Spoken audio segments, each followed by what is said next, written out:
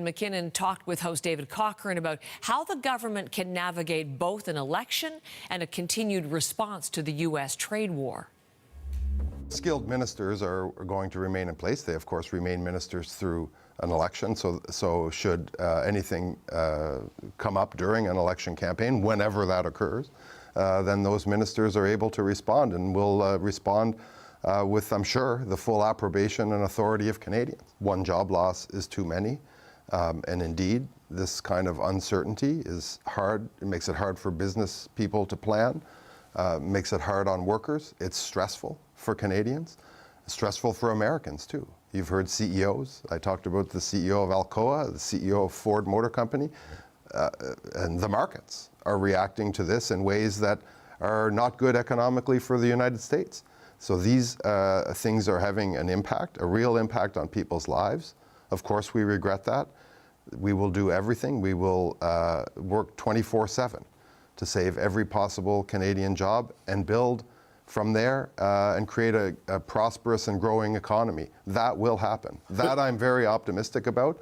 But right now, this is harmful, and our government is going to be ready to respond to support businesses and to support workers who are affected. Labour Employment Minister Stephen McKinnon on Power and Politics yesterday. Ontario steelworkers are watching for the fallout of these new global tariffs. There are more than 16,000 people who work in the province's steel facilities. And in Hamilton, Ontario, Steel Town as it's known, job loss is a huge concern. Here's what some of the workers have to say as we continue to gauge reaction. We'll have live coverage, in fact, later this morning out of Hamilton on CBC Morning Live. Tariffs are definitely weighing on everybody's mind. Everybody inside is worried, but nobody really says anything too much. They just go on with business as usual. All this is doing is causing us to lose positions, business, probably contracts. We just got off a layoff and we're probably going to get another one if this continues. Everybody's kind of worried about their jobs and what's going to happen. How much steel they're going to sell and ship. Yeah, it's on everybody's mind.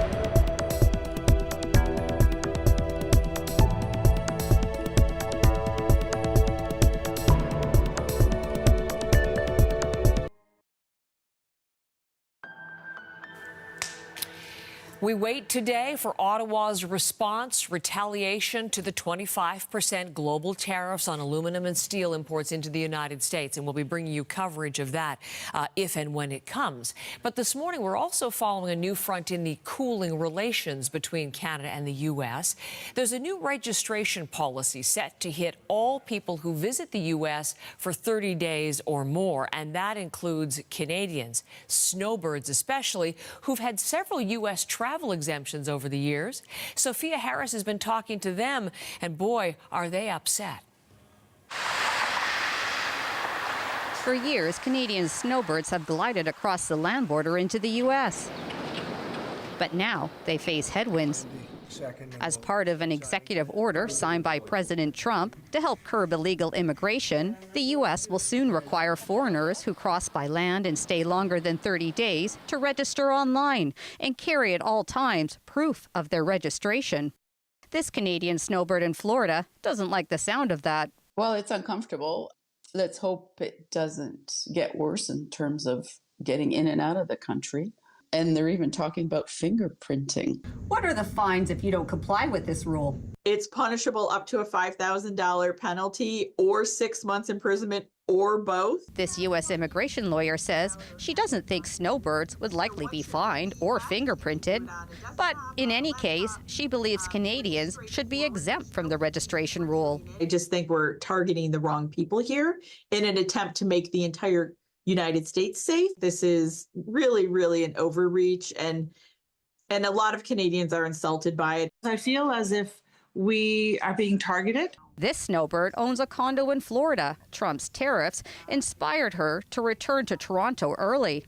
She says the registration rule is yet another reason she doesn't want to come back next year. It's just one more thing added to a long list of things that I think is ridiculous. I mean, we've been good neighbors. The Canadian Snowbird Association says it's working with U.S. politicians to try to get Canadians exempt from the registration requirement. But it doesn't have much time.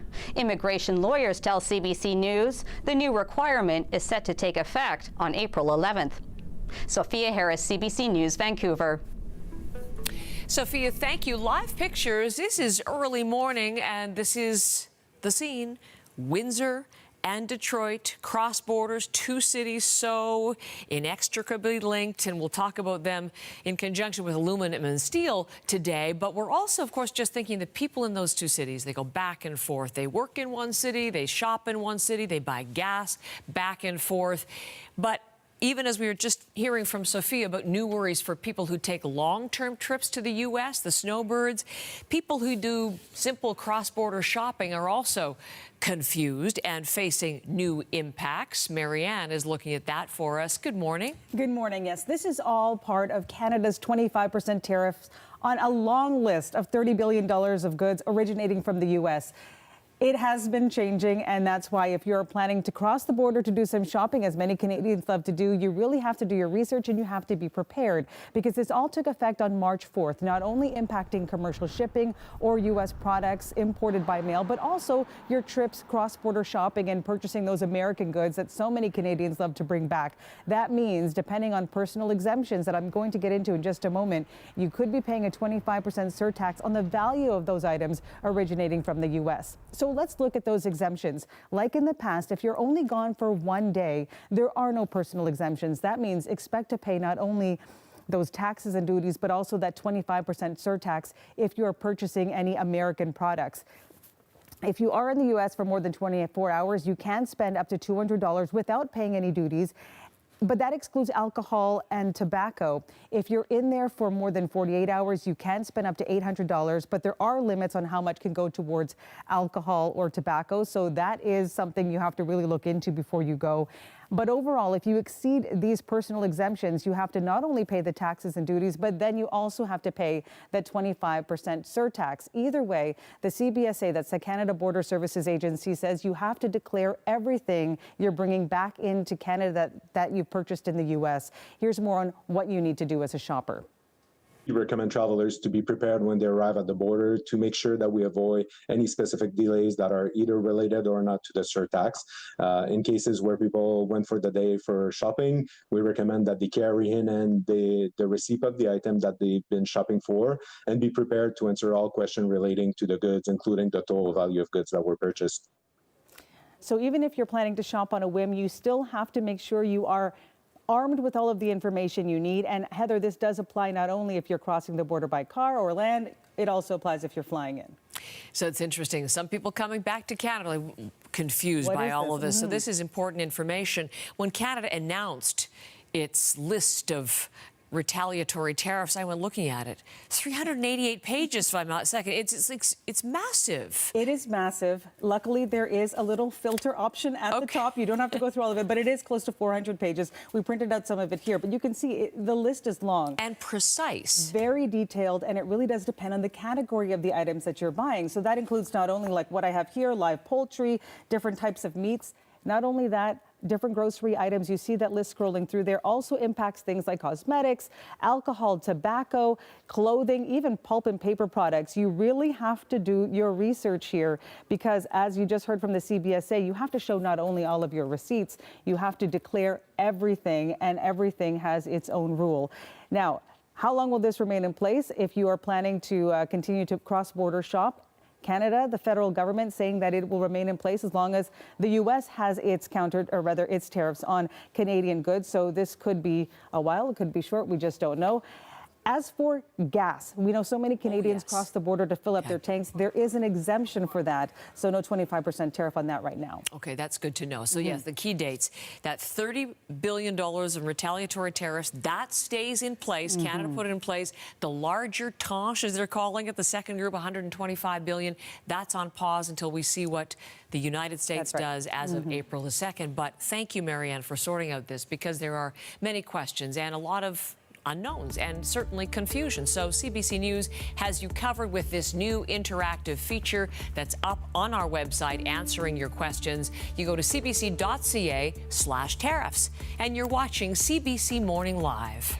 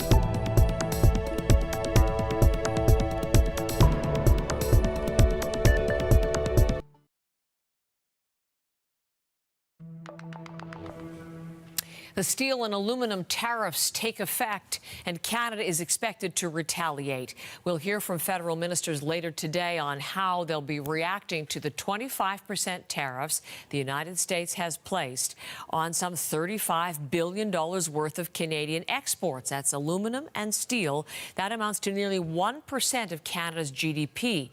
And we do expect some form of matching tariffs out of Ottawa later today. This all leaves the bottom line for Canadian businesses under threat.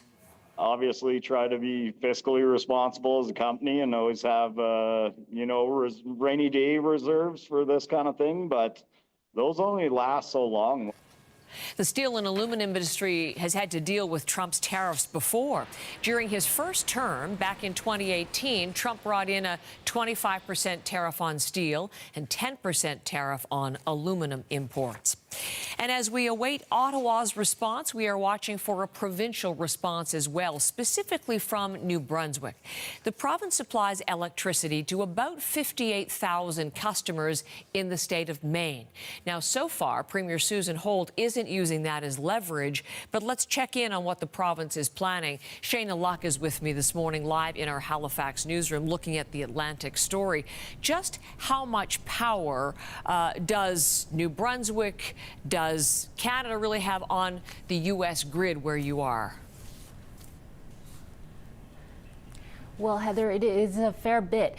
We have seen, of course, Ontario locked in a dispute with the United States over electricity over the last couple of days. But Ontario is not the only province that sends electricity from Canada to the United States. There are, as you said, 58,000 people in northeast Maine that depend on electricity that comes from New Brunswick. Now, they are not connected to the grid anywhere in the United States. They're much more dependent on Canada.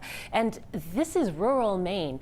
This is not a wealthy part of the state. Have a listen to what a former public advocate for Maine told CBC about what would happen if those electricity supplies were cut off. Lights would go out. There is a limited ability to generate electricity in Aroostook County and Washington County, not nearly sufficient for the needs. And I think you would have an international crisis on your hands that you would hope that political and regulatory leaders would quickly step in. Now, you see there how limited the options are for people in Northeast Maine, those Americans who are dependent on that grid. And we know from those public utilities, the CBC has been told that they are trying to understand the effects of tariffs. They're already trying to understand exactly how much that would cost them, Heather. So New Brunswick's Premier, Shayna, Susan Holt, she has indicated she's hesitant to use this as sort of leverage or a form of retaliation. What more is she saying? Well, that's right. New Brunswick's Premier has so far not decided to take any action on that supply of electricity going from New Brunswick to Maine. She has said, we know that Premier Doug Ford had urged other provinces to put electricity and energy on the table. So far, Premier Susan Holt has said she does not want to do that. Here is how she put it. Our neighbors in Maine are our friends, and we want to put serious consideration into the decisions that might hurt some of the people that have already spoken up against the tariffs. Now, Holt has said that as well, that she worries that cutting off electricity would place an expensive burden on New Brunswick Power and on New Brunswickers, but she has also said that she is prepared to defend her home province if she needs to. Heather? Shayna, thank you very much. And we know that New Brunswick's Premier, Susan Holt, is going to be joining along with all of the premiers of the country and the territorial leaders, talking with Ontario Premier Doug Ford before he heads to Washington tomorrow, with Dominic LeBlanc heading to those meetings with Commerce Secretary Howard Lutnick. So they will be having a meeting today, and we'll bring you reporting on the kinds of things they discussed as Ontario Premier Doug Ford gets set to directly negotiate with top Trump administrators. demonstrators. Many Canadians very concerned about this revolving door of tariffs. What do people in the United States think? Well, CBC News crossed the border and caught up with some people in upstate New York, just across the Augsburg-Prescott International Bridge. And we're going to have some reaction from them throughout the morning. Here's your first taste on CBC Morning Live. I think Trump's a fool for messing with our nearest, closest ally and nearest neighbor. I mean, it's Canada. We've been good friends and allies for years, so why mess that up? I think he's trying to do the right thing, but I understand why they're complaining. We've helped them for so long.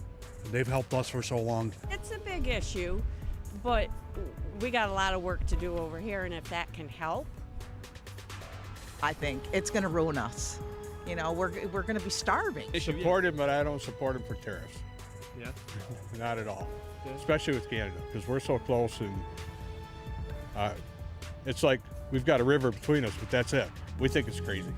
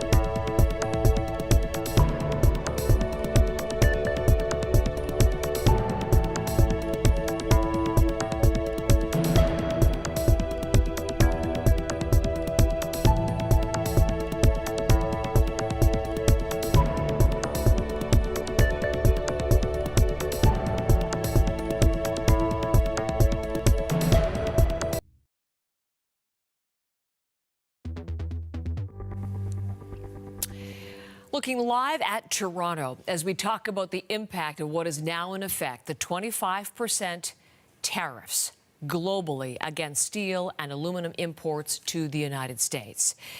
the vast majority of Canada's aluminum and steel goes to the United States. So these are materials that affect many manufacturers, including Canadian beer producers, who are faced with a whole new reality today. We're going to talk about pricing. We'll talk about strategies. Steve Himmel is with me this morning. He's the president of the Henderson Brewing Company. And as you were looking live at Toronto there, the microbrewery in the west end of Toronto, and Steve is up early for us, and I appreciate it. Welcome to our show. Good morning. What are your thoughts, Steve, as you begin this day with the new reality of 25% tariffs on aluminum and steel? Well, unlike in 2018, when this seemed to be a pointed and singular tariff, this particular round comes with an incredible amount of uncertainty about how long these might be in place, what else might happen, how they might change. And to be honest, you know, it feels like it's impossible for us to properly plan for the next week, month, possibly year. It's very unsettling. We've been talking a lot about whiplash or roller coaster and all the analogies, and you're living that. I'm thinking today it's 25%, but it was almost yesterday 50%. I mean, what was yesterday like for you? Well, you know, it's almost like a cruel joke, because there's no sense of whether it's real or just posturing. And I think that everybody is just waiting to see, well, is it actually going to happen? And, you know, yesterday was a great example. It was like kind of funny. The morning started at 25%. It quickly went to 50%. And then by the end of the day, it was back to 25%. And you just wonder, what's the reality here? I mean, this is somebody who's playing with the lives, not just of people and the jobs of workers, but you know, the lives of businesses, whether or not our business and many others are going to be able to get through this. And that's a big question that I want to talk to, but let's have people understand how this affects you directly. We're talking about aluminum. We're talking about your aluminum tallboy cans. So talk about how you're affected in this trade situation with aluminum being targeted. Well, you know, about a decade ago, we saw a big shift in this market where beer used to be sold almost exclusively in bottles. And then the shift happened to cans. And now beer is sold almost exclusively in cans in this market.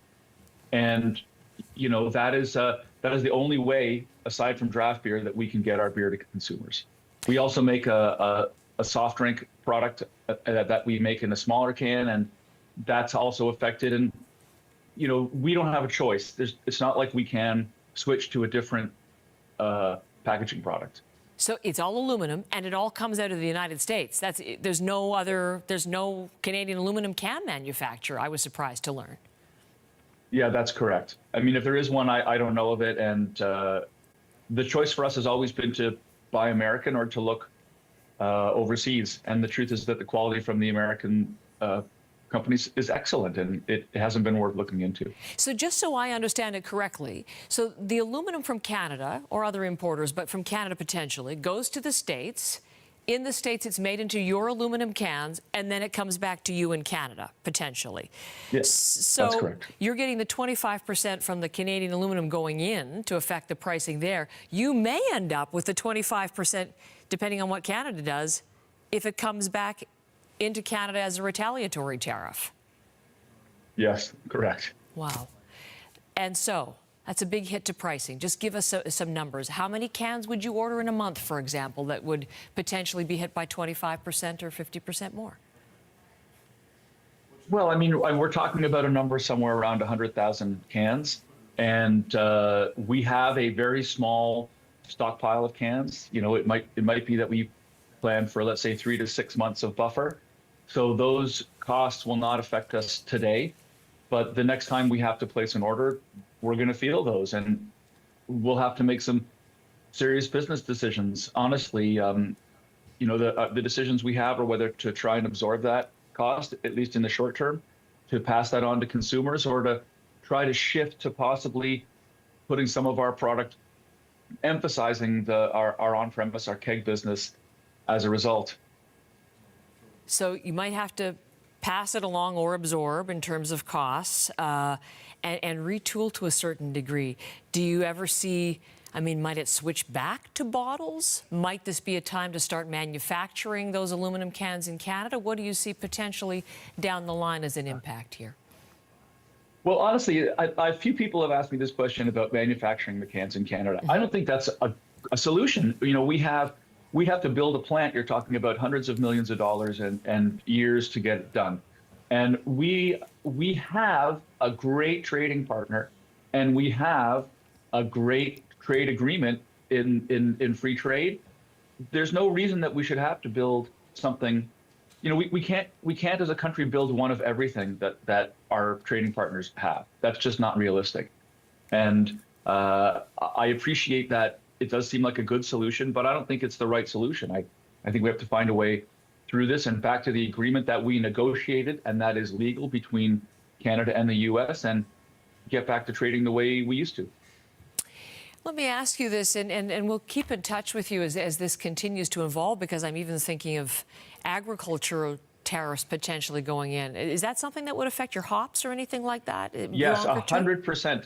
Okay. That is a huge problem for us, maybe even a bigger problem, because our recipes are hop specific, and you can't just, you can't just swap in and out different hops. It's not like salt, let's say, which is a very generic product. You buy salt from Ontario, you buy salt from Europe. It's the same essentially thing.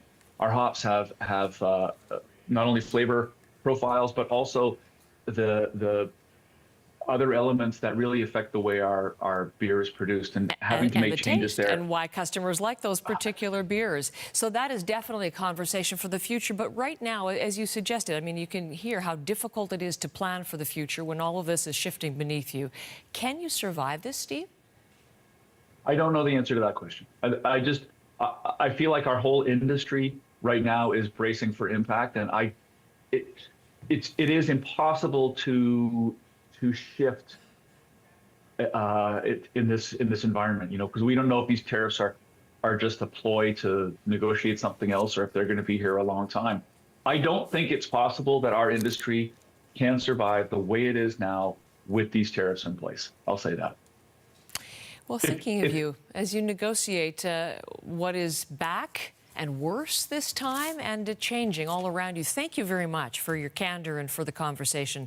And as I say, we'll be back in touch. Steve Himmel, I appreciate it. Cheers.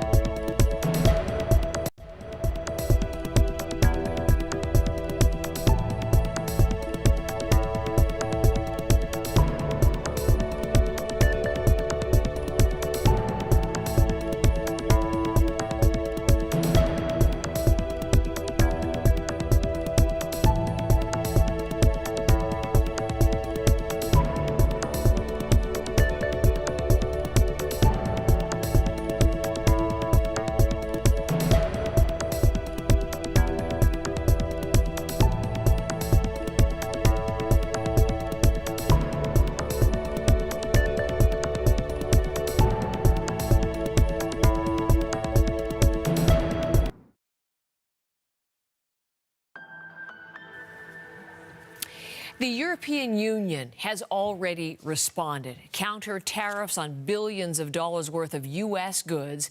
This is in direct response to U.S. President Trump's 25% levies on steel and aluminum globally. Let's bring in Anna Cunningham, who's in our London bureau. Some strong comments from European Union executives and officials and individual countries within the European Union. Anna, give us the overall EU response so far. Well, morning, Heather. I think European nations really have been watching Canada closely, and it's fair to say that this morning it's looking like it's elbows up in Europe to the US's global 25% tariffs. The European Union straight out this morning announcing planned retaliatory measures. They're due to come in force in 2 stages from April the 1st. The figures in euros matching the $28 billion of US tariffs. Take a listen to the EU's Commission President, Ursula von der Leyen. We deeply regret this measure. Tariffs are taxes.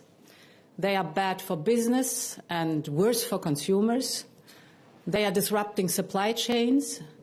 They bring uncertainty for the economy. Jobs are at stake, prices up. Nobody needs that on both sides, neither in the European Union nor in the United States.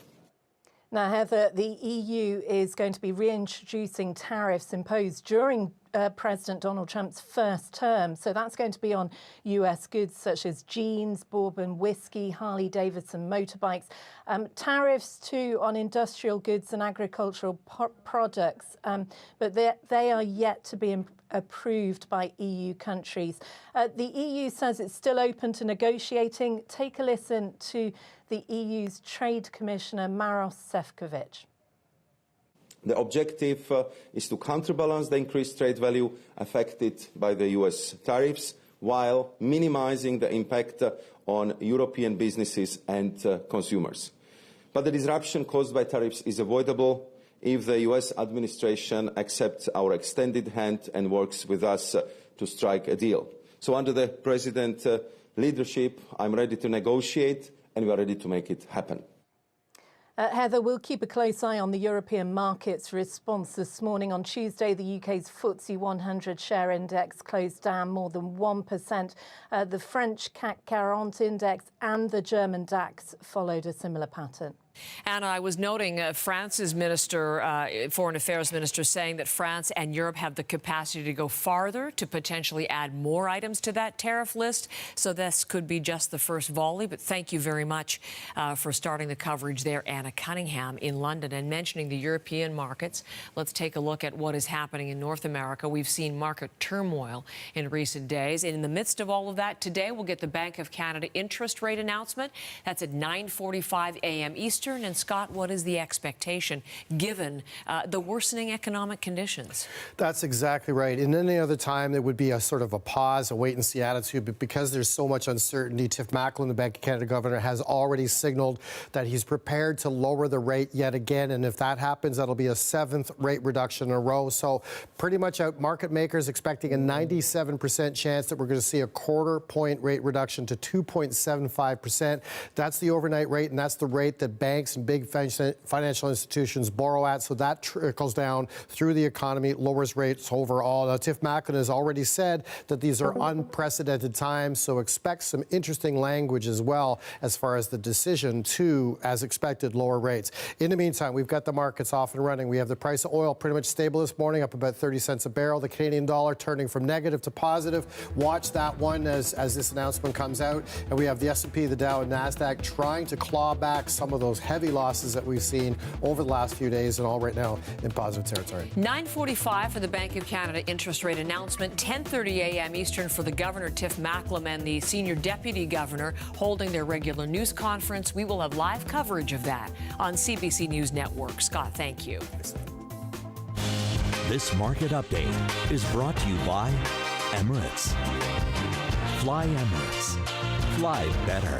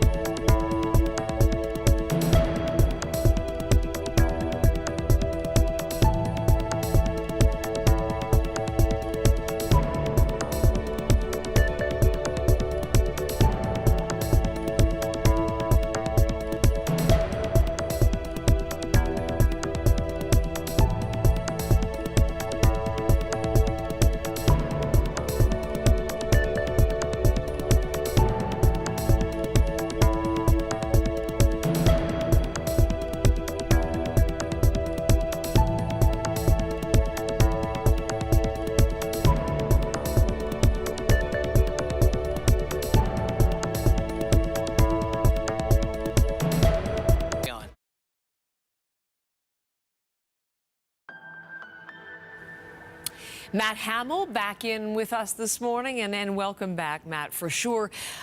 Nicole was talking yesterday. There was the expectation or the hope we might see 20 degrees somewhere in the country yesterday. I don't think that happened, did it?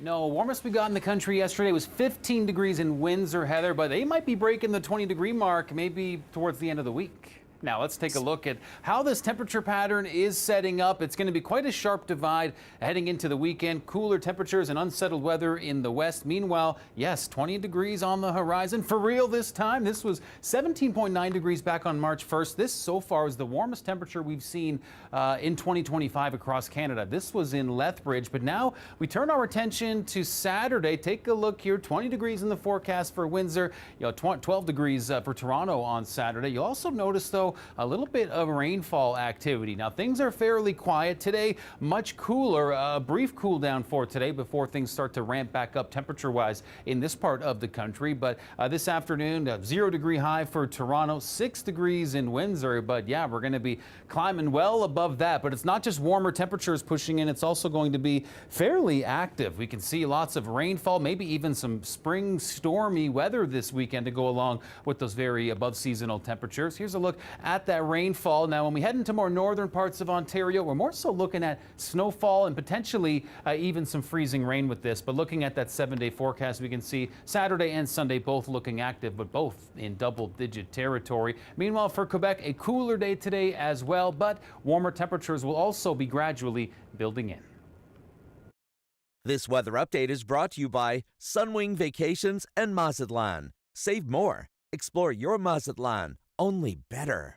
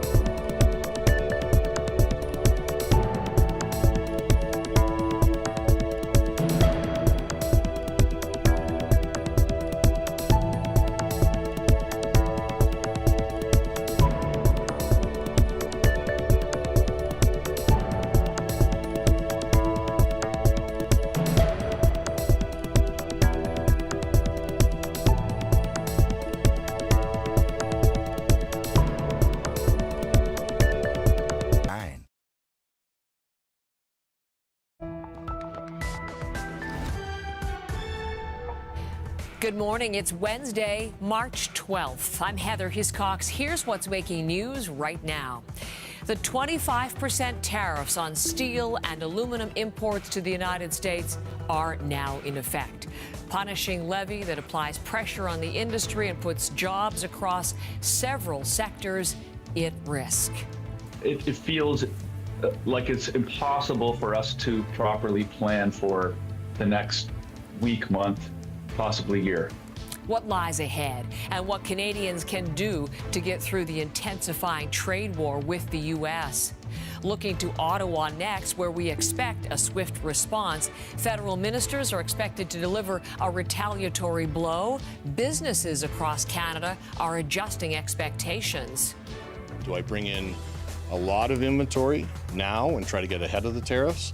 And then what happens if the tariffs don't stick around? Do you have to reprice everything? The uncertainty is causing stress and anxiety, how the back and forth is driving instability.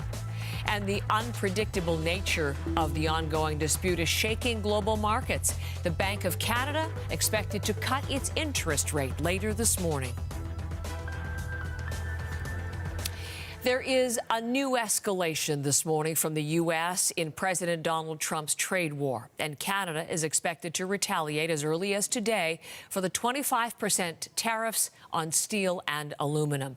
That's a punishing hit on industries that employ tens of thousands of Canadians, but it could have been double, a 50% tariff. This morning, Ontario Premier Doug Ford is getting credit for winning that major concession from the White House. Ford is agreeing to suspend Ontario's own retaliation against tariffs, the export tax on hydro sold to 3 U.S. states that would have driven up power bills for hundreds of thousands of Americans. Ford says the deal was reached in last-minute negotiations with Trump's top trade official. We had a very constructive conversation with the secretary, and I mentioned exactly what I said. We have to speed up this USMCA deal. We have to bring certainty to the markets. We have to bring confidence to not only American companies, but Canadian companies as well. I just want to sit down and cut a deal as quickly as possible to move forward, to have the two greatest countries in the Doug Ford will now follow up that phone call with a face-to-face meeting with U.S. Commerce Secretary Howard Lutnick. Lutnick is Trump's right-hand man for tariffs and trade. Their meeting is set for tomorrow in Washington. Ford has had calls with Lutnick, but it will be the first time they sit down face-to-face. Federal Finance Minister Dominic LeBlanc, who's been in talks with Lutnick for months, will be with Ford in Washington tomorrow as well. As Katie Simpson tells us to begin our coverage this morning, the Ontario Premier is winning rare praise for his negotiating skills from Trump himself. It's the kind of whiplash Donald Trump is known for. Heated threats, a quick retreat, uncertainty and instability ruling the day. All starting on social media, with Trump promising an additional 25% tariff to 50% on all steel and aluminum coming into the United States from Canada. Offended apparently by Ontario Premier Doug Ford, who imposed an energy surcharge as part of Canada's retaliation plan. If the United States escalates, I will not hesitate to shut the electricity off completely. The White House press secretary calling Ford's words egregious and insulting. There would be grave consequences imposed on Canada if they think about shutting off electricity. The White House then suggesting annexation as a solution to these Canada-U.S. tensions. And I actually looked into some of the research about the cost of living in Canada, and the cost of living is much higher than it is here. The President has made it clear that he believes Canadians would be better served economically, militarily, if they were to become the 51st state of the United States of America. As the briefing wrapped up, there was word of a breakthrough. U.S. Commerce Secretary Howard Lutnick called Premier Ford with a request to drop the energy surcharge in exchange for in-person meetings this week, a deal the Premier accepted. I've agreed to suspend temporarily, and we always have that tool in our toolkit, until we sit down over the next day or two. As you know, there's a very strong man in Canada who said he was going to charge a surcharge or a tariff on electricity coming into our country. He has called and he said he's not going to do that. He was a gentleman. The Ford phone call seemed to please Trump, standing beside Elon Musk at an unusual event to boost his car company Tesla. The president hinted he was open to relief. Just to be clear, that's for beautiful. The 50%, is that going to go into effect on Canada or not? Which one? The 50% tariffs? I'll let you know about it. Yeah, okay. I'll let you. Though he again suggested the long-term solution here is annexation. when you take away that artificial line that looks like it was done with a ruler, and that's what it was. Some guy sat there years ago and they said, "Rah." Well, when you take away that and you look at that beautiful formation of Canada and the United States, there is no place anywhere in the world that looks like that. Trump would revert back to his original threat, the White House confirming a 25% tariff on steel and aluminum with no exceptions or exemptions. Amid this chaos, Trump had to face American business leaders who are urgently seeking clarity. But instead, the president offered more mixed messages. They don't want to pay 25% or whatever it may be. It may go up higher, maybe go up higher. That reporting from Katie Simpson in Washington. From Washington, looking live at Ottawa and watching to see how the federal government will respond to this latest round of tariffs. Finance Minister Dominic LeBlanc said in a statement yesterday the response from Canada will be, quote, firm and proportionate, with officials saying the goal will be to inflict economic harm on the United States. Janice McGregor is live in Ottawa. Do we have any idea at this point, Janice, how Canada is going to hit back against this 25% tariff on steel and aluminum? Not in terms of specifics yet, but we are expecting this soon. Look, sometimes the brinkmanship of this trade war results in a last-minute reprieve. This time it has not, at least not yet. But the difference between last week, when Canada and Mexico were hit with that kind of general 25% tariff threat, and this week, which has been known for a long time as the date where global steel and aluminum tariffs would kick in. The difference is that this time the North American trading partners are not alone. It is the entire world that is being hit with today's move, with no exceptions for certain industries or certain products or certain countries. Even before this hit, the price of these metals in the U.S. was facing significant inflation, already dramatically higher. This sets up a global competitiveness issue for the manufacturers that require these as inputs for the key industries that are trying to remain competitive with Asia and so on. And it also obviously sets up a huge affordability issue for American consumers. Ontario Premier Doug Ford said that in his phone conversation yesterday with Finance Minister Dominic LeBlanc, they discussed how the federal government is going to be responding today, dollar for dollar, tariff for tariff. But what does that mean exactly? There are options, of course. They could look at the steel and aluminum products already being targeted in the first round and hike the percentage of the tariffs. They could add more products to the list. Remember, Canada has a second list of tariff goods that it had already agreed to not start putting tariffs on as a result of last week's brinksmanship until early April. Will it take another look at that, or will it consider non-tariff measures, which apparently it has been pondering for some time? We wait to see. But Natural Resources Minister Jonathan Wilkinson was at an energy conference in Houston yesterday. CBC caught up with him, and he talked about how really, retaliation has to happen. People of Canada actually expect that their government is going to step up and respond. That they're not going to, expect their government simply to be a patsy and let the Americans do whatever they want. But we have to do it in a smart way, and that's what we've done. The initial retaliation was about products that are sold by the Americans in Canada in significant quantities for which Canadians have reasonable alternatives. And that is to create domestic pressure on the President of the United States to think again about where he's going. There's an ongoing need here to proceed very carefully because, remember, anything that the Canadian government does today becomes an extra cost for Canadian businesses, Canadian consumers. And as of late last week, the federal government had approved no exceptions for any particular products or industries here. In terms of talking about Canada's retaliation, we know, Janice, Prime Minister Trudeau is leaving, and that will likely be within days. Mark Carney is leader but has not yet been sworn in as Prime Minister. How is he going to be able to respond when he's still putting together his team? Well, after a planned breakfast with Ontario Premier Doug Ford today, the Prime Minister-designate is actually set to visit steel workers in Hamilton. That is an obvious message of solidarity at this moment. Yesterday, he was briefed by Canada's ambassador in Washington, Kirsten Hillman, as well as the new fentanyl czar that's working so closely with the Americans on border issues. On social media, Mark Carney called these latest tariffs and threats an attack on Canada, tried to reassure Canadians that the government's response is going to try to have maximum impact in the U.S. while minimum impact on Canadian workers, that workers would be supported, but that these tariffs will continue until Americans show Canada respect and commit to a return to free and fair trade. Mark Carney's spokesperson, though, said that he would not be having any direct conversations with Washington until he's officially sworn in. Now, when do we expect that? Well, we're told imminent, within a few days, although I don't have a specific time yet. Stay tuned, I understand Exactly. that. Okay, Janice, come back if you do. Thank you very much as we await that Canadian response. Already, though, Canadian companies are feeling the impact of the global tariffs. They say even just the weeks of threats beforehand alone have been hurting business.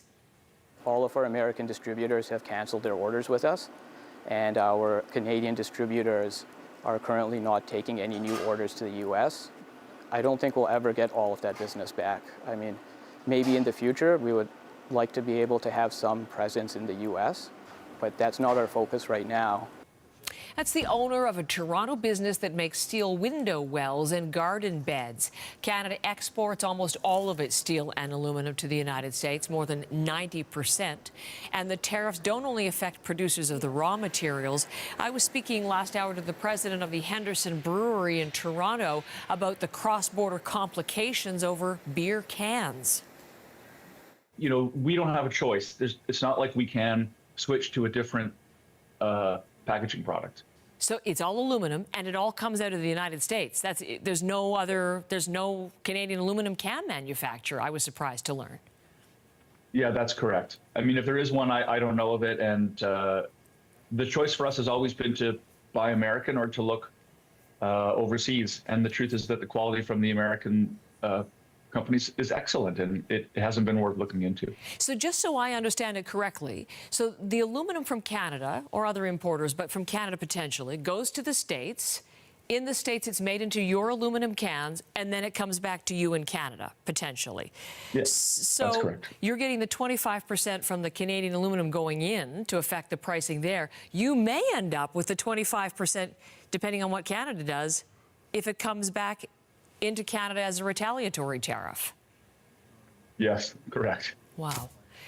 And so that's a big hit to pricing. Just give us some numbers. How many cans would you order in a month, for example, that would potentially be hit by 25% or 50% more? Well, I mean, we're talking about a number somewhere around 100,000 cans. And we have a very small stockpile of cans. You know, it might be that we plan for, let's say, 3 to 6 months of buffer. So those costs will not affect us today, but the next time we have to place an order, we're going to feel those, and we'll have to make some serious business decisions. Steve Himmel, who's the president of the Henderson Brewing Company in Toronto. We're looking here at Sault Ste. Marie, and one of Canada's major steel towns. Algoma Steel is based there. We're going to be watching what's happening in Algoma. They've already had some layoffs sort of in anticipation of what is to come. So we'll be looking for direct impacts now that the tariffs have arrived. And this hour, we'll be speaking to the president and CEO of the Canadian Steel Producers Association. She'll be back to talk about the impact of the tariffs on her industry in about 20 minutes' time. Economic uncertainty over tariffs is pushing markets lower, but Donald Trump continues to push that reality aside. And markets are going to go up and they're going to go down. Yeah. But you know what? We have to rebuild our country.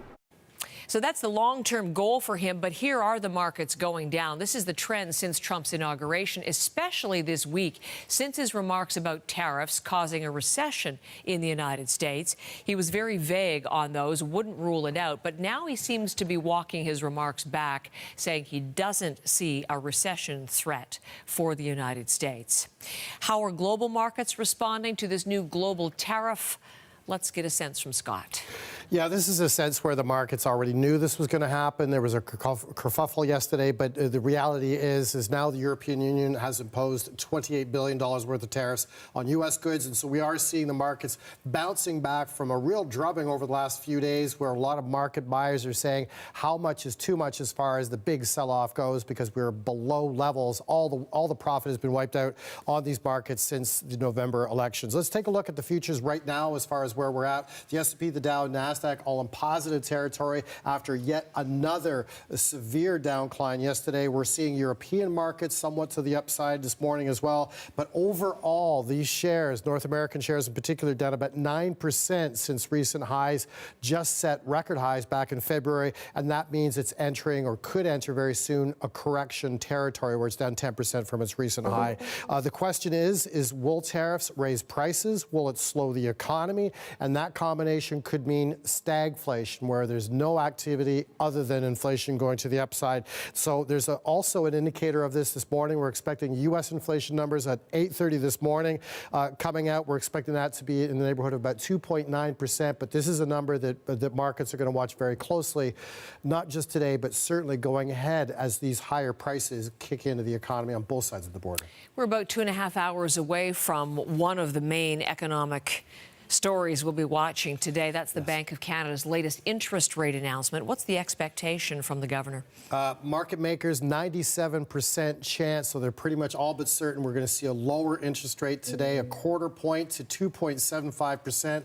That is the wide, overwhelming expectation. And any other time, Bank of Canada Governor Tiff Macklem might take a pause, but because of the uncertainty with tariffs, he's already indicated he wants to make sure that borrowing costs are low to deal with this economic shock going forward. But a lot of economists out there say, depending on how long these tariffs take hold, this could enter a recession. So Tiff Macklem wants to be ahead of it. So 9:45, that announcement happening. And 10:30 a.m., we'll hear directly from the governor, Tiff Macklem, and we'll have that live on CBC News Network. Scott, thank you very much. Key announcement to come today. Alberta's energy minister says the province is offering the Trump administration ways out of the trade war. Right now, the 10% tariff on Canadian energy is on pause until April. Alberta is rejecting calls to retaliate by slapping export taxes on oil and gas sold to the United States. Brian Jean says Alberta prefers de-escalation. We've provided them several options on how we can de-escalate this situation, how we can work together to benefit their long-term goal, which is to help their citizens pay for, have less expensive oil and gas and energy. The truth is that they have and currently do buy our oil and our energy at a huge discount and have for many, many years. That's Brian Jean as he spoke at an energy industry conference in Houston. I will tell you, we're going to bring you some live reporting out of that conference later this morning on our program. Jean pointing out that Alberta is a key source of oil for more than 20 refineries in the U.S. Midwest, and adds the best way to de-escalate the trade war would be the White House, quote, dropping the tariffs and getting back to business.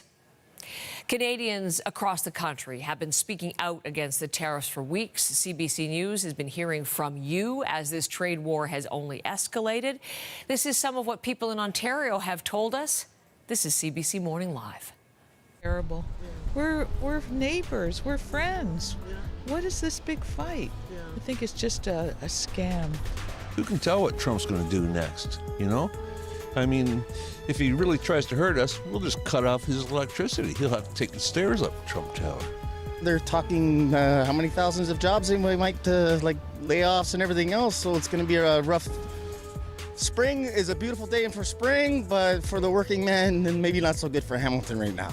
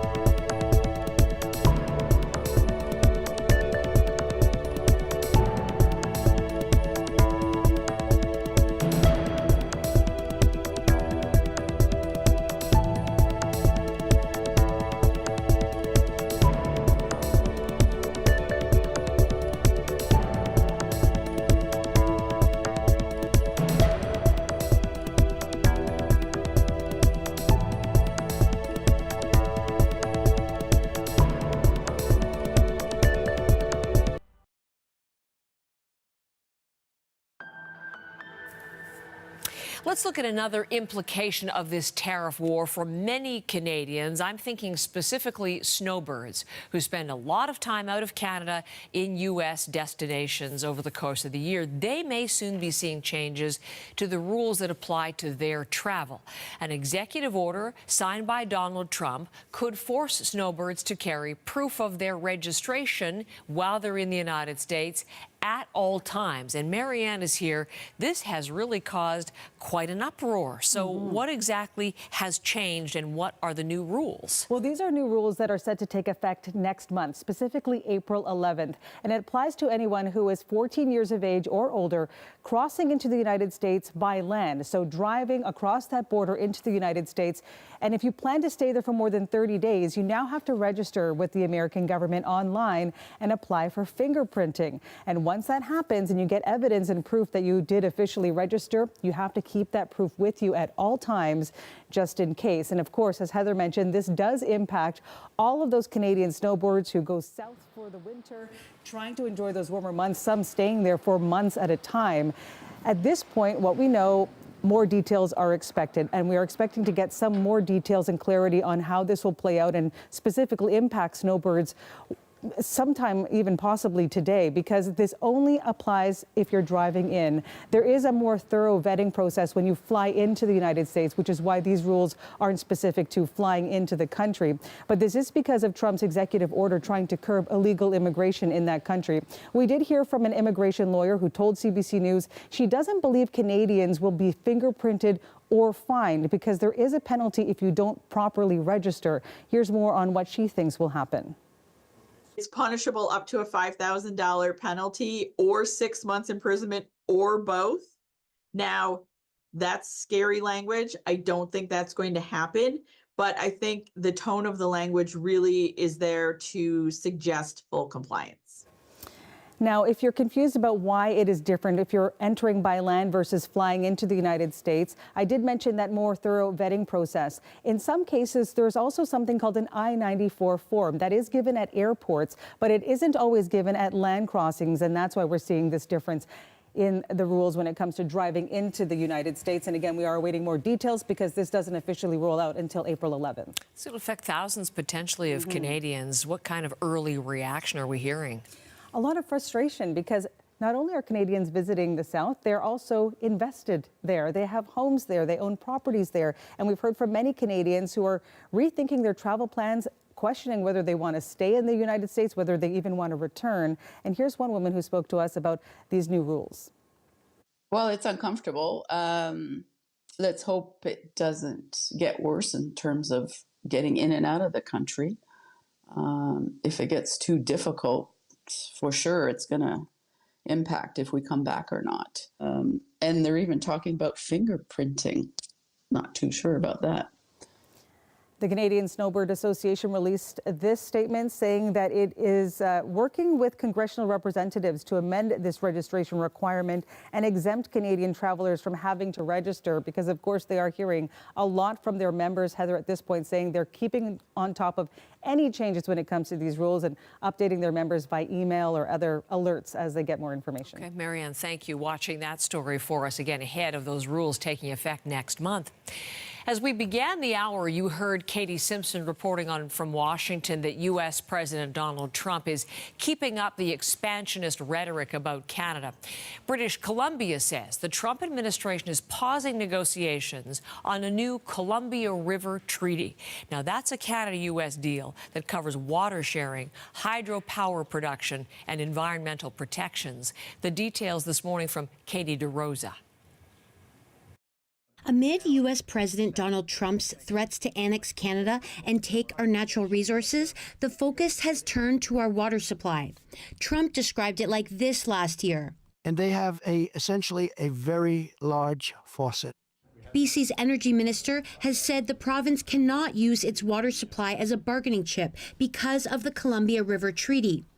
It's the 61-year-old agreement that governs hydroelectric power production and flood control along the 2,000-kilometer Columbia River that flows from BC down to several western U.S. states.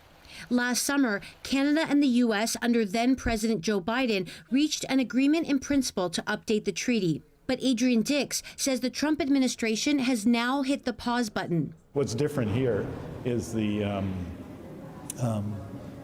vicious anti-Canadian attacks that have been made on us on all these issues, and they do cause concern.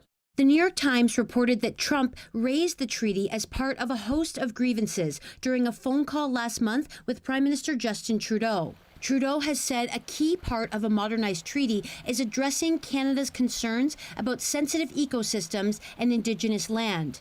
A former BC Environment Minister says the deal now appears to be collateral damage in the trade war. It stalled out, and now, unfortunately, it seems to be caught up in some of this more general hostility being expressed by the Trump White House towards Canada. A professor who has spent several decades studying the treaty says Trump may be poised to backtrack on the interim deal. It's very concerning. So now having Trump come along, who I think is likely going to want to scuttle the whole deal. But Adrian Dix notes either government has to give 10 years' notice to rip up the treaty, and he's confident it will not come to that. The Trump administration has given no indication on what it would take to restart the treaty negotiations. Analysts say it's another example of a once friendly Canada-U.S. relationship that has turned sour under the new president. Katie DeRosa, CBC News, Victoria. Wondering how Americans feel about the situation and about tariffs specifically? Well, their Google searches offer a glimpse, and that's the focus of a new online analysis piece by Alexander Panetta in Washington. Searches for words like tariff and recession are on the rise. That suggests a growing unease about the trade war, especially given expert opinion that a recession globally could be in the making. The story is up on our website this morning or on the CBC News app. And this is CBC Morning Live.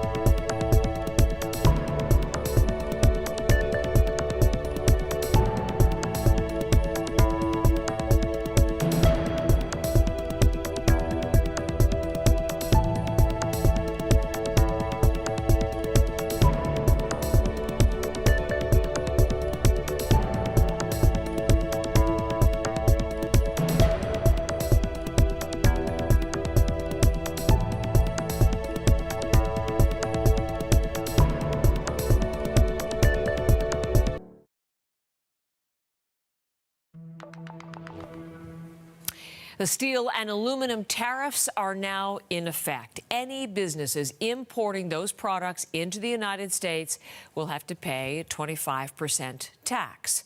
For Canada, that's about $35 billion in terms of Canadian product. We're just hearing reports from Reuters, and they are citing an unnamed Canadian official that Ottawa is going to retaliate for those U.S. tariffs with tariffs of Canada's own.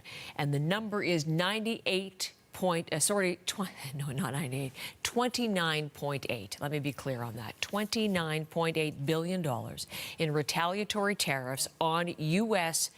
in response to these steel and aluminum tariffs. Now, that is just breaking.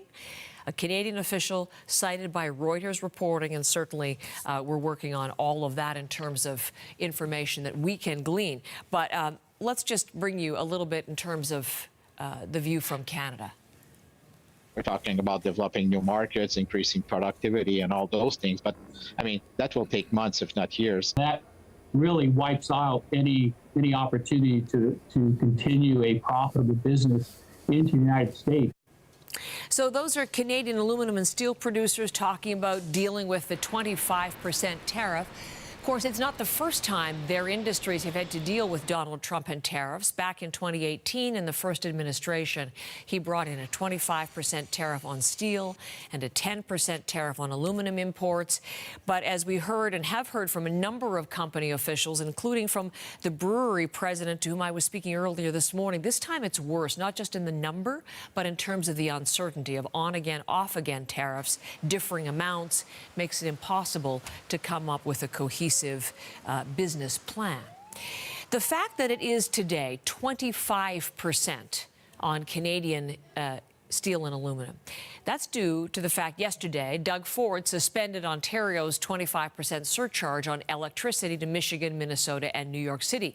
Had he not done that, Donald Trump had threatened 50% tariffs on Canadian steel and aluminum. But Ontario is not the only province that's supplying Americans with power. New Brunswick supplies very nearly 58,000 customers in the state of Maine. So let's bring in Shayna Luck. She's in Halifax, looking at the leverage that creates for New Brunswick. Well, Heather, yes, as you said, about 58,000 families in Northeast Maine rely on power coming from Canada, from New Brunswick Power.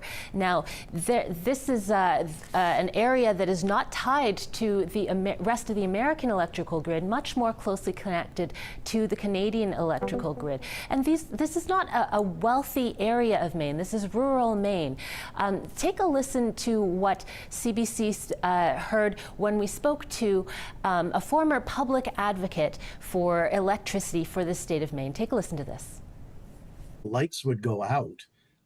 There is a limited ability to generate electricity in Aroostook County and Washington County, not nearly sufficient for the needs. And I think you would have an international crisis on your hands that you would hope that political and regulatory leaders would quickly step in. Now you see there how limited the options are for people in Northeast Maine in terms of electricity generation. And we've heard from some of the public utilities there that they're already trying to understand what the Trump tariffs would mean in terms of more cost and how they would collect that money, Heather. Time for that. So, again, hearing from Premier Susan Holt in terms of using this as a lever or as some form of retaliation, what specifically is she saying about her plans for the province? Well, so far, New Brunswick's premier has not said that she will touch that electricity supply coming from New Brunswick going to Maine. We know that Premier Doug Ford of Ontario has urged other premiers to put electricity, to put energy on the table as a bargaining chip. But so far, Premier Susan Holt has said she does not want to do that for a number of reasons. Here is how she put it. Our neighbors in Maine are our friends, and we want to put serious consideration into the decisions that might hurt some of the people that have already spoken up against the tariffs. Now, Holt said that she's also worried that cutting off electricity to Maine could place an expensive burden on New Brunswick Power and on New Brunswickers. But she said that she is prepared to do what it takes to defend her home province. Heather? Shayna, thank you very much. Shayna Luck from Halifax this morning on CBC Morning Live.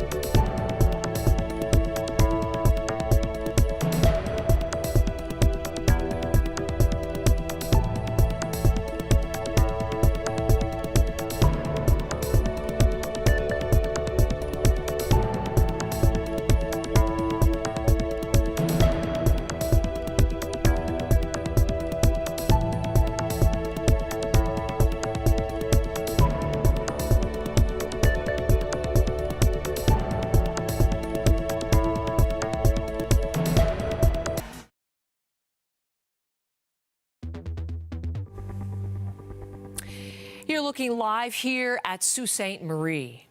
Both sides of the St. Mary's River. The camera actually in Sault Ste. Marie, Michigan, looking into Sault Ste. Marie, Ontario, home of Algoma Steel, one of many steel towns in the country that are going to be dealing with the reality today. 25% tariffs on steel and aluminum from Canada going into the United States. There are global steel and aluminum tariffs now in effect under U.S. President Donald Trump. Let's look what it means broadly for the steel industry. Catherine Cobden is with me once again, the president of CEO of Canadian Steel Producers Association. She is in Ottawa. Catherine, thank you very much for being here. Well, let's just begin with your thoughts on this day. 25% tariffs now in effect, and your thoughts. Yes, it's unfortunate that we're here, Heather, and thanks again for having us back to talk about this. After yesterday, the thing I want to make sure is that we don't feel relief because it's not 50%. 25% is still highly damaging to the Canadian industry. And will be very difficult for many members. I think we talked before about how just the threat of these tariffs has translated to some job losses, some production curtailment, and certainly investment deferrals. So, now that we're in it, I hope we can get out of it as quickly as possible. And, it's going to have challenging, and as we've also discussed, it'll be challenging on both sides of the border. So, hopefully over time, we'll see U.S. industries that are affected by this also start to bring pressure to bear to find a resolution to the unfortunate I do want to situation. talk certainly about yesterday, extraordinary, about impacts and about American views of all of this. But I would like to ask you about the breaking news that we're just seeing. And this is not a CBC report. This is a Reuters report. We have talked about how you expect, that was the verb you used last time we talked, that you expected Canada to respond dollar for dollar in kind to whatever the U.S. put in place. And what Reuters is reporting is the response from Canada will be $29.8 billion in retaliatory tariffs on U.S. steel and aluminum. Have you heard that number? What can you tell me about that? So that sounds like what we were expecting. I can't speak to the number, but I can speak to the product grouping in the sense that they were communicating to us that we had the expectation that the government would do retaliation on steel and aluminum products, product for product, dollar for dollar. So I'm expecting more detail this morning. I think we've heard that there will be a press conference at 10 a.m.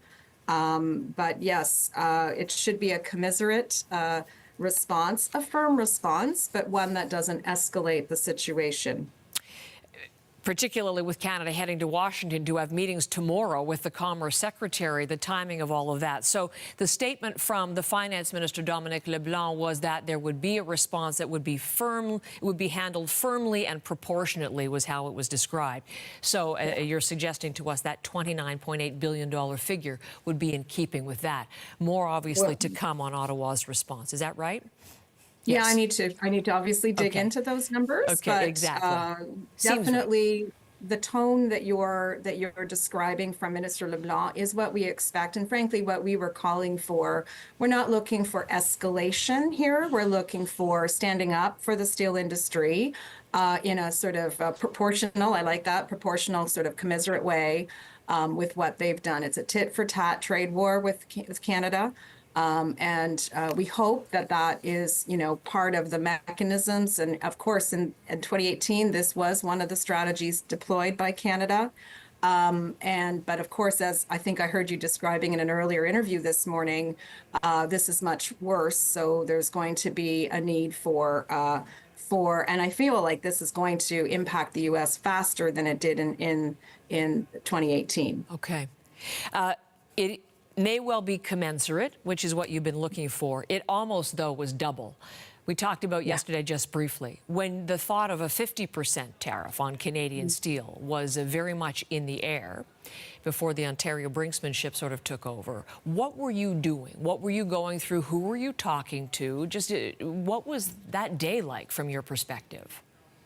Well, it was chaotic, obviously. It was devastating. 50%, as I've mentioned, 25% has, major challenges for the industry. 50%, essentially, the bottom line on that is there would be no more access to the U.S. market. That was just not as totally insurmountable. So the day was talking to a lot of the, government contacts, a lot of media, a lot of our own industry to kind of reassess and assess and kind of, but, regardless, the bottom line place we landed, though, as an industry yesterday, even with this very, shocking news, was the same in the sense that we're not getting out of this counter threat, the circumstance on tariffs, it doesn't feel like we're getting there. So we're really doubling down on our message that we need to do what we can do where we can control it, which is in our domestic market. Mm-hmm. And we have much room for improvement. We've discussed this many times. We really have, yes. So we have. So now is really the moment for Canada to stand up and take care of the unfair trade within our borders. That's something we can control.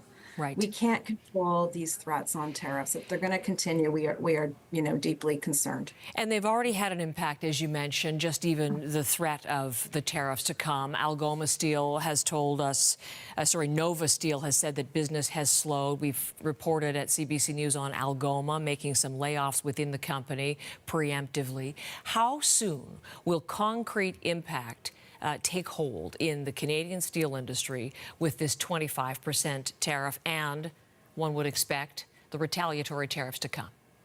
Yeah, so I mean, as you're pointing out, the impact's already taking shape. So that will accelerate now that the real tariff is in place. And again, I think how fast and how devastating it is will have a lot to do with how the Canadian government responds with our own trade policy in Canada.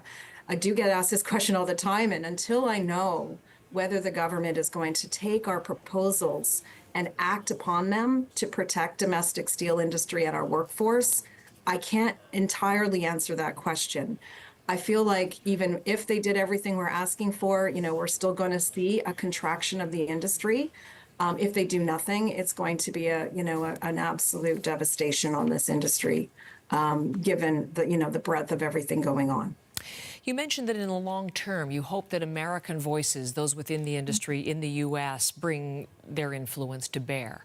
I'm wondering right now, though, how much of an impediment it is, American support for tariffs. And by that, I mean Cleveland-Cliffs, which owns Stelco in Hamilton, and it's a point that has to be made. The CEO of that company has expressed support for tariffs. You look to places like the American Iron and Steel Institute in the industry, praising tariffs, very effective in boosting production, in increasing prices. These will be voices that I'm sure Donald Trump would listen to. So right now, many of them are supporting tariffs on imports to the United States. And I'm just wondering how much of an impediment that is to you. Well, listen, we continue to maintain and that we've done great things as the U.S. industry and the Canadian industry together. I recently met with the U.S. industry to remind them of our successful track record, not just in what we were accomplishing as the North American steel industry, but also what Canada has done to align trade policy to really create that fortress around Canada and the U.S. on trade.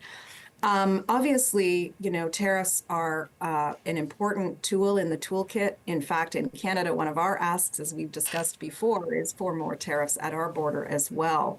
So, we're not saying tariffs are an unnecessary thing. What we're saying is they're unnecessary between trading partners as significant as Canada and the United States. We have $20 billion worth of trade between us in steel, and this will be highly impactful on both sides of the border.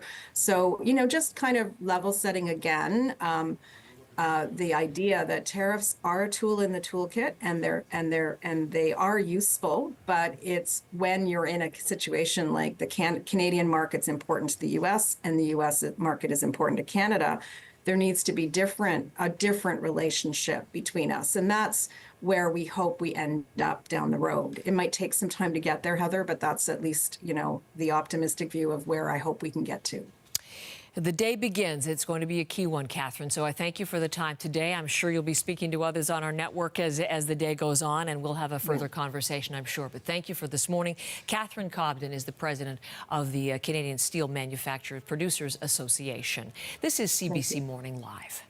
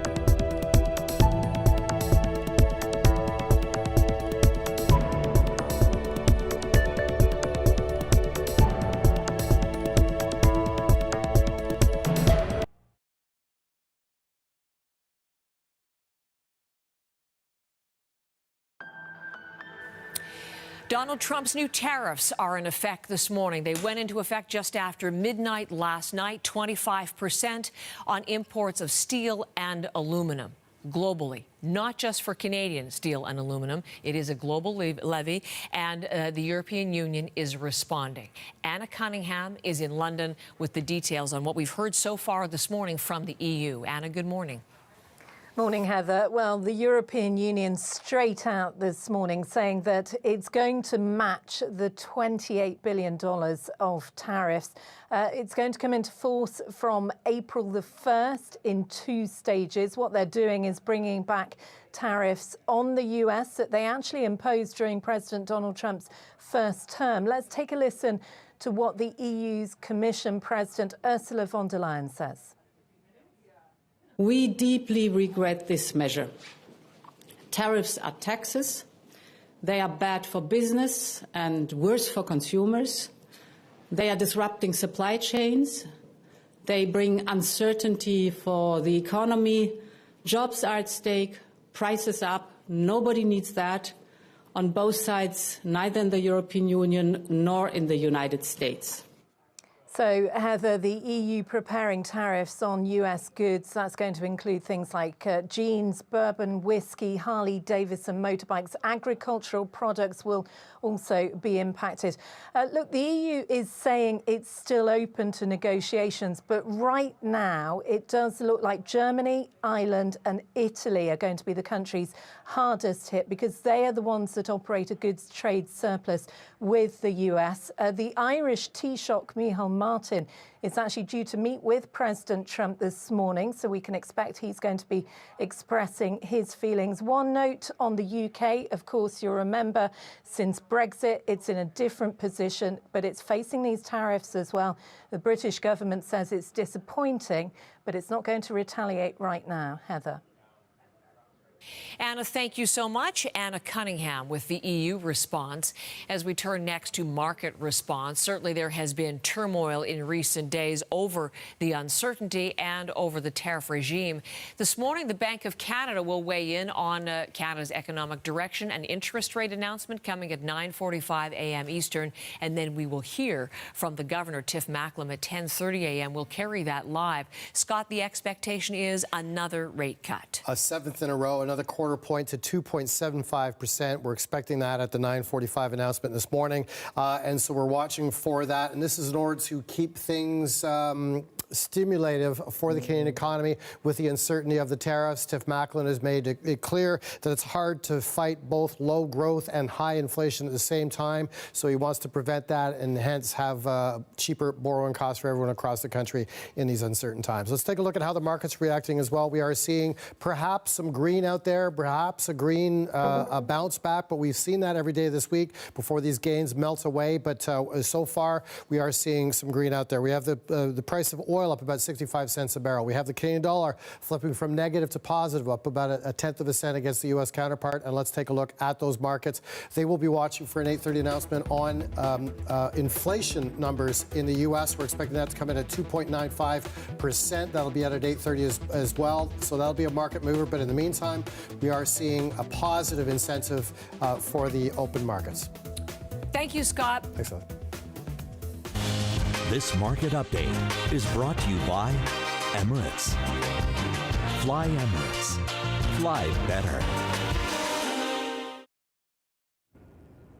Well, good morning. I'm Matt Hamill from the Weather Network, filling in for Chris Murphy today. Now, let's start off with a look across the country. In the west, we have some cooler temperatures, especially cooler temperatures on the way. A bit of snowfall building in for central Alberta. You see that for Edmonton today, and a more active pattern continuing for the south coast of BC. Now, let's fast forward to Saturday. Quite a sharp divide across the country in terms of temperatures. Take a look at what we're working with in parts of Ontario. 12 degrees in Toronto on Saturday, potentially 20 degrees for Windsor as we begin the weekend. Meanwhile, Saturday bringing some colder temperatures in the west in a big way. Now, starting off in northern Canada, we can see temperatures today are certainly trending on the cooler side. Some wind chill values kind of adding to that as well. Other than that, though, not a whole lot of active weather. We did see some active weather in the Maritimes yesterday. Now, that's more so going to be sliding into Newfoundland as the day goes along. Cooler temperatures today thanks to the aftermath of a cold front, this cold front that's moved across the region.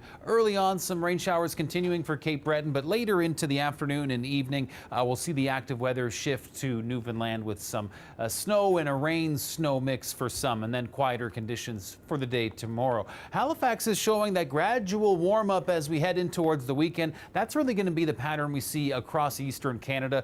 Cooler temperatures right now midweek, and that's the case for southern Quebec today, -4 degrees the high for Montreal. But once we get into Sunday, back into double digits, although looking like we'll be getting some rain with those warmer temperatures. Now, seeing those cooler temperatures, yes, in Ontario as well. And there's that 20-degree day on Saturday for Windsor that I was talking about. But this is going to be in tandem with some fairly gnarly-looking weather as we have some stormy conditions.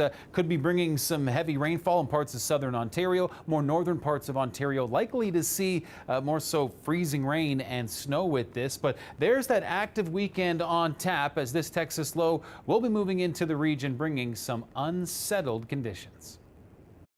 This weather update is brought to you by Sunwing Vacations and Mazatlan. Save more. Explore your Mazatlan, only better.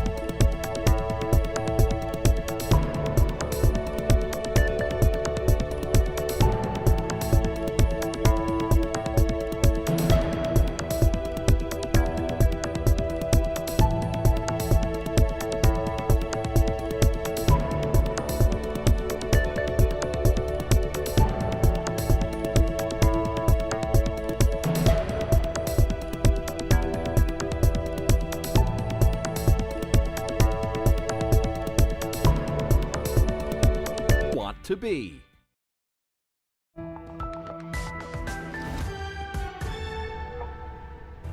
Good morning. It's Wednesday, March 12th. I'm Heather Hiscox. Here's what's making news right now. Steel and aluminum tariffs are now in force, putting pressure on the industry and placing tens of thousands of jobs at risk. Everybody's kind of worried about their jobs. All this is doing is causing us to lose positions, business. What happens next, and how are Canadians navigating a new era of economic turbulence? A response coming from Ottawa. Reuters reporting this morning of a $29.8 billion retaliatory package from the federal government. We're not looking for escalation here. We're looking for standing up for the steel industry. Industry leaders wait with anticipation for more details on what Canada will do, what the response means for business here at home. And confusion and volatility rattles global markets. The Bank of Canada weighs in on the bigger economic picture this morning, releasing a key interest rate decision in less than 2 hours' time. Canada is expected to detail its retaliation as early as today for the latest U.S. escalation in President Donald Trump's trade war. 25% tariffs are now in force against Canadian steel and aluminum. It's a punishing hit, but it could have been worse, a full 50%. That was Trump's threat in retaliation against Ontario for targeting American consumers with an export tax on hydro sold to the U.S. that would have driven up their power bills. Trump had his right-hand man on tariffs call Ontario's Doug Ford, and now Ford is suspending that retaliation and winning rare praise for a Canadian leader from U.S. President Trump himself. As you know, there's a very strong man in Canada who said he was going to charge a surcharge or a tariff on electricity coming into our country. He has called and he said he's not going to do that. He was a gentleman. Donald Trump yesterday, in speaking about Ontario Premier Doug Ford. Team coverage of the story for you this morning. Sarah Levitt in Washington, Janice McGregor in Ottawa with the anticipated Canadian response, and Scott Peterson will have the market reaction, plus Megan Fitzpatrick in Steeltown, as it's known, in Hamilton, Ontario, with the impact of the tariffs in the first few hours of their taking effect. But Sarah Levitt in Washington, I'd like to begin with you if we could. 25% tariff on steel and aluminum imports. This is global imports, but of course we're talking about the Canadian impact. What are you seeing and hearing there this morning? Well, you know, Heather, I don't need to say it was a chaotic day yesterday with everybody just trying to follow the bouncing ball. So what we know, as you said this morning, 25% tariffs are in effect. And some insiders here in the U.S. have said they support Trump's move. 9 steel CEOs have been public about it, urging the president to, as they quoted, stand strong on behalf of American steel. Others, though, disagree, saying the integration of the two industries in Canada and the U.S. is robust, and that this 25% will only hurt both countries. I think this is going to be disastrous for both economies, to be honest with you. You know, we've seen this under the last Trump administration, where these tariffs that don't make much sense have hurt people in their pocketbooks, have hurt people with their families and how they feed them. This round, I'm sure, will be no different, just worse. In terms of the impact that gentleman speaking about, Sarah, we certainly heard that from Ontario Premier Doug Ford, saying how disastrous it will be for both Americans and for Canadians. And Doug Ford, in those last-minute negotiations with Howard Lutnick, the Commerce Secretary, and Donald Trump's, as I've said, right-hand man when it comes to tariffs. As a result of that conversation, Ford is getting a face-to-face meeting with Lutnick tomorrow, where you are in Washington. What detail do we have about that? Well, we know what Ford has said. He went on kind of a U.S. media sprint yesterday about this throughout the day. Of course, at the beginning, it was to defend his choice of 25% tariffs on electricity to certain American states. And then, of course, about his conversation with Lutnick. Ford has said that what he wants is for people to have a calm conversation, saying that things have escalated and gotten heated between the two countries with retaliation on retaliation, and what he wants is to sit down. So that's exactly what's going to happen tomorrow.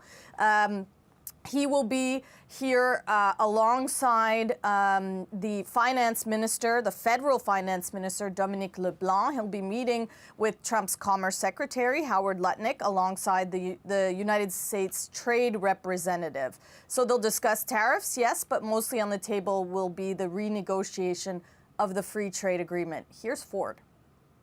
It's not about backing down. It's about sitting around the table and negotiating a fair deal. Let's move this USMCA, move it up forward as quickly as we possibly can, because right now, no one likes uncertainty. And Heather, you know, Trump is again, he's again defending his moves on the tariffs, saying it's going to create job and new economic opportunity for the U.S. Sarah, thank you very much. More to come from Washington. Sarah Levitt is there. And as we look at Ottawa, we are really waiting now to see how the federal government will respond to this 25% tariff.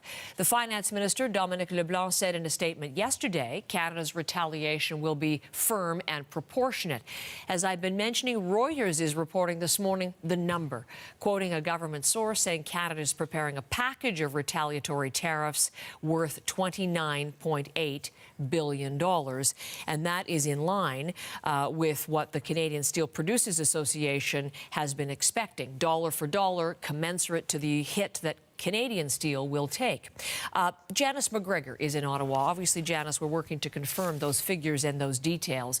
But what do we know additionally so far about the shape Canada's retaliation is going to take? That's right. And whether that could turn out to be any kind of pressure that works as far as finding an off-ramp for this situation, because those following the drama of the last few weeks know that often we have a situation where something happens and then there's a step back. They find an off-ramp. They find a way to roll things back. This time, what is different this week versus what happened last week is that Canada and Mexico are not alone in being hit today. This is a global tariff. There are no industries or businesses exempted from it.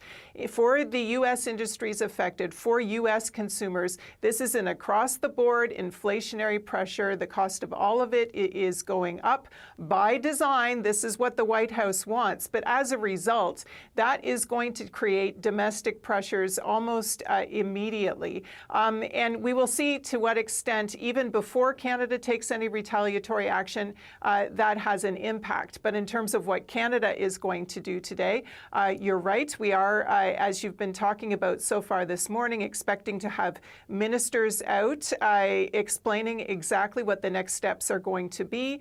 Ontario Premier Doug Ford yesterday was saying that after he spoke to Finance Minister Dominic LeBlanc, he is expecting that there is going to be very specifically a response that is dollar for dollar, tariff for tariff.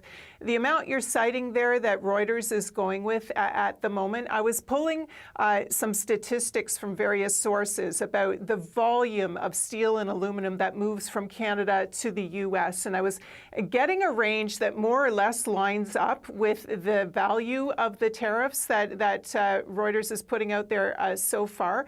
So this would appear to be something that is kind of matching in scale, the extent to which Canadian products are being hit here. But we are going to have to see exactly what form, on which targets the specific retaliation takes once they are out there and officially briefing reporters. What we can say, though, is that they have been preparing for this and vowing to do this. I'm going to play you a clip from yesterday. So this is Jonathan Wilkinson, the Natural Resources Minister. He was down at an energy conference in Houston, very much wanting people to understand that Canada's pretty firm in its resolve.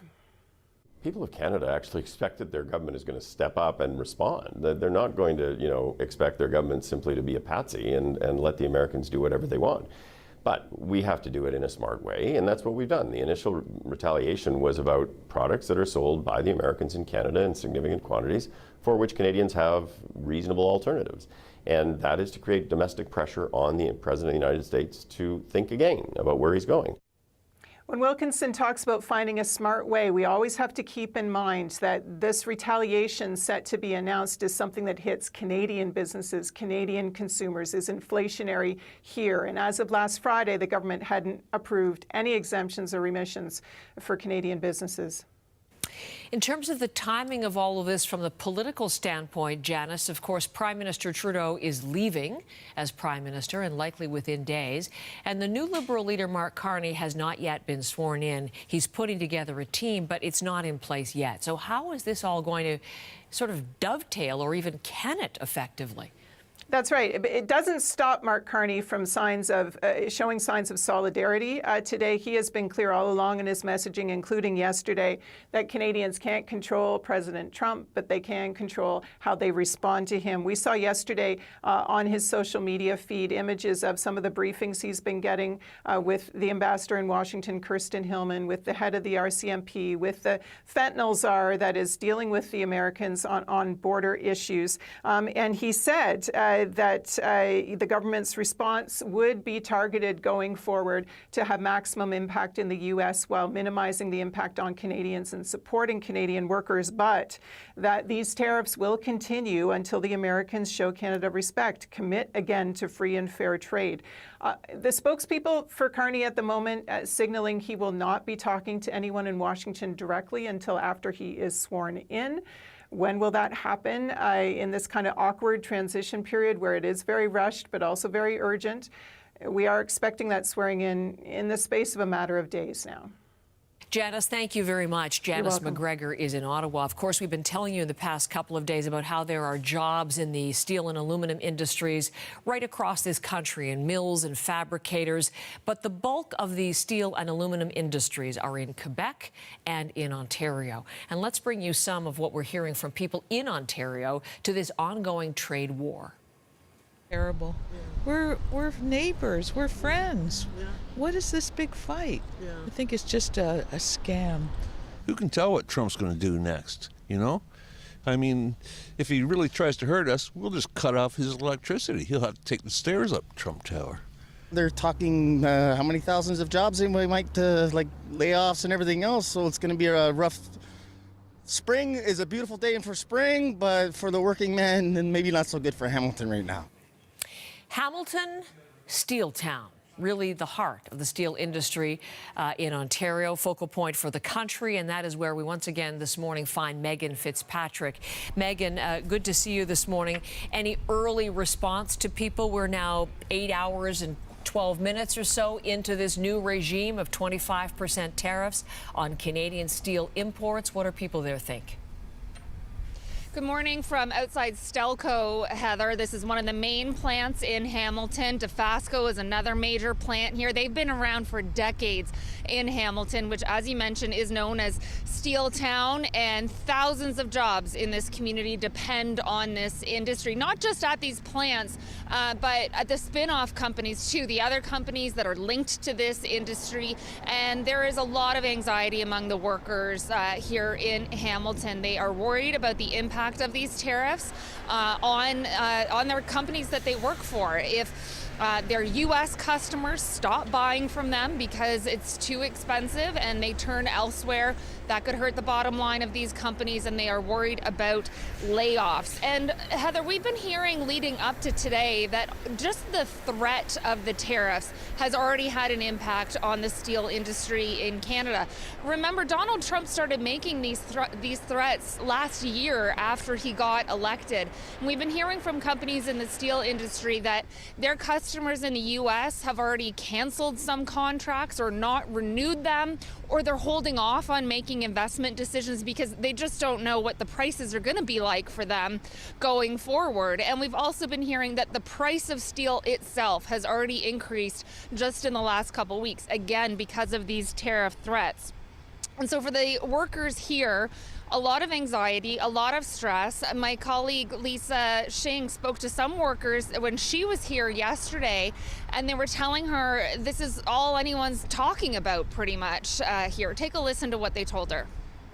There's tension. You could see, you know, some of the shifts have changed a little bit just to kind of accommodate some of the maybe the tariffs that are going on. There's a lot of young guys in there that are making mortgage payments and making a living, and so it wouldn't be good. And as I mentioned, thousands of jobs here in Hamilton depend on the steel industry. It's not as big as it was a few decades ago, but it is still a vital industry here. And a union representative for workers that work at a company here in Hamilton that make rail cars, he spoke to CBC yesterday and he was saying, if the steel workers in Hamilton lose their jobs, it doesn't just impact them, it impacts the whole community. If people don't have their job, they are spending less money in restaurants or shopping. It will have a ripple effect throughout the community and the broader economy in Ontario and across Canada. He is looking towards the Canadian government and all levels of government really to embrace the Buy Canadian mentality, saying for infrastructure projects, for example, it should only be Canadian steel used in those projects. Take a listen to what he said. If we start building bridges, we need to use Canadian steel. If we start to build roads, we need to use Canadian asphalt and the other materials that go into that.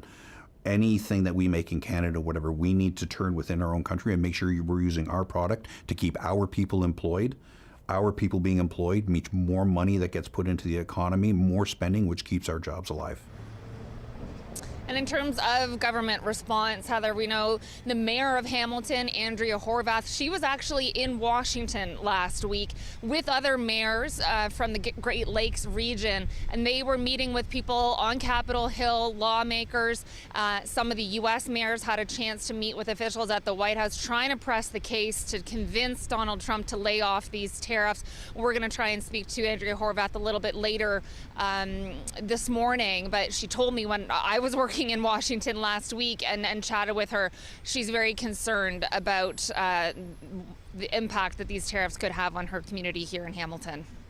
Megan, thank you very much. Megan Fitzpatrick in Hamilton, and yes, more to come on all of that. Now, last hour, someone else very concerned about impact on the industry is Catherine Cobden, the president and CEO of the Canadian Steel Producers Association. We were talking about what was a Reuters report that I can tell you this morning our colleagues at Radio-Canada have now confirmed. A senior federal source confirming that Canada will announce this morning a response to the tariffs and aluminum and steel of $29.8 billion. So that is confirmed now by Radio-Canada, a senior federal source confirming that $29.8 billion is what Canada will announce. And Catherine Woodall was saying that there will be a news conference this morning from ministers to make that official.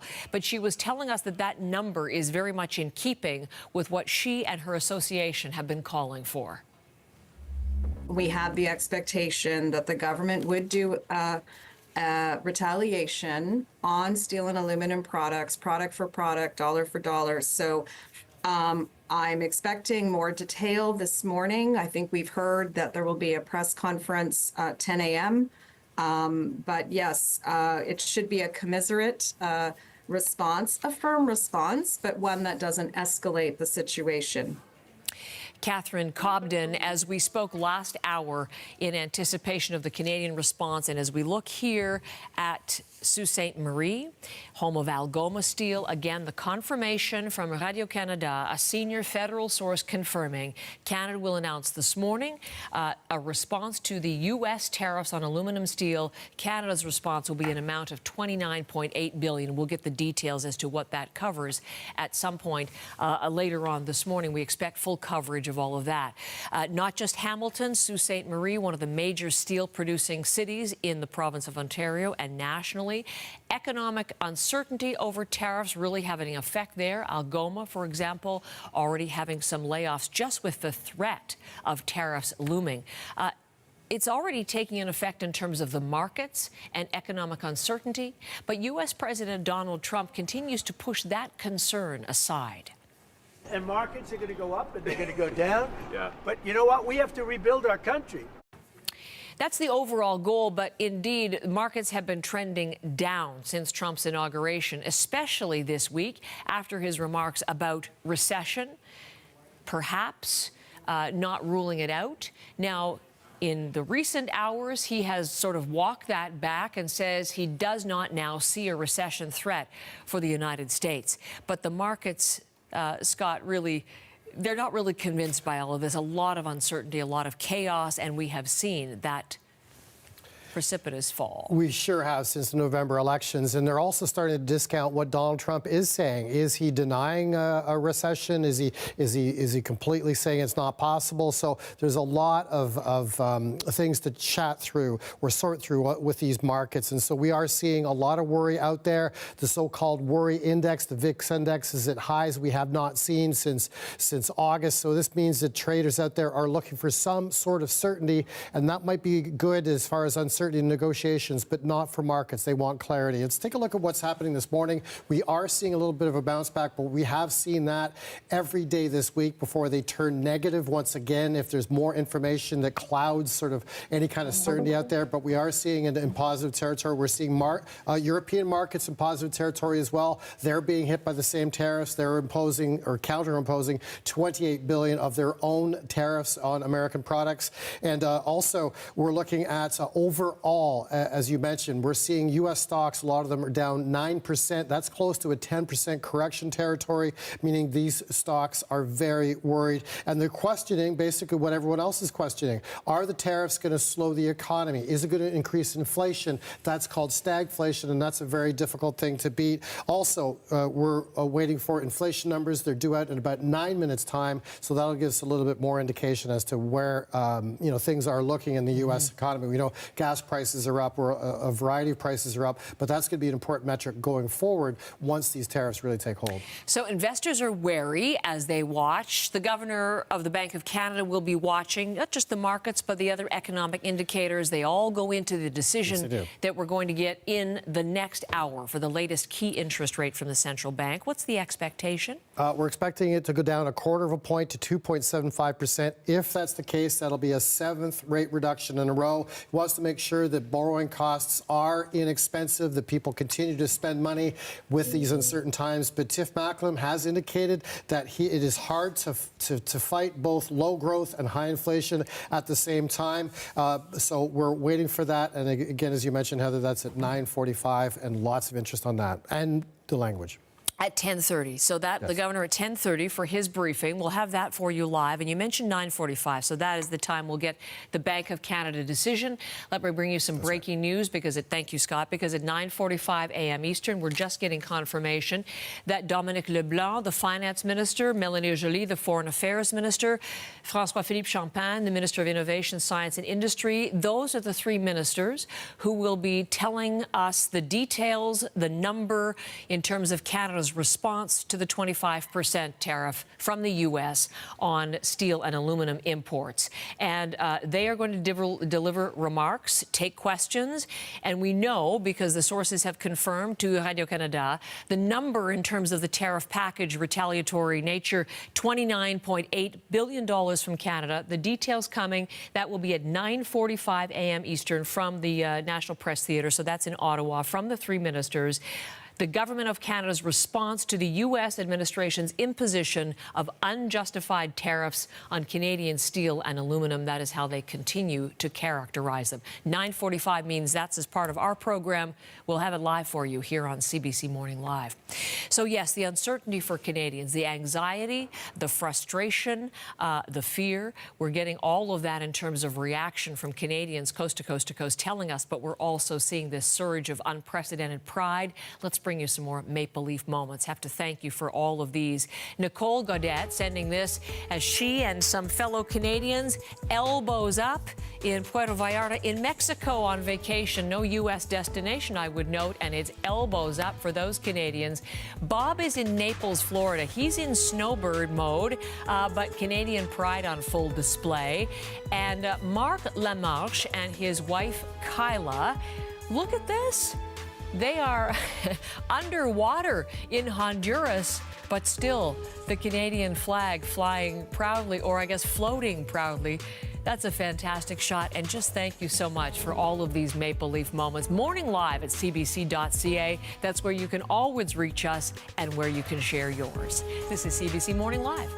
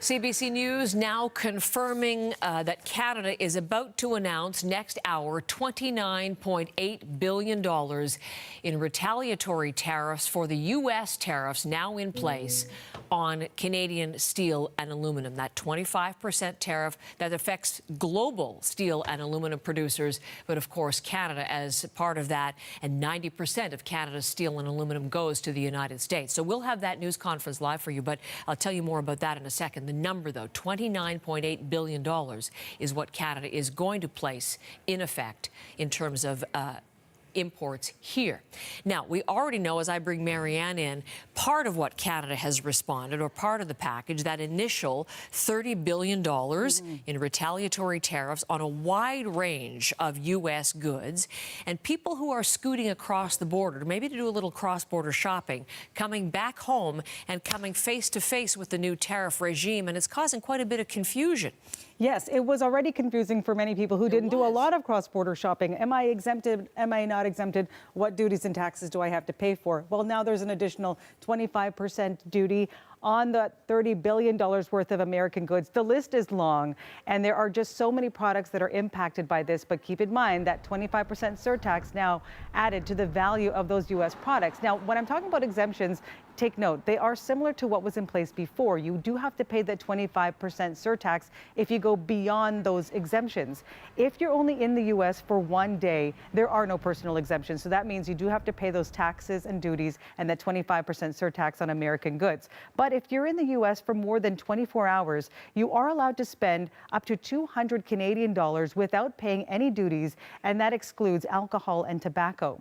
If you're in the U.S. for more than 48 hours, you can spend up to 800 Canadian, but there are limits on how much of that money can go towards alcohol or tobacco. And again, if you exceed these personal exemptions, you then will be hit with not only those taxes and duties, but also that extra 25% on U.S. goods. We did hear from a border agent with the Canada Border Services Agency saying that there is a lot for Canadian shoppers to do if they are planning to shop in the United States. That means do your research and make sure you are prepared. We recommend travelers to be prepared when they arrive at the border to make sure that we avoid any specific delays that are either related or not to the surtax. In cases where people went for the day for shopping, we recommend that they carry in and the receipt of the item that they've been shopping for, and be prepared to answer all questions relating to the goods, including the total value of goods that were purchased. That's the word. Be prepared. Declare everything. That's what the CBSA is saying. And Heather, this applies not only for those who are driving across the border, but also if you're flying into the United States to try to go shopping there as well. I'm thinking of people coming back from March break trips. They may be encountering this on their return, and it may be a very chaotic time coming back home. I'm wondering, you said the list is long. I went looking through that. If I'm not mistaken in the numbers, it's 388 pages of items. We have a great graphic you have in terms of just scrolling through. It's endless. So what kinds of items are covered by this initial $30 billion, now 25% tariff? Yes, I don't think we had enough printer paper to print it all out because it is close to 400 pages. Everything in this document, from sauces to swivel chairs. We were looking at poultry to petticoats, and it is very detailed when it comes to flavors, spices, materials. That's why you've really got to do your research. There is a filter bar that I pointed out last hour because you don't have to go through it all. You can just type it in there. But it does take some planning because there are so many different categories, so many different rules. Clothing, groceries, even pulp and paper products, all included on this list. Essentially, almost everything you're likely to bring back from the United States, if it's an American product and you pass those personal limits, then do expect to pay that tariff. Of course, the question is, how long will these be in place? Well, the Canadian federal government says they will remain in place as long as the American government still has their tariffs on Canadian goods. And of course, Heather, this is not over yet. We are expecting potentially a second phase here, more countermeasures on an additional $125 billion. So far more than in the initial 30. Absolutely, right? And it could even include even more fruits and vegetables and more vehicles and another huge document It's for going to be Canadians very to go thick. through. That will be April 2nd. We'll find out more about that. Thank you very much, Marianne. Of course, the new details we have as far as steel and aluminum. CBC News now confirming that Canada is set to announce $29.8 billion in retaliatory tariffs because this morning the U.S. has put in place a 25% tariff on all steel and aluminum imports into the United States. And what we can tell you is that in about an hour's time, Finance Minister Dominic LeBlanc, Foreign Affairs Minister Mélanie Joly, and Innovation Minister, Industry Minister François-Philippe all together detailing what Canada's response will be to what it calls an unjustified tariff. 9:45 a.m. Eastern. Watch it live right here on CBC Morning Live.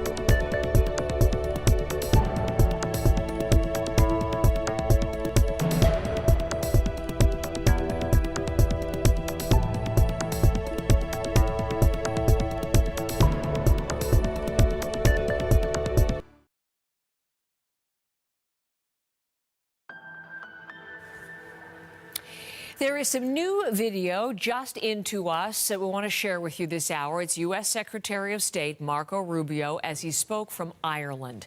He's traveling from Ireland. He was in Jeddah to work on the Ukraine-Russia-United States ceasefire. But he is on his way as Secretary of State to Canada. The G7 foreign ministers meeting is coming up in Canada, and they'll be arriving tonight. And they will be meeting in Charlevoix in Quebec. And what he was talking about is asked directly about the expansionist rhetoric that we continue to hear from Donald Trump and the White House. The question to Rubio is this: if U.S. President Donald Trump's 51st state talk about Canada will be an issue at the G7 foreign ministers meeting. Well, that's not what we're going to discuss at the G7, and that's not what we're going to be discussing in our trip here. So they're the host nation, and I mean, we have a lot of other things we work on together. We defend North America through NORAD and the airspace of our continent together. So not to mention the issues of Ukraine and other commonalities. So we're going to be focused in the G7 on all of those things. That's what the meeting is about. It is not a meeting about how we're going to take over Canada. So there you go. Couldn't be clearer. In Ireland, U.S. Secretary of State Marco Rubio saying when he's in Canada, he won't be talking about the U.S. taking over Canada. But Eli Glasner is here with me, and Eli is going to be doing some reporting work for The National for the next little while. And we were just talking sort of tongue-in-cheek. There's a lot of drama in your normal realm. There's a lot of drama going on. This is not a stretch exactly to cover this, but it's really interesting because your first report for The National is taking a look at the kind of rhetoric we've heard. 51st state, annexation. Tell me a little bit more here. I mean, regardless of what Rubio said and how he was talking around it, we continue to hear this talk from President Trump. Yesterday, standing with Elon Musk in front of those Teslas, talking about the 51st state. Yesterday, tweeting, truthing on his social media platform, Truth Social. This is part of what he had to say. The artificial line of separation drawn many years ago will finally disappear, and we will have the safest and most beautiful nation anywhere in the world. Now, every time Trump says this, a question like, is this just bluster? Is this just talk? But we know that it's not, because of course there was that hot mic moment where we heard Trudeau talking to business leaders about that these plans are real and that Trump plans to annex Canada. And now we have new reporting on what was said on that phone call between President Trump and then Prime Minister Trudeau on February 3rd. And the two things that Trump was talking about was our border and our water. Trump reportedly showed interest in a treaty of 1908. And at the time, reportedly, according to the Toronto Star, that sent Trudeau's aides Googling furiously, what is this treaty of 1908? Now, I have kind of dived into the maps and the history of our border, which goes back to the Treaty of Paris from 1783. So that was the original treaty for that remarkable, beautiful, long border. And then over the years and decades and centuries, that border has been updated, the treaties have been updated until we finally got to kind of the final treaty in 1908, which was not like a major significant treaty. In fact, take a listen to the reaction of a history professor I talked to that Trump seized on this particular treaty. I really don't understand is who told him about this. Like, nobody knows about the 1908 treaty. Yeah. There are a handful of scholars. So somebody somewhere discovered this treaty and said to Donald Trump, this is a way to put pressure on the Canadian government. So that is Kurt Dorsey, and what he told me is the 1908 agreement basically kind of refined the border, agreed upon terms for land markings, where the actual boundary would be. But according to reports of that phone call, Trump doesn't see that as valid. The thing that Dorsey said, though, is there isn't an escape clause. There's no mechanism in that 1908 treaty that says this is how countries can disengage from that agreement. And yet again, Trump reportedly doesn't appreciate its validity. Well, even yesterday, talking about how the border was just sort of some random artificial line. Took a line and drew this up. So he's obviously thinking on this. And there's a really interesting article online this morning talking about the Columbia River Treaty, another one.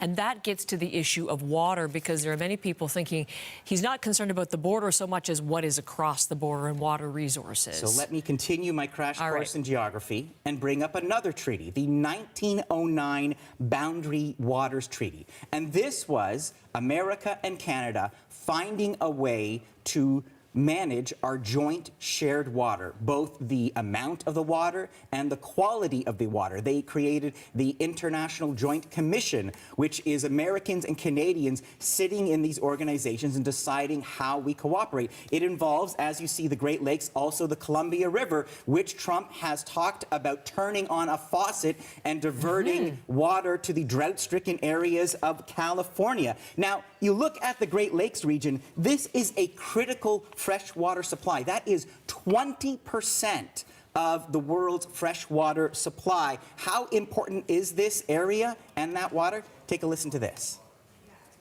If the Great Lakes region were a nation in and of itself, it would be the third richest nation, worth $6 trillion, because of the quality of the water that enables the economic prosperity of the region. So the notion of tearing up that agreement makes no sense. And yet that is what he has talked about. He has talked about tearing up that agreement. He actually tried to stop a fund to clean up the Great Lakes back in his first term. And it was actually politicians on both sides of the border that said, this helps us. This is a prosperous area. And so he flip-flopped back then, but now again, we're hearing about his plans for our border and our water. And the challenge is, how do you stop a president who doesn't seem to respect how this helps both countries? It's a frightening scenario. It is. For many. It's sort of been in the offing for some time, but more and more concrete. Political scientists I talked to described him as playing a game of risk. That is kind of his approach right now. Expansionist, as you said, to trying to get more and more territory and many of our natural resources. I'm looking forward to your report. Thank you, Eli, for coming in. Eli has a full feature report that airs tonight on The National. That's, of course, at 9 o'clock on CBC News Network, but 10 o'clock on CBC Television. And you can see it on CBC TV and on CBC Gem. This is CBC Morning Live.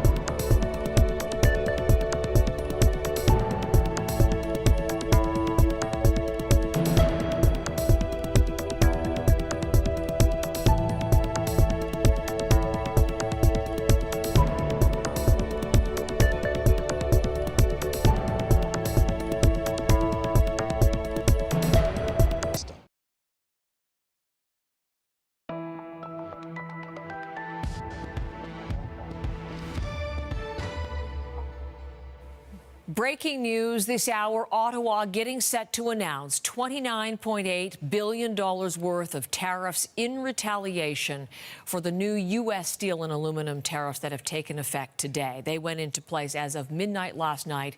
We will hear within an hour what Canada is going to do. Federal ministers, Mélanie, Joly, Dominic LeBlanc, François-Philippe Champagne, they will all be detailing Canada's response at 9:45 a.m. Eastern from Ottawa. We will be carrying it live here on CBC Morning Live. We do know that some Canadian companies are already feeling the impact of global steel and aluminum tariffs. Even the weeks of threats leading up to today have been hurting business considerably. All of our American distributors have canceled their orders with us, and our Canadian distributors are currently not taking any new orders to the U.S. I don't think we'll ever get all of that business back. I mean, maybe in the future we would like to be able to have some presence in the U.S., but that's not our focus right now. That is the owner of a Toronto business that makes steel window wells and garden beds. Canada exports almost all of its steel and aluminum to the U.S. It's more than 90% of the market for Canada. And the tariffs don't only affect producers of raw materials. I was speaking earlier this morning to the president of the Henderson Brewery. That's a microbrewery in West End, Toronto. And they get their tallboy cans, their aluminum tallboy cans, from a plant in the U.S. It's the only place that manufactures them. So yes, there are cross-border complications.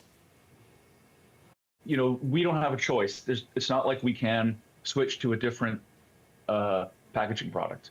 So it's all aluminum, and it all comes out of the United States. There's no Canadian aluminum can manufacturer, I was surprised to learn. Yeah, that's correct. I mean, if there is one, I don't know of it. And the choice for us has always been to buy American or to look overseas. And the truth is that the quality from the American companies is excellent, and it hasn't been worth looking into. So just so I understand it correctly, so the aluminum from Canada or other importers, but from Canada potentially, goes to the States. In the States, it's made into your aluminum cans, and then it comes back to you in Canada, potentially. Yes, so that's correct. You're getting the 25% from the Canadian aluminum going in to affect the pricing there. You may end up with the 25%, depending on what Canada does, if it comes back into Canada as a retaliatory tariff. Yes, correct. Wow. And so that's a big hit to pricing. Just give us some numbers. How many cans would you order in a month, for example, that would potentially be hit by 25% or 50% more? Well, I mean, we're talking about a number somewhere around 100,000 cans. And we have a very small stockpile of cans. You know, it might be that we plan for, let's say, 3 to 6 months of buffer. So those costs will not affect us today. But the next time we have to place an order, we're going to feel those, and we'll have to make some serious business decisions. As in whether to absorb those price increases or pass them along to the customer. This is the kind of planning that Steve Himmel is trying to do, but of course the uncertainty is making any sort of planning difficult. We are looking at Ottawa live. There is Parliament Hill. And at 9:45 a.m., just to give you the details again, we will have from Dominic LeBlanc, Mélanie, Joly, and François-Philippe Champagne the details of how Canada is responding to these new U.S. steel and aluminum tariffs. What CBC News can now confirm, $29.8 billion in retaliation, but exactly on what and how we will learn in an hour, and watch it live on CBC Morning Live.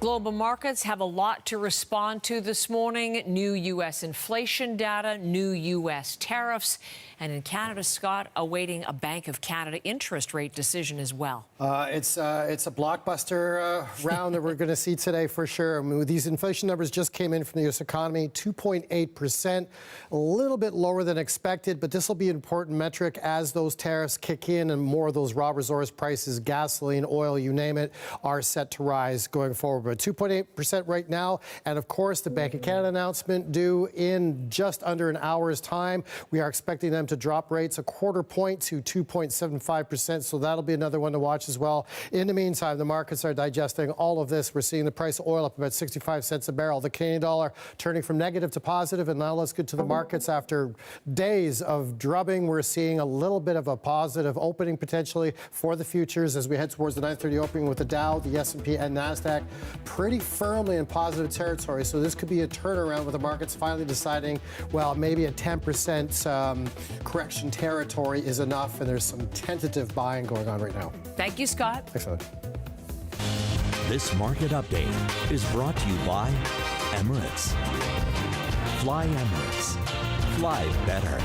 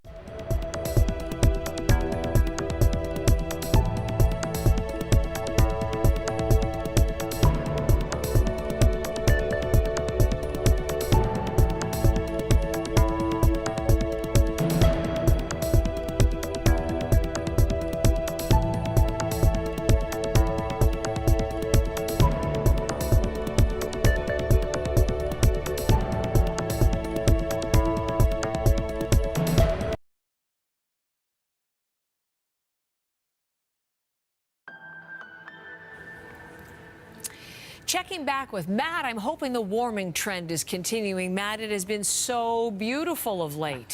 Yes, some sunshine and warmth. It's kind of a novelty at this point, but Heather, it's very much going to be a factor heading into the weekend. Now, looking across the country, the warmth, unfortunately, for some is going to be a little selective with where it makes an appearance, and you can really see it's going to be eastern Canada all the way through Ontario, Quebec, and into the Maritimes where we're really feeling some warmth. Now, the warmest we've seen all year across the country was in Lethbridge on March 1st, and our 2025 warmth record of 17.9 degrees Celsius looks like it might be in jeopardy thanks to a 20-degree forecast in areas like Windsor on Saturday. But first, taking a look at Western Canada, we do have some snowfall starting to build in just really overnight into tomorrow. We can see this developing in Alberta and central areas. That snow will kind of track across the prairie region. Now, when it makes its way into Manitoba and northwestern Ontario, we could see late week some freezing rain concerns, and you see that's fairly widespread. Winnipeg helping to illustrate that cooler temperature pattern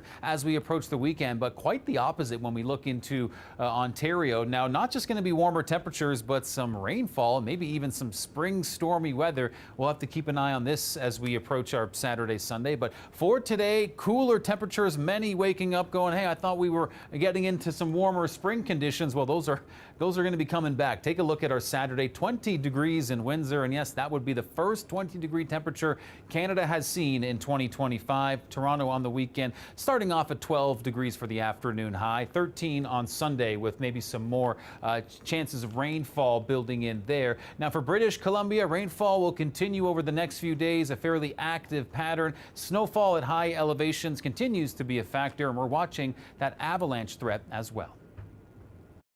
This weather update is brought to you by Sunwing Vacations and Mazatlan. Save more. Explore your Mazatlan, only better.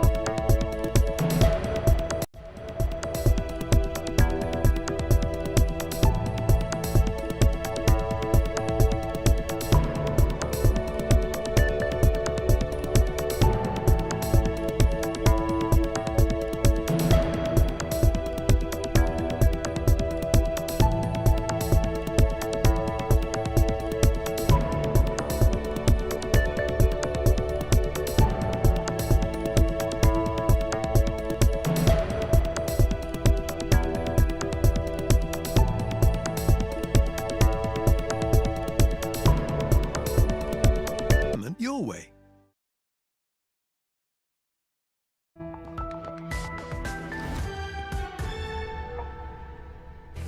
Good morning. It's Wednesday, March 12th. I'm Heather Hiscox. Here's what's making news right now. Ottawa is striking back. Federal officials will announce a $29.8 billion response to new U.S. tariffs on steel and aluminum. We're not looking for escalation here. We're looking for standing up for the steel industry. Industry leaders await more detail. We will get them from Dominic LeBlanc, Mélanie Joly, and François-Philippe Champagne this hour, 9:45 Eastern. We will have it live on CBC Morning Live. The unpredictable nature of the trade dispute is shaking global markets. This hour, a key interest rate announcement from the Bank of Canada. We have major breaking news for you this hour in the U.S. trade war on Canada. 3 top federal cabinet ministers will detail how Canada will retaliate for the latest escalation from U.S. President Donald Trump. That announcement is set for 9:45 Eastern in Ottawa. We will have it for you live. 25% tariffs are now in force against Canadian steel and aluminum. And that's a potentially damaging move that's been threatened for weeks now. Steel and aluminum are major employers in Canada. Tens of thousands of Canadians work directly in those industries and tens of thousands more in related manufacturing. Canadian steel and aluminum is key to the North American supply chain, and the tariff disruption is seen as threatening both the Canadian and American economies. We have team coverage for you this morning.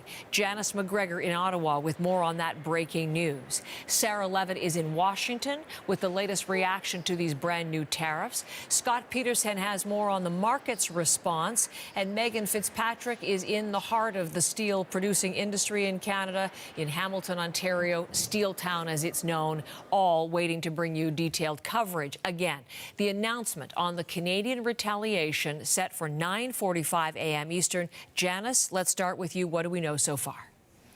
Well, Heather, look, sometimes the brinkmanship of this trade war results in a last-minute reprieve. Today, so far, it has not. But there is a difference between what is hitting today versus last week when it was just Canadian and Mexican goods that were targeted by the White House. This time, this is a global tariff. All the steel and aluminum flowing into the U.S. from all around the world, no exceptions, no specific countries or products left off the hook. So even before this, we had a situation where the domestic prices for steel and aluminum in the U.S.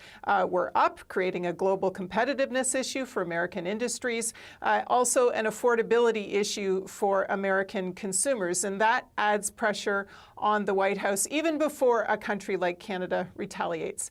But of course, Canada is retaliating. It has been preparing for the possibility that it might need to do so ever since this March 12th deadline was set.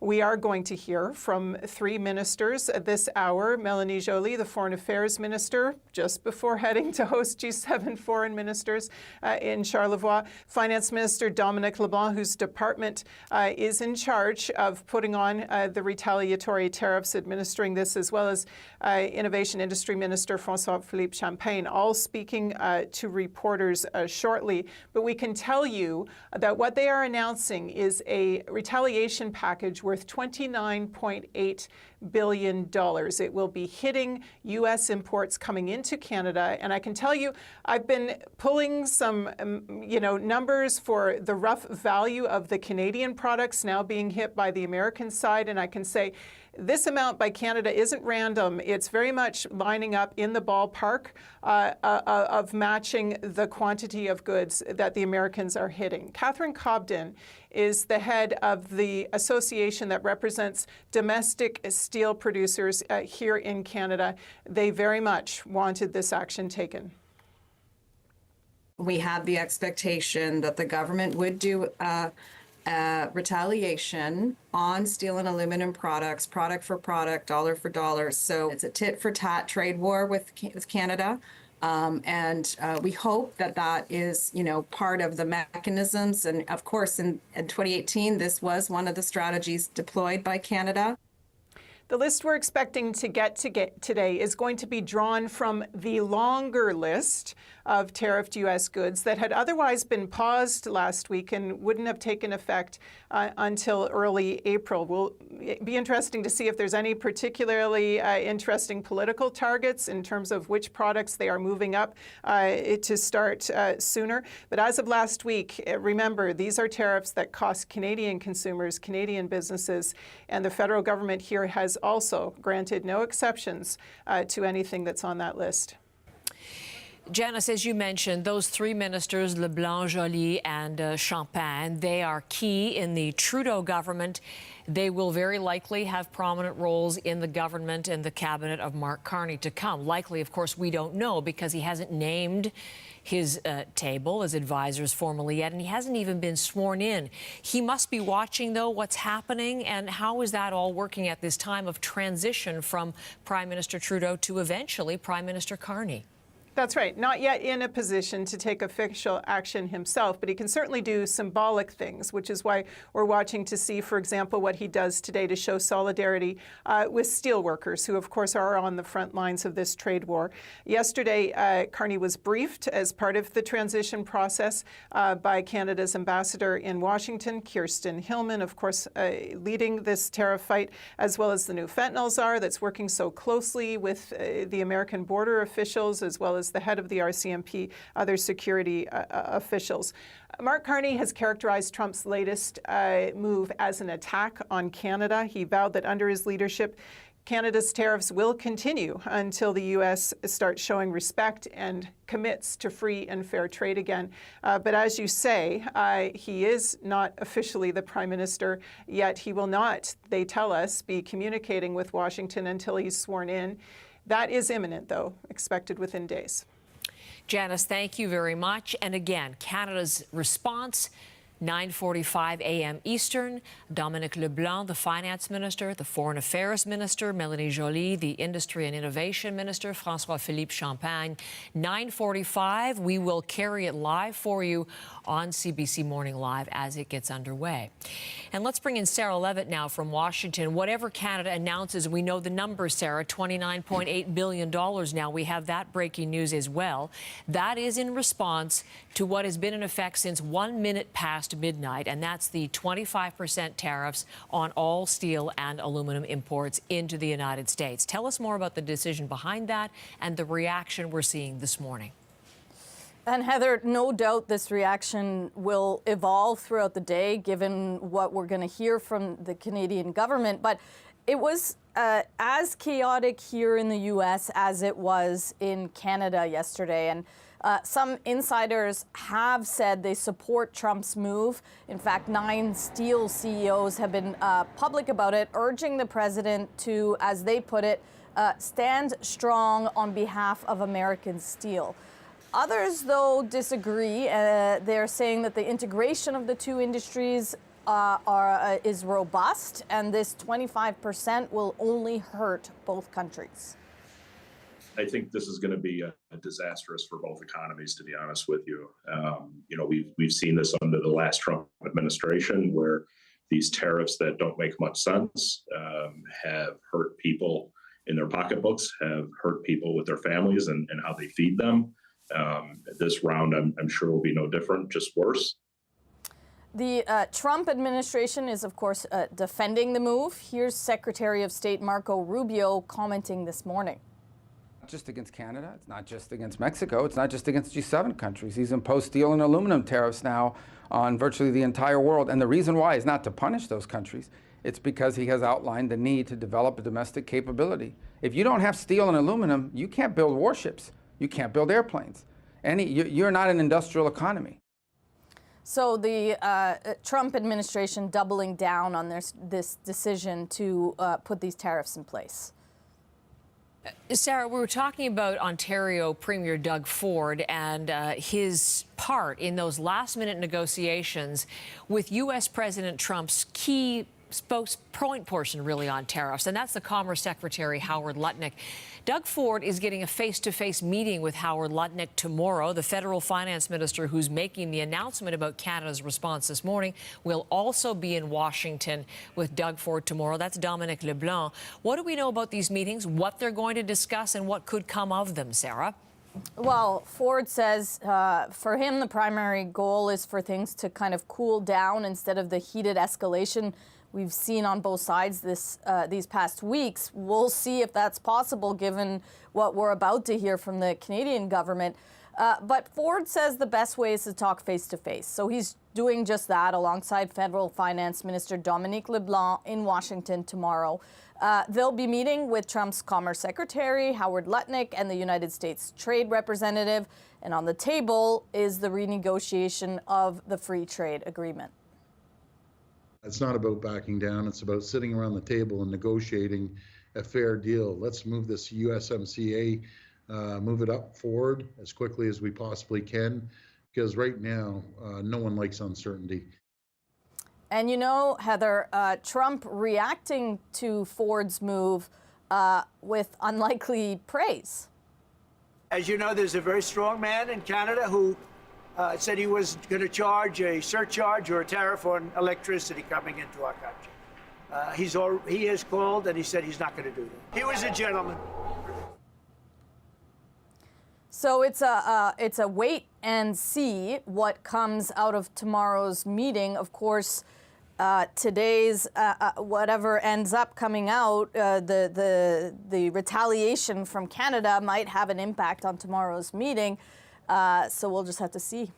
It's really interesting. From the Steel Producers Association, they're clear they don't want escalation, which would be a concern ahead of that meeting tomorrow. They want, commensurate response, but not an escalation. But Sarah, you're right. What will that do to the tone of those discussions tomorrow? Sarah Levitt is in Washington. She'll be covering it all for us then. The mayor of Hamilton, Ontario, has just come back from discussions in Washington. And let's take you to the city that's known as Steel Town. Megan Fitzpatrick is covering things there in terms of how people are reacting to the new tariff, what the industry thinking is. Megan, good morning. Good morning, Heather. We're outside the Stelco plant here in Hamilton. It's one of several major plants in Hamilton and one where thousands of people depend on these companies for their jobs. The steel industry in Hamilton has a long history, a very important history to this city. And so there's a lot of anxiety, understandably, in Hamilton right now for the people that work at these plants, but then also the companies that rely on these companies. There's a whole spin-off industry related to steel as well. And these workers are concerned that with these tariffs in place, that they're going to lose their customers in the United States, that this Canadian steel will be less competitive. Their U.S. customers on whom they rely will stop buying it. That'll hurt the bottom line of these companies, and they'll eventually lose their jobs. So it's on the minds of workers here. It's on the minds of people who work in the industry. We spoke a few minutes ago to Keenan Loomis, who's president and CEO of the Canadian Institute of Steel Construction, and his association represents steel fabricators. And he lives here in Hamilton. He knows this community. He knows the stress that is being felt here, and he's saying that this is a difficult day for people in the industry. They knew it was coming. Obviously, Trump has been signaling the imposition of these tariffs since last year. And we know from the industry, since Trump started making those threats, it's already impacted the steel industry.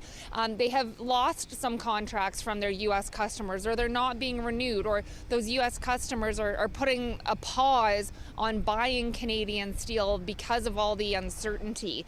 He also was talking to us, Keenan Loomis, about how integrated the steel industry is across the border. He was saying, Canada exports a lot to the U.S., but we also import from them as well, because steel companies have kind of developed their own specialties in terms of the products that they make, and so they do go back and forth across the border. So he's talking about how the impact of the tariffs from the U.S., but also how Canada retaliates, is going to affect steel companies on both sides of the border. Here's more of what he told us. We've done a really good job of finding our niche in the North American supply chain, and steel made here in Hamilton is excellent quality, and so there is a demand for it. The U.S. does not have the domestic capacity to meet all of its demand, so that's why we sell, but we also buy a lot from the United States. It's a very balanced trade between our two countries, and so, again, more puzzling as to why this is happening.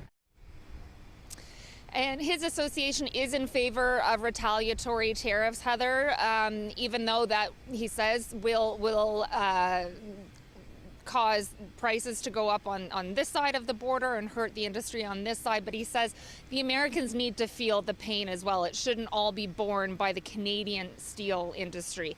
As for workers themselves and how they're feeling, our colleague Lisa Shing had a chance to talk to a couple of workers at the Stelco plant here yesterday when she was in town. Here's a little bit of what they were telling her about how they're feeling today, or right now. There's tension. You could see, some of the shifts have changed a little bit just to kind of accommodate some of the, maybe the tariffs that are going on. There's a lot of young guys in there that are making mortgage payments and making a living, and so it wouldn't be good. Wouldn't be good, not just for them if they lose their jobs, but for the broader community as well. That's what we're hearing from some of the union reps who work in this industry here in Hamilton, Heather. People lose their jobs. They're not going to have money to spend in the restaurants here in Hamilton or in the stores. It has a ripple effect throughout the economy. But they also were saying, despite the stress and anxiety, they're just trying to do their jobs and head down, keeping focused and doing the work. And so that's a little bit of what we're hearing so far here in Hamilton. Megan, thank you, and it'll be interesting to get further reaction once we get the details of Canada's retaliation. So there you are in Steel Town to bring that to us. Now we're going from Hamilton to the river between Windsor and Detroit. And there you see the Ambassador Bridge and the back and forth business traffic, commercial traffic, and just Canadians and Americans who go back and forth all the time. The tariffs in place against steel and aluminum are really set to hurt the auto industry focused in Windsor, the automotive capital. Unifor, for example, represents about 2,000 Ford workers there. Unifor's president is responding to the tariffs, saying they'll cause serious damage to the industry and workers in both countries. And Donald Trump on social media has vowed to permanently shut down the Canadian industry. We're going to talk to Flavio Volpe about that again in just a matter of minutes as he joins me here in studio.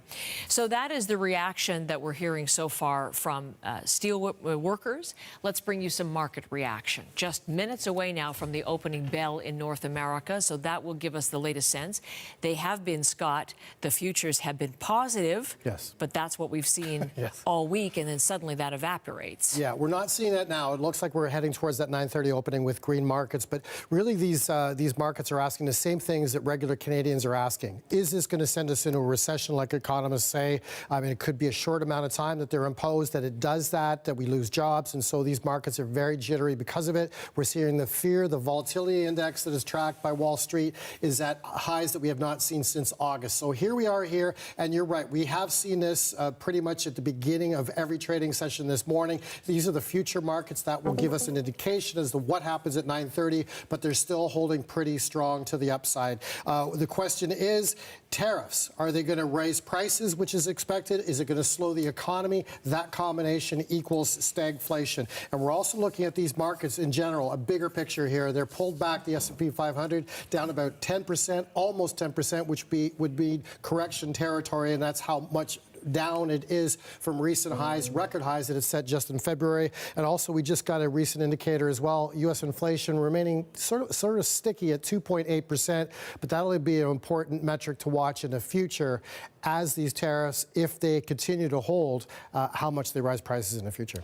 We will get an We'll get an indication in less than a half an hour about how the Bank of Canada, Canada's central bank, feels about the economic headwinds and concerns. The latest interest rate announcement, and the expectation is another cut. Yes, another quarter point cut to 2.75%. There's a lot of economists say we're going to see another quarter point for the rest of the year, down to 2% by the end of the year. But Tiff Macklem, Bank of Canada governor, has already indicated he wants these rates to be low in order to stimulate the economy for a lot of the unpredictability ahead as far as what these tariffs might mean. And he's also indicated it is a very tough thing to deal with rising prices and a slowing economy at the same time. So he's trying to stay on his tippy toes to watch this, and it'll be interesting to watch the language at 9:45, and of course that 10:30 announcement as well. Okay, Scott, thank you very much. Now, there's some breaking news internationally. Just bear with me for some of these things, new headlines. These are global tariffs on steel and aluminum. The EU has already responded with 26 billion euros worth. That's about 28 billion US in terms of retaliation. That's to cover not just steel and aluminum, but also various products like textiles and home appliances. The head of the EU Council, the President Costa, is saying that the aim is to avoid an escalation, though. That's something that we're also hearing just now this morning from the UN Secretary General, Antonio Guterres, who is saying that in a global trade war, everyone loses. That's just moving as well. And as we're speaking live on Fox Business News, Donald Trump's point person on tariffs, the Commerce Secretary Howard Lutnick, is giving an interview, and there are very interesting headlines coming out of that the whole aim of the meeting tomorrow with Doug Ford and Dominic LeBlanc is to lower the temperature in this trade war. But he is saying that the tariffs are going to continue and nothing will stop the tariffs on steel and aluminum, he's saying to Fox, until there is a strong U.S. industry. So that is from Howard Lutnick. And the other thing that he's saying is they hope to add copper as well. These are headlines just breaking as that interview is live on the air right now. We'll bring you more on all of this as we continue to follow international reaction. We'll look to the auto industry, as I mentioned, with with Flavio Volpe coming up in just a second. Boy, it is constantly evolving, isn't it, this story? There's a lot of confusion. There is certainly concern over the on-again, off-again, escalating tariffs. What do people in the United States think of Donald Trump and his trade war agenda? Well, CBC News sent cameras and crew right across the border into upstate New York. This is what they are telling us just across the Ogdensburg-Prescott International Bridge. I hope it doesn't get to that point where there's so much division and hatred, because division is not good for anybody. I like Canada. My family came from Canada, and I love going over there. I go to Cornwall and I go to Ottawa a lot, but right now I don't know if we should, you know, with what's been done. I think he's going about it the wrong way. He's doing too much at one time. It's hard to believe. If that's what has to be done for his overall message, well, we'll have to deal with that together. I mean, is Canada safer because of the United States? I think so.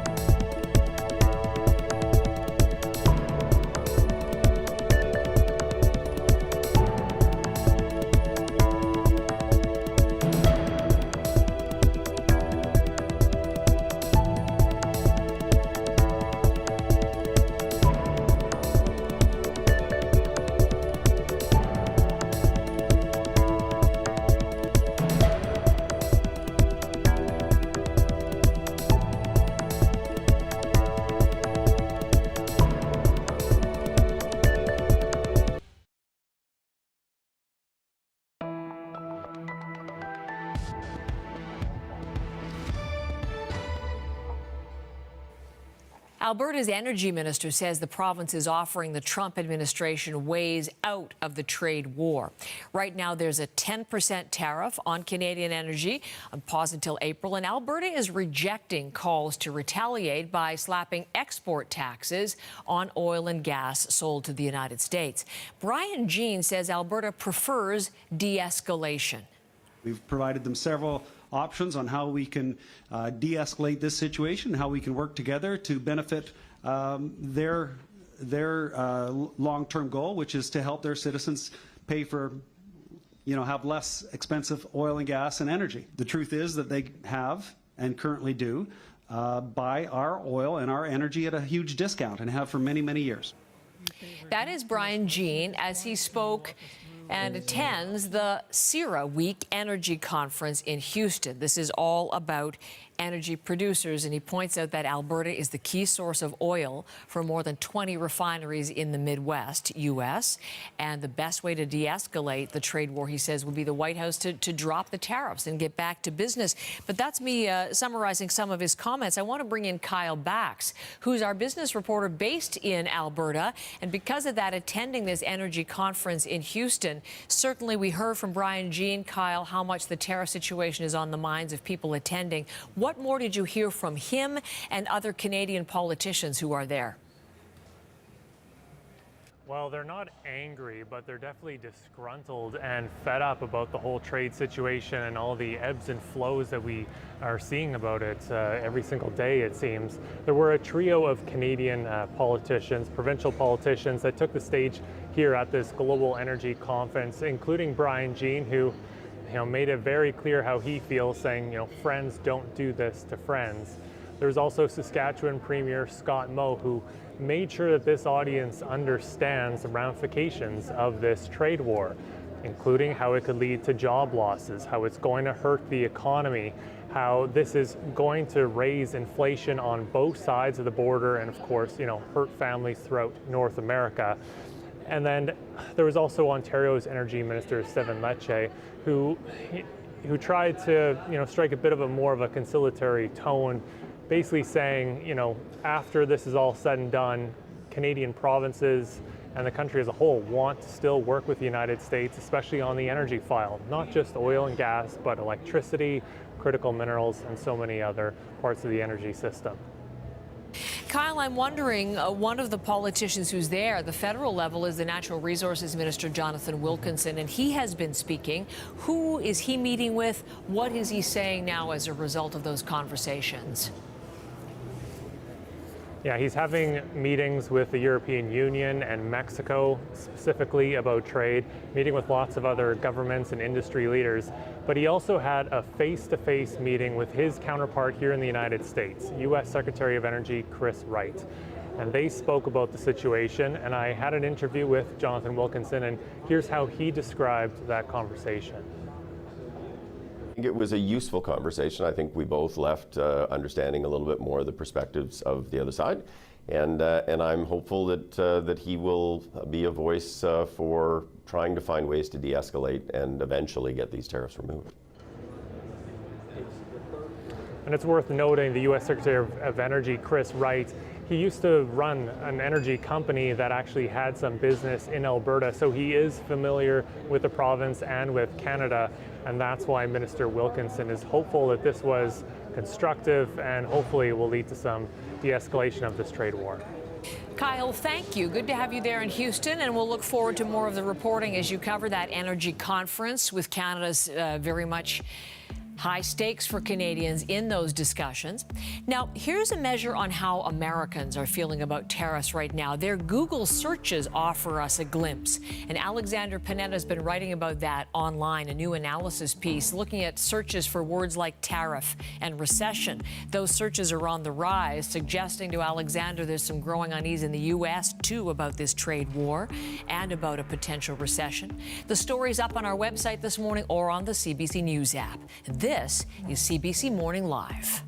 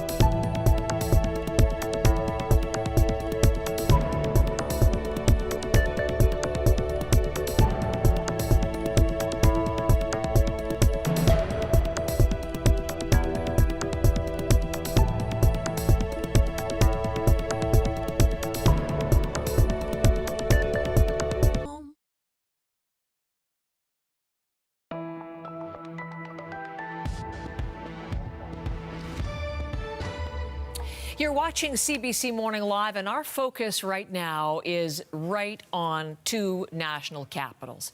On the left, Ottawa, and in just a matter of 15 minutes, we will hear from Finance Minister Dominic LeBlanc, Foreign Affairs Minister Mélanie Joly, and Innovation Industry Minister François-Philippe Champagne as they lay out Canada's retaliation to the new U.S. steel and aluminum tariffs. Canada's package, $29.8 billion. That number confirmed by CBC News and Radio-Canada. The details we will have for you live. And, of course, in response to what Washington placed in effect just after midnight tonight, 25% globally on imports of aluminum and steel. But of course, Canada, 90% of Canada's aluminum steel goes to the United States. It's having a huge impact here in this country. Flavio Volpe is with me again, the president of the Automotive Parts Manufacturers Association. Our timing is excellent. There's always huge breaking news just when you're here, and I have a lot of questions for you, so welcome back. I'm ready. Looking live there at Washington, on Fox Business News right now, Howard Lutnick, the Commerce Secretary, the point man on all things tariff, he is saying a couple of things. Number one, nothing will stop tariffs on steel and aluminum until there is a strong U.S. industry, and they're going to add copper. At the same time, he's saying in that interview that he wants to lower the temperature in terms of Canada-U.S. relations. And that's ahead of the meeting tomorrow with Doug Ford, the Ontario Premier, and Federal Finance Minister Dominic LeBlanc. Lower the temperature. Canada's retaliating in minutes. The U.S. is talking about keeping them in place and adding copper. How is lowering the temperature possible? Well, this is typical Lutnick. The two things he says don't reconcile with each other. You can't say until the U.S. raises capacity to be able to handle all the demand domestically, or all these investments come to the U.S. What we know happened after they put these tariffs on in 2018, 2019, is that the domestic producers just raised their price 24%. And so he also said in that interview that tariffs don't cause inflation. I mean, I don't think you have to spend more than 10 minutes in Economics 101 to understand that if you're raising the cost of goods, there's less disposable income, and the people have to make different decisions. And just like I said there, if foreign steel goes up or foreign aluminum goes up by 25%, the domestic producers run up to another 24%. What's that called? I think tomorrow's very pivotal.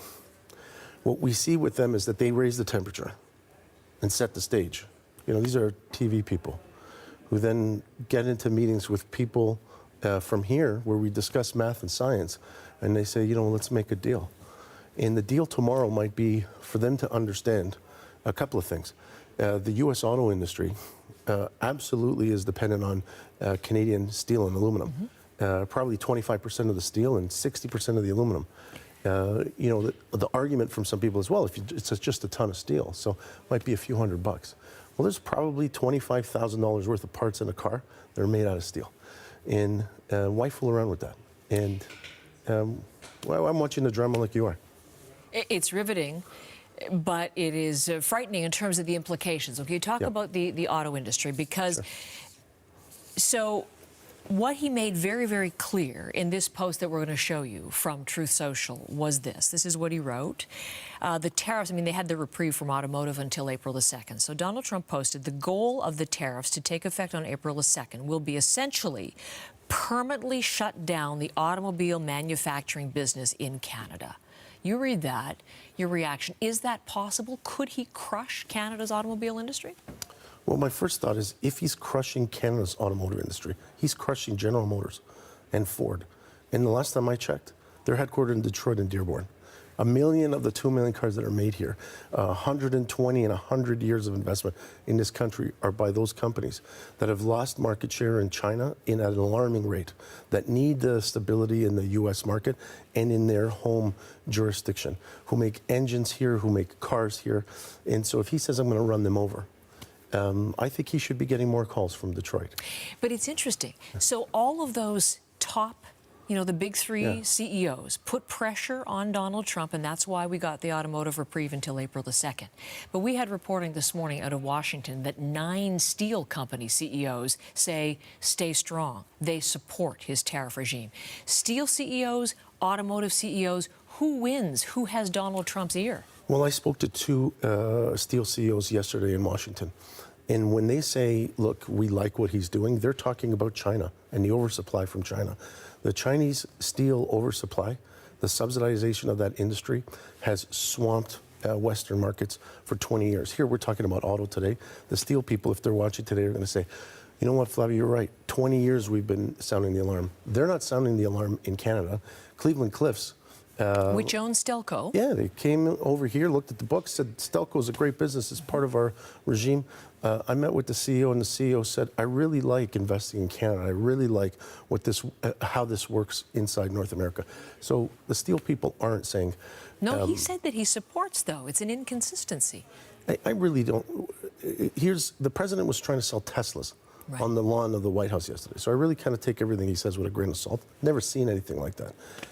Trying to get us to sympathize with Elon Musk, who is, you want to talk about a conflict of interest. Here's the fourth American automaker who is a special employee of the administration, who's going into departments and making cuts in departments that adjudicate and litigate with his company.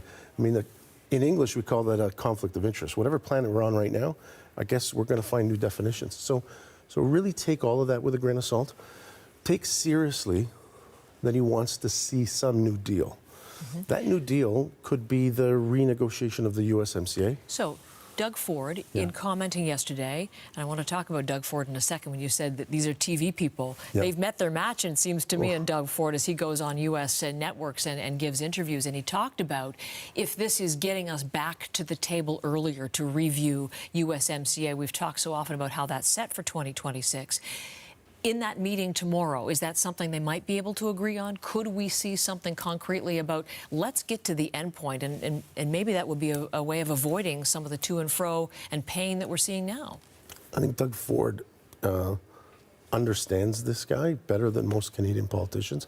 And a lot of us sat there confused at the beginning. We have an Ontario Premier trying to engage the head of state in the U.S. Well, yesterday's meltdown was all about responding to Doug Ford saying, well, by the way, we're going to charge you more for electricity. And I think in the morning, everybody panicked. But by the afternoon, when he secured a meeting and then a call from Howard Lutnick, and my readout of the call was, it was conciliatory language. Hey, listen, let's stop escalating. Let's get together and talk about USMCA. Well, it's the first time we've heard this administration say, maybe this all belongs in the USMCA tables that is structured, is based on math and science. And so do you think that's really where we're going to get, to an accelerated review of this trade agreement now? Well, I think right now, beyond what we want, the president, if we watched the markets yesterday and we watched reaction in Washington, we watched reaction in the press corps, hammering his press secretary for the first time since they've taken power. And help me to understand the macroeconomics and the math here. They need a ramp and off ramp, and we should be trying to accommodate them. In the end, the USMCA works. The Canada-US relationship works. We may never trust them again, certainly from a cultural point of view, and I certainly won't. But we are absolutely tied geographically. That's never going to change. We should accommodate their request to review the USMCA. We've got some grievances too, but in the business that I represent, there has been no bigger success in industrial success across the border than Canada-US auto business, and it's been going on for 120 years. Please, give me that table. We may hear more about an early return to the table for the USMCA review in just a matter of, well, maybe 5 minutes if they start on time, because we're going to get that announcement from those three federal ministers in terms of Canada's response. We know the number. It's going to be $29.8 billion, and steel producers have been saying they don't want escalation. They want it to be dollar for dollar. So in our reporting and calculating, that seems to be the figure that they've landed on. What do you think of how Ottawa is going to respond to the steel tariffs and aluminum tariffs, and whether this is the appropriate measure right now? Yeah, I think it's prudent. I think it's got enough weight to it, and it's coming at the right time, like immediately. I talked to François-Philippe Champagne yesterday at length about how steel and aluminum affects the auto sector, but also that they have our support here to go at them strategically, early, and I think, we have a new Prime Minister designate. We've got an election, presumably, that's coming up. I think we need to have a response right now that brings the temperature down, allows us the time to have an election here, and whoever is the new prime minister to get at it without having a caretaker government having to deal with whatever flare-up every day brings. Flavio, thank you. Welcome here anytime. Really appreciate our discussions. And again, the live coverage of the Ottawa response. $29.8 billion in retaliatory measures for these new steel and aluminum tariffs in place in the United States. We'll have full live coverage here on CBC Morning Live.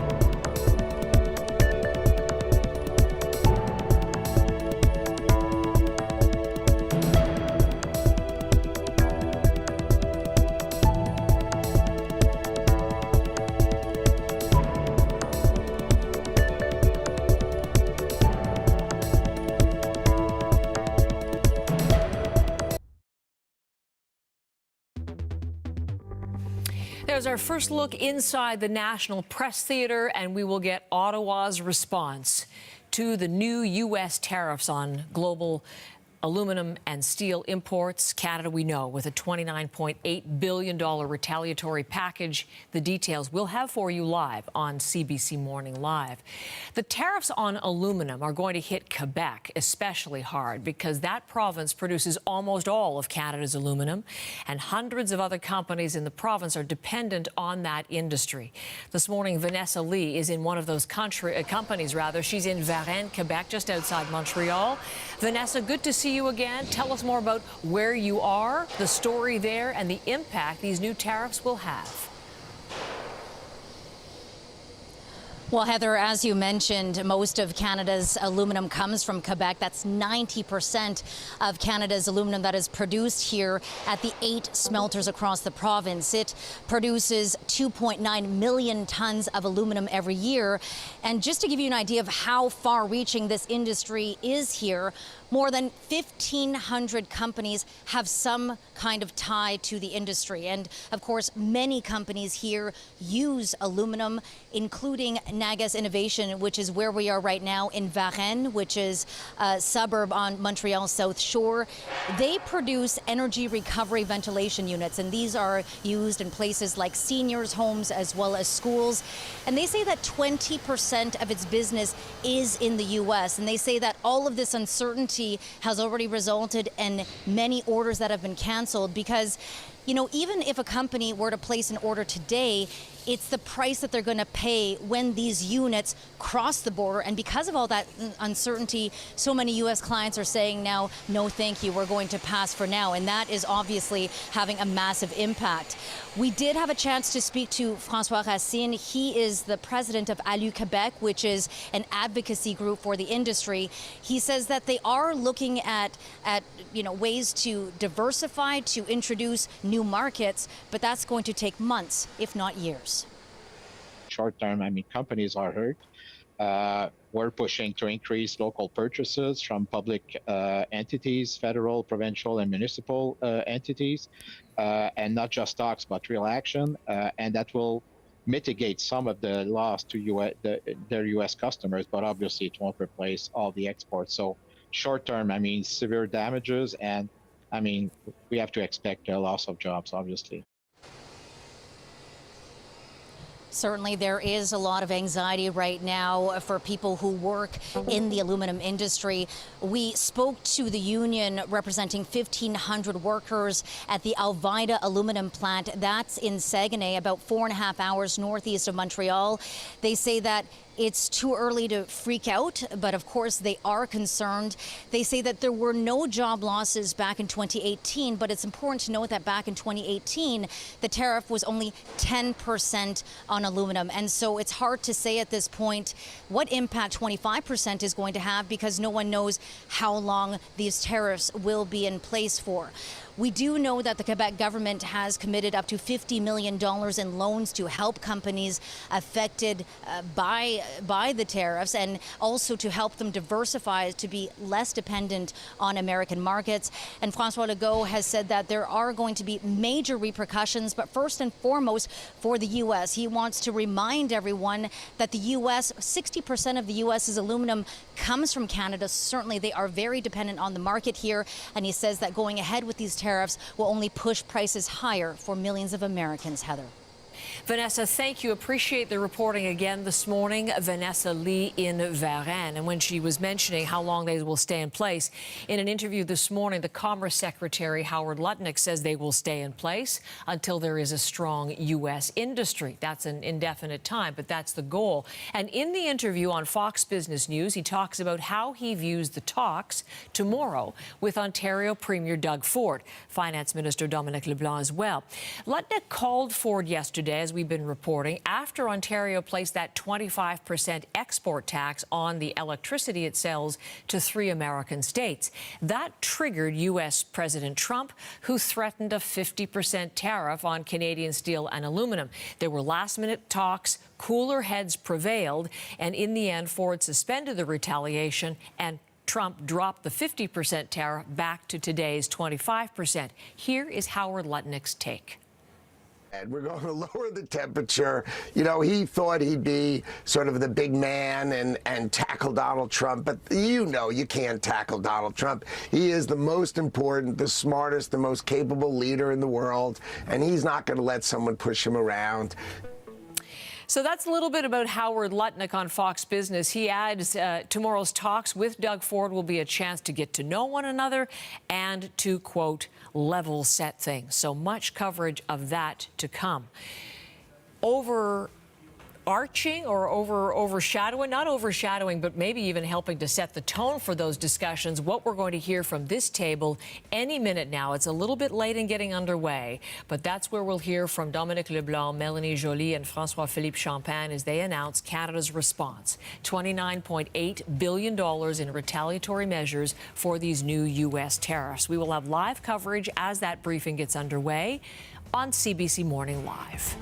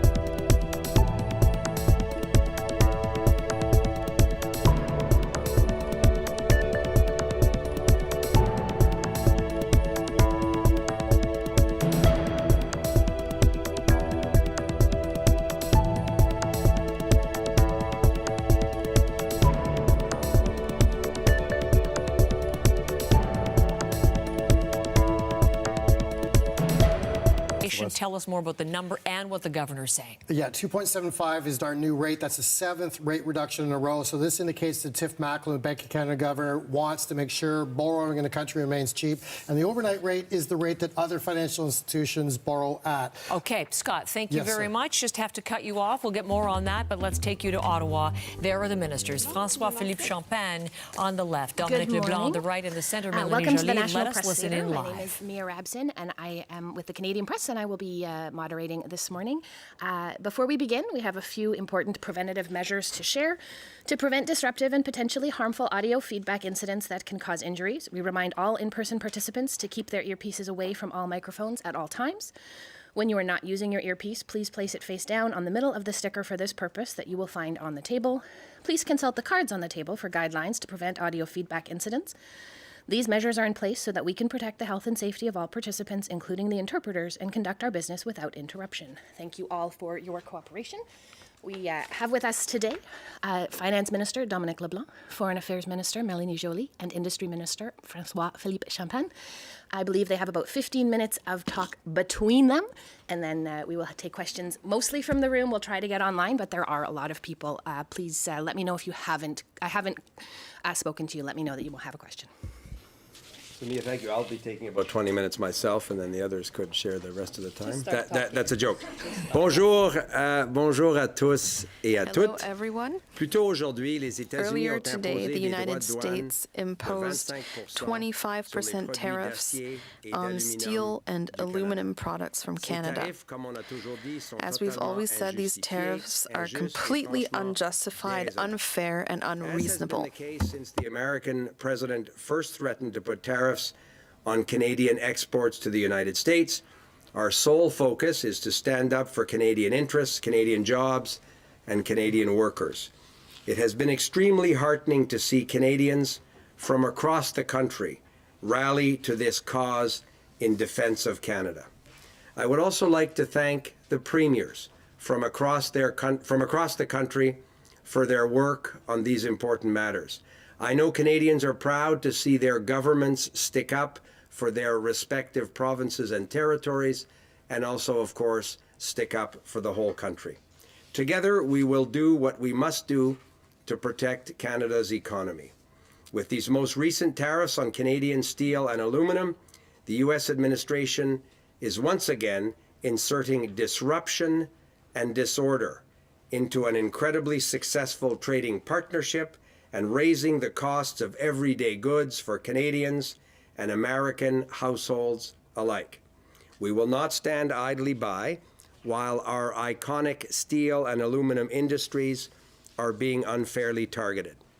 Today, I am announcing that the Government of Canada, following a dollar-for-dollar approach, will be imposing, as of 12:01 a.m. tomorrow, March 13th, 2025, 25% reciprocal tariffs on an additional $29.8 billion of imports from the United States. This includes steel products worth $12.6 billion and aluminum products worth $3 billion, as well as additional imported U.S. goods worth $14.2 billion for a total of $29.8 billion. The list of additional products affected by counter tariffs includes computers, sports equipment, and cast iron products as examples. These tariffs are in addition to Canada's 25% counter tariffs on $30 billion of imports from the United States in response to U.S. tariffs put in place on March 4th.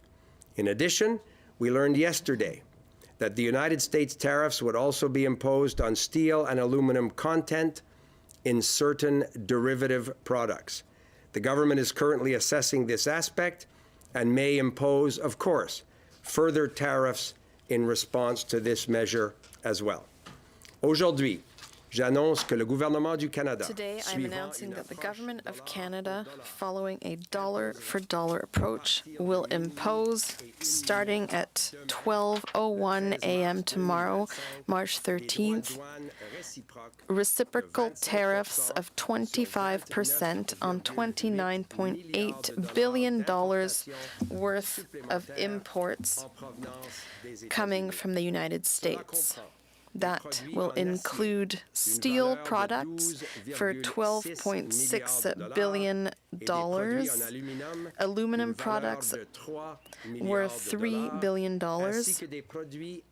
and American-made additional products worth $14.2 billion for a total value of $29.8 billion. The list of additional products includes tools, computers, sporting equipment, and cast iron products. This is in addition to the reciprocal tariffs of 25% applied to $30 billion worth of imported products from the United States in response to the U.S. tariffs imposed on March 4th, as you know. Yesterday, we also found out that American tariffs will apply to aluminum and steel products that are contained in other products. It is possible that our government will impose other counter tariffs in response. Mitigate the impact of these countermeasures on Canadian workers and businesses by considering requests for exceptional relief through the existing remissions process. We understand that these are challenging, uncertain times for Canadian businesses and Canadian workers. That's why we've deployed measures to support workers and businesses. Export Development Canada, the Business Development Bank of Canada, and Farm Credit Corporation are there to help business owners find new markets for their products and access financing to help with liquidity crunches. We have also introduced temporary flexibilities to the Employment Insurance Work-Sharing Program, helping affected businesses keep more employees on the payroll in the event of a slowdown. Notre gouvernement utilisera tous les outils à sa disposition pour soutenir. Our government will use all the tools at its disposal to support businesses and workers during these difficult times. Other measures to help workers and businesses will be announced as needed, and I'm very encouraged once again by the provinces and territories' willingness to work with us in order to support economic sectors in their regions. Our government will continue to work tirelessly to convince Mr. Trump's administration to completely abandon these tariffs that are completely unjustified. Proposal to defend Canadian jobs and Canadian businesses and support workers through these challenging times. And with that, I'm happy to pass the microphone to my colleague, Mélanie Joly. Mélanie. Yes, merci, Dominic. Thank you all for joining us today. You've just heard the actions we're taking from my colleague and friend, Dominic LeBlanc. Canada is holding strong and will continue to do so together. Well, make no mistake, though, this is going to be a day-to-day fight. This is now the second round of unjustified tariffs leveled against Canada and Canadian goods. The excuse for the first round was exaggerated claims about our border. We addressed all the concerns raised by the U.S., and in return, they agreed to temporarily abide by the free trade agreement President Trump signed himself with Canada. The latest excuse is national security, despite the fact that Canadian steel and aluminum add to America's security, not take away from it. All the while, there is a threat to further and broader tariffs on April 2nd still looming. The excuse for those tariffs shifts every day. The only constant in this unjustified and unjustifiable trade war seems to be President Trump's talks of annexing our country through economic coercion. Yesterday, He called our border a fictional line and repeated his disrespectful 51st state rhetoric. Well, Canadians have made it very clear that we will not back down and we will not give in to this coercion. À mes concitoyens canadiens, je tiens à vous rappeler que nous n'avons rien fait pour justifier. To my Canadian citizens, I'd like to remind you that we have done nothing to justify Trump's attacks on our country or on our economy and our identity. But we will do everything in answer. We will never negotiate against ourselves. We will continue to work together and continue to support you as a government. In the meantime, we continue to buy Canadian and to support our people. And now, I'm thinking of our people in Saguenay-Lac-Saint-Jean, on the North Shore, in Sorel. In also the Sioux, in Regina, in Kitimat. People working in the steel and aluminum sectors. Pour nos travailleurs et travailleuses dans l'industrie. For our workers in the aluminum and steel industries, we are here for you. We took strong measures in 2018 when President Trump imposed tariffs, and we will continue to do so. Tariffs on steel and aluminum were unjustified in 2018, and they remain unjustified today. The American people. To our American friends, I want you to remember this. Canada is your best friend, best neighbor, and best ally. Many of us have family on both sides of the border. Canada is also America's best and biggest customer. We buy more American goods than the UK, France, China, and Japan altogether. Together, we have spent generations building a relationship between our countries that is the envy of the world. Canada is not the one driving up the cost of your groceries or of your gasoline or any of your construction. Canada is not the one putting your jobs at risk. Canada is not the one that is ultimately starting this war. President Trump's tariffs against you are causing that. And there are no winners in a trade war. American friends, help us help you. Please help us end these tariffs as quickly as possible. And please talk to your elected representatives at the federal, at the state and municipal level. Please talk to your governors, to your senators, to your House representatives, and to your mayors. Send a message to the White House. Working together, Canada and the U.S. have built a strong enough economy, and working together, we can bring down inflation and bring stability to the markets. To my European colleagues, we will work together to put pressure to end these tariffs against you too. À mes collègues en Europe et dans le monde entier, je dis depuis longtemps que le Canada est le canari dans le mine. I've been telling my European colleagues that Canada is the canary in the coal mine. If the U.S. can do this to us, their closest friend and ally, then nobody is safe.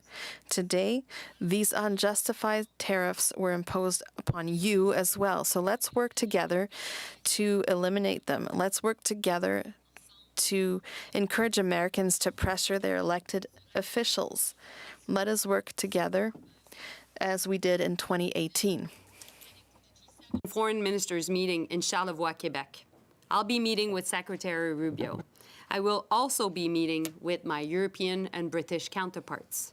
In every single meeting, I will raise the issue of tariffs to coordinate our response with the Europeans and to put pressure on the Americans. This is much more than about our economy. It is about the future of our country. Canadian sovereignty and identity are non-negotiable. Canadians have had enough, and we are a strong country who will defend our sovereignty, will defend our jobs, and will defend our way of living. And we will do so all together every single day and one day at a time. Thank you. Bon matin tout le monde, bonjour tout le monde. Hello, everyone. We are living through one of the most serious moments in the history of Canada. Today, the United States are pursuing their assault on Canada with a 25% tariff on steel and aluminum from Canada. These tariffs are not only unacceptable, they are unjustified. They will have a considerable negative economic impact, as my colleague said, on both sides of the border. American friend, tariffs on Canada is a tax on American. And as I've seen someone yesterday saying, these tariffs are bringing the Wild West on the factory floors across North America. This needs to stop. This is hurtful for workers. This is hurtful for industry. This is hurtful for the competitiveness of North America. Canadian steel and aluminum are essential for North America. And we live in a time, as my colleagues have said, that where you see a nexus between economic security and national security. We need to preserve what we have achieved over generations. From energy to defense, to automotive, shipbuilding, and countless other sectors of our economy, Canadian steel and aluminum fuel North American supply chains. Actually, I was with the association representing aluminum. So one job in the United States, one job in Canada in the primary aluminum sector support 13 jobs in the United States. That's the ratio 1 to 13. This is how integrated we are when it comes to steel and aluminum in North America. But let's be clear. This is more than just about supply chains and big industry. This is about people. This is about our workers. This is about families and community all across this country and across the United States. They are the ones paying the price. This uncertainty is creating anxiety across North America, and we need to work together to stop that. Les secteurs de l'acier et de l'aluminium sont The aluminum and steel sectors represent over 150,000 workers everywhere in Canada. Every single day, these workers help to build our great country. And that's why today, before these unjustified tariffs, we are answering with robust counter tariffs, as my colleague, Mr. LeBlanc, explained. This will have a direct impact on different sectors of the economy on both sides of the border. U.S. tariffs. We're not alone in doing that, as Minister Joly said. The European Union has reacted. Our friends and allies in Japan have reacted.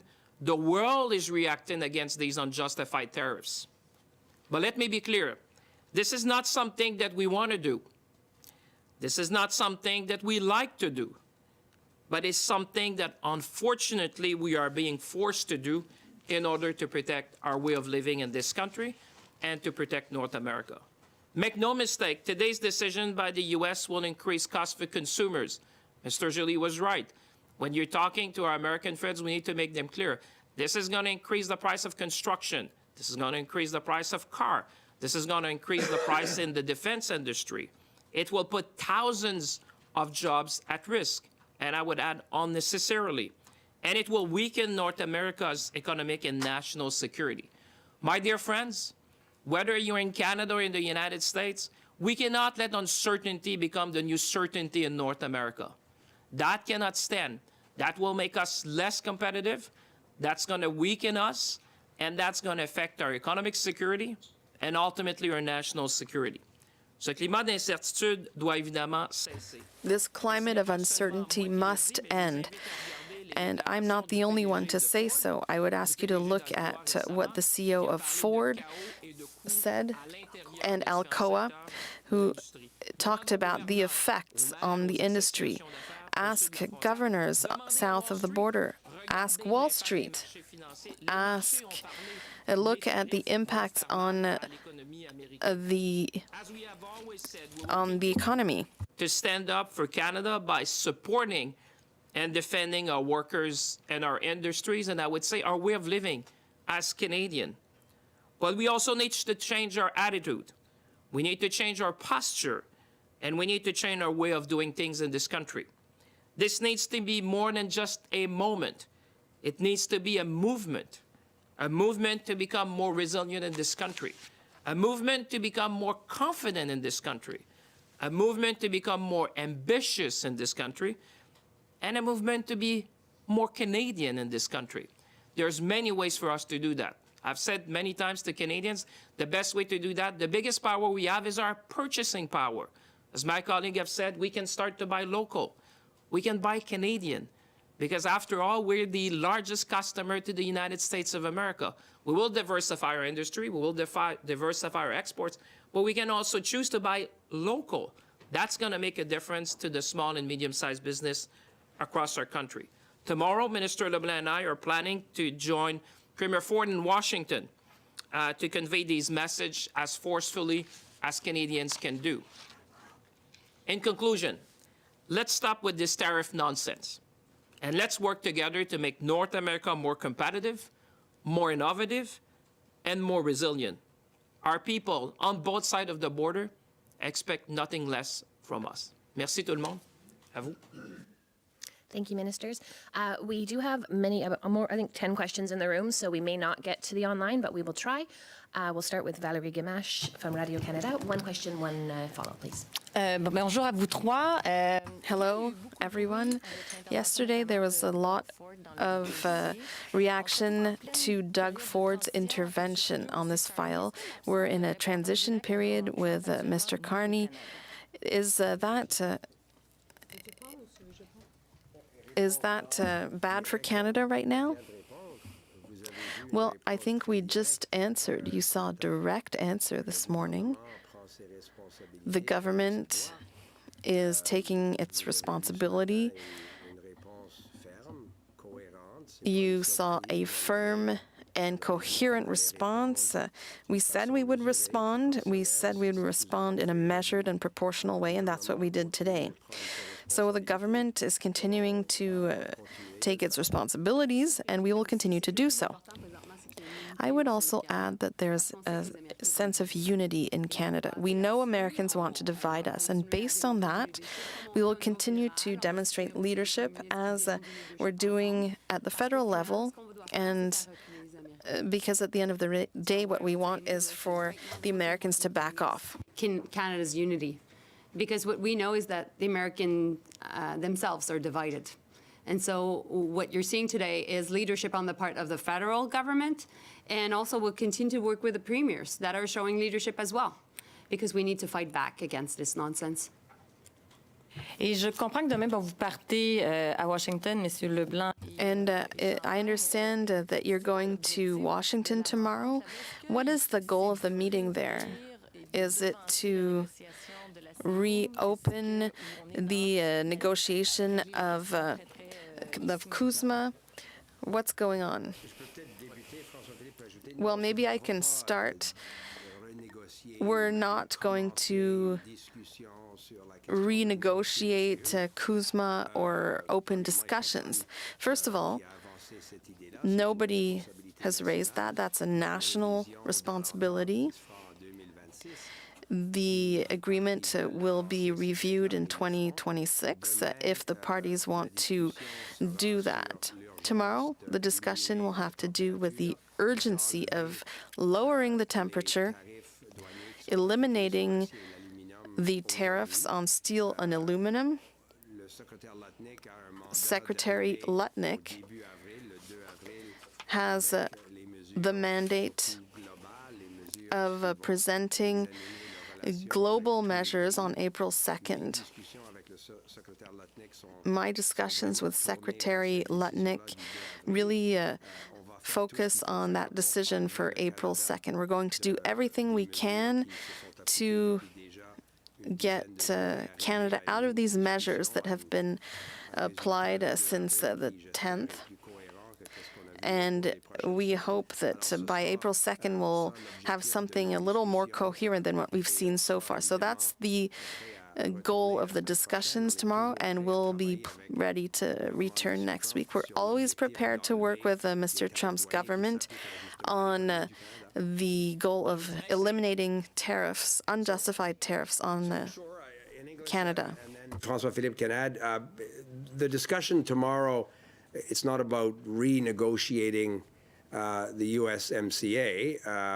That that is not the purpose of the conversation tomorrow. The conversation tomorrow will be what can we do to deal with this completely unjustified application of tariffs to steel and aluminum from Canada that came into effect today. The, again, unjustified decision of March 4th. As you know, certain products that are compliant with the agreement were exempted until April 2nd. All of that points to a conversation that we've been having with the Trump administration around getting to April 2nd, with the objective of obviously removing all of these tariffs that are applying to the Canadian economy. We will continue to maintain our countermeasures and increase them on April 2nd. This is no surprise to the American administration if we can't get to a position where their initial measures are all lifted from Canadian businesses. So the conversation tomorrow will be around lowering the temperature and focusing on the process that President Trump set up, where Secretary Lutnick has up to April 2nd to determine a series of global tariff decisions. Obviously, we think that they should respect the agreement that President Trump signed, the Canada-U.S. Mexico Free Trade Agreement. In the agreement itself, there's a provision to have a review in 2026. It's not a renegotiation, it's a review. If one of the three parties wants to, at some point, begin a process of that review earlier, then of course Canada would be ready. We've always said the best approach is a coherent conversation that looks at all of these issues where the three economies are part of the conversation and where we can arrive at the best agreement for North America. That's been the success of previous conversations, but for the moment it's difficult to get there because day over day, week over week, you have these decisions. So if we can sort of clear the underbrush and get to a position where we can get to April 2nd with a coherent plan, I certainly think that would be the objective of the conversation tomorrow, and it continues on conversations we've been having over recent weeks as well. Je pense que Dominic l'a bien dit demain pour être clair devant les Canadiens et Canadiennes qui nous regardent. I think Dominic has said it well. And just to make it clear to Canadians, there's no renegotiation of CUSMA. What I intend to bring to the table with Minister LeBlanc is to really come back to a situation where there's more certainty. As I said earlier, uncertainty can't become the only certainty here. If you look at the last week, we've seen movement, such movement in that it really endangers our supply chains in North America. My message to Mr. Lutnick will be clear. The markets are speaking to you. I think $4 trillion were lost in the stock market in the U.S. in the past week alone. I think there's also a discussion in the automobile sector and in steel and aluminum to come back to something that is more predictable. As Minister LeBlanc said, we're going to have to continue pointing out to our friends that economic security will affect national security. At some point, these supply chains will stop functioning. The way that we're integrated now means that in only a few days, the supply chain can stop functioning within a few days. It's excessively serious. And so I've said, let's be careful. In a few days, American factories could stop operating. So I think our mission in Washington will be to point all of this out, to say the markets are speaking, the industry is speaking, let's come back to the table where we can talk. I think we need to find a way to de-escalate what we've seen in the past few days, to come back to a situation where we can have investments on both sides of the border. Questions and answers brief so we can get through as many as we possibly can. I am looking at you. I believe the finance minister is also looking at you. Rachel Haynes, CTV. Thank you so much, ministers. I'll direct this to Minister LeBlanc because it's still about the meeting tomorrow. Premier Ford yesterday had said that this was an olive branch from Howard Lutnick, but at the same time, President Trump says he wants to finish the auto industry and also make Canada the 51st state. So how do you trust the U.S. administration going into tomorrow's meeting? Well, so obviously outrageous comments, and Mélanie talked about it, from Mr. Trump in that regard, aren't constructive to building an economy that is in the interest of both Canada and the United States, and obviously with our Mexican partners as well. So our focus is not on exaggerated rhetoric. Our focus is on doing the work that Canadian workers and businesses expect their governments to do together. Premier Ford has been an important leader as not only the chair of the Council of the Federation, but as the premier of our biggest province in defending the Canadian economy and the economy of his province. I think it would be irresponsible not to take an opportunity to talk to Howard Lutnick about what we think is important to build a strong North American economy and why we think these continued tariff measures and the necessary and appropriate response that comes from Canada is not a constructive path to be on. If you're like racing to the basement, there's no real prize for being the first person to get to the basement. Like it doesn't feel like the path that we want to be on. I've had with Secretary Lutnick constructive conversations. So this is an opportunity again to figure out, I hope, the best way to get to April 2nd, the decision points that they have set up themselves in a way that protects and promotes economic growth in Canada. And we think done properly, it's also in the interest of the United States as well. Can I just add to that? I think the strategy is clear. We just need to make sure that we put maximum pressure to defend our jobs, defend our sovereignty, defend our way of living. But meanwhile, as the team negotiating, we need to find off-ramps. And it is just the right thing to do. So we'll do both. That conversation with Howard Lutnick is important. The ones we have, and I'll have with Secretary Rubio as well.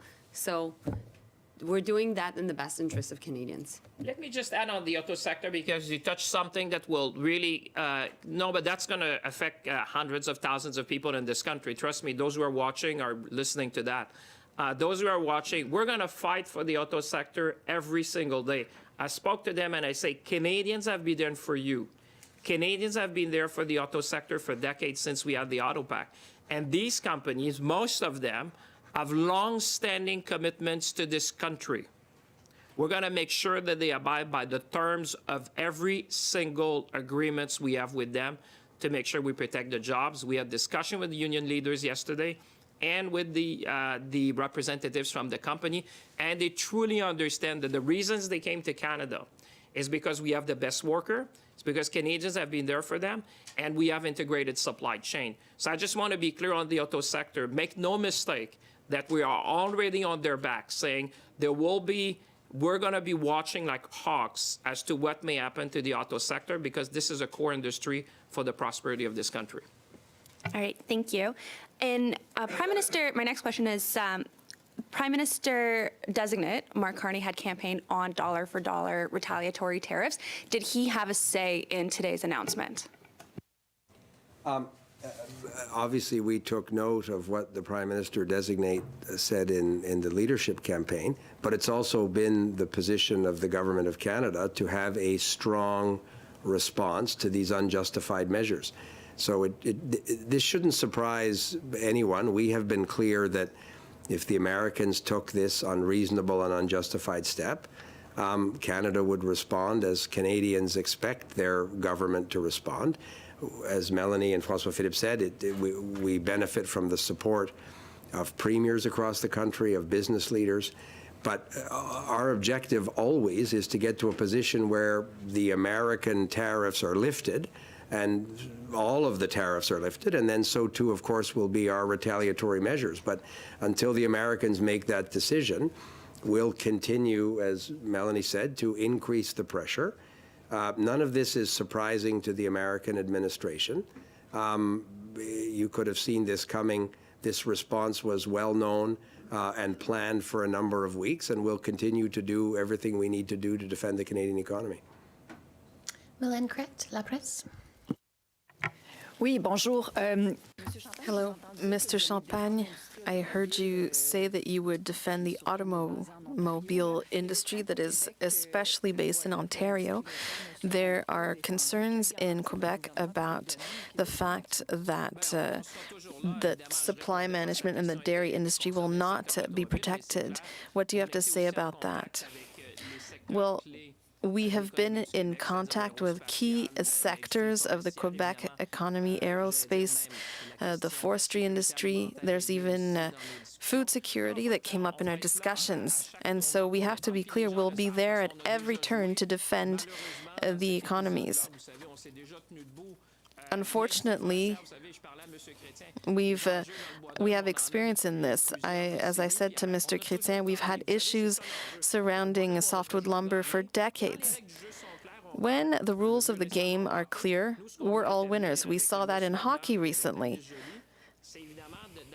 But as Minister Joly said, we have to have rules that are clear.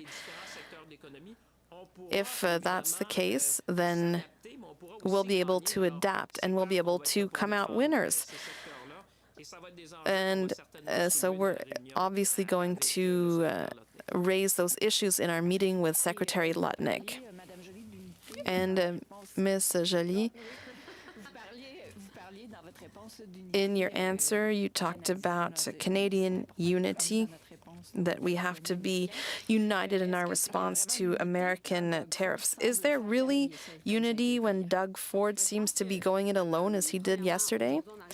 Well, first of all, today we're coming with a strong response, but we have to be coordinated in terms of the federal government. This is a response that we've been working on for several weeks. We've known for many weeks that tariffs on steel and aluminum could be imposed. And so we were prepared. So as Minister LeBlanc said, there's no surprise here. At the same time, I think everybody in this country, premiers, we're all trying to figure out what the levers are to put pressure and send a message to Americans. We want them to react. First of all, we want to send a message to the American people because they are our first ally to put pressure on the American government. And in the circumstances, I think we really do have a strong and coordinated response. We're in an existential battle here. Existential for our jobs, for families that depend on those jobs, and existential when it comes to our sovereignty. It's not just an economic issue. Ultimately, we're dealing with the future of our country. And so I'm very proud of our Canadian response. Inaudible. Well, this is not only a threat to Canadian jobs, not only a threat to so many families that are supported by these jobs, it is an existential threat to our country. And we will fight for every single job, we'll fight for families, and we'll fight for who we are as a country, because this is not only about the economy, it is about the future of our country. David Aiken, Global.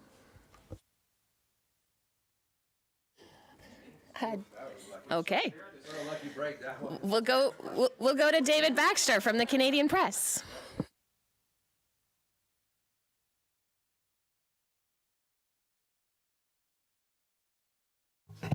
There we go. So we can actually get the interpretation on there. Should we be reading anything, especially trying to build better relations with Europe and more new alliances there? Should we read anything into the French submarine that surfaced near Halifax yesterday? We are having lots of conversations with Europeans right now. I'll be meeting with the foreign ministers from, of course, Germany, France, Italy, the foreign minister of the EU as well as the British one. And I know that the Prime Minister designate is going to reach out to many of our European friends. But let's all remember that not only Prime Minister Trudeau at the time, myself also, we went to Europe to coordinate this very response on aluminum and steel tariffs with the EU. And so we're seeing the reaction of the EU today on steel and aluminum. When it comes to defense, to your very question, you know, we're NATO allies. We work together. We cooperate on military exercises. And we want to do more with Europe. And we want to do more with defense procurement also with Europe. And so these are all parts of the conversations we're having. As for your specific question, I think Bill Blair, who's a fantastic Minister of Defense, can also answer you. Go on to the next person. Raymond Filion, TVA. I'm the lucky one.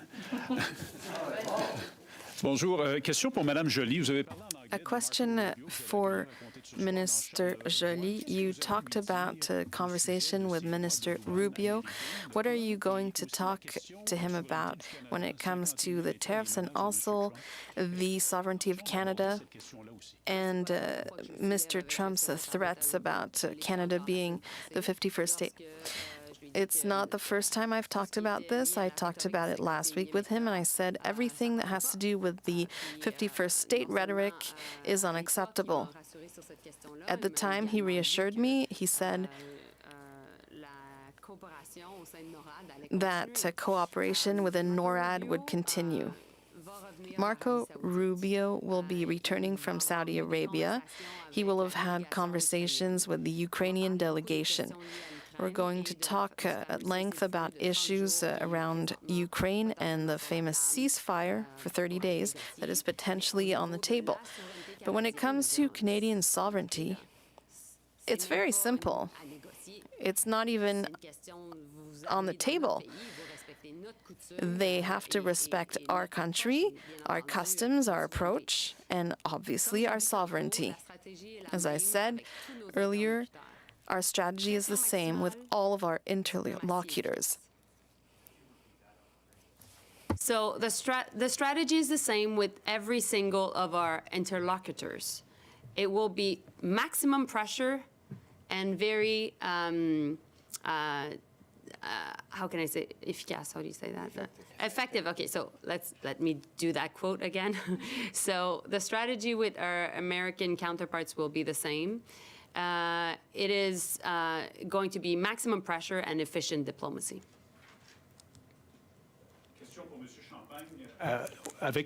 Question for Minister Champagne. With the news from this morning around Northvolt, could China take over when it comes to that factory in Quebec? No. So what's going to happen with the factory? I want to be very clear. The answer is clearly no. Now, when it comes to Northvolt, I understand people's legitimate concerns. We are in a discussion to see if we can find a solution. I've always said that the Northvolt factory in Quebec is very important. The profitability of Northvolt goes via the factory here because North America is the biggest market. So we're having discussions in the background to see if we can find a party that is interested in taking over the company, the factory rather. We are working in order to see how we can preserve the factory within Quebec. You know, there's always the short-term, mid-term, and long-term. There's a short-term financial situation, but as I explained to our European friends, how important it is. We are diversifying our economy, and we need to have a transatlantic partner and a European ally who is a leader when it comes to electric car batteries. There's an existential crisis, and I hope that the investment continues, and I can assure you that we are working hard on finding partnerships. Clarification. Can you talk about the 30 let's round it up, 30 billion that you've announced today on top of the 30 billion previously. That's, I assume, part of that 155 billion overall package that Canada said it would target eventually, right? It's not an additional 30 on top of 155. Is that correct? That's right. Okay, so that's not my question. I just wanted that clarified. Oh, so well, let me answer that. So That's no, one that's question. that's just a clarification. Thanks. Mr. LeBlanc, what do you understand to be the incoming Prime Minister, Mr. Carney's strategy to deal with Trump? You talked about your ideas, but I'd like, since you're his now finance minister and frontline person dealing with it, what can Canadians expect in the weeks ahead? So obviously, technically, the premise of your question is not accurate. Mr. Carney will be sworn in with his cabinet sometime in the coming days. So I just don't want to accept the premise of those questions, and I certainly don't want to speak for our new boss. I think Mr. Carney has been quite effective in saying to Canadians that the government, his government, needs to take a firm response, a strong response. Your colleague talked about his public comments around a dollar-for-dollar response to these tariffs, which is what we're doing today.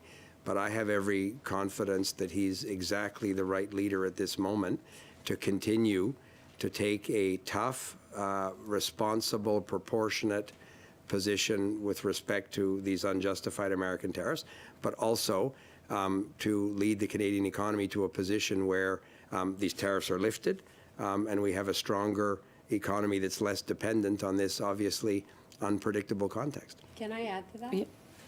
I think Mr. Carney is a serious person, a serious man, and he'll engage only if there are serious talks.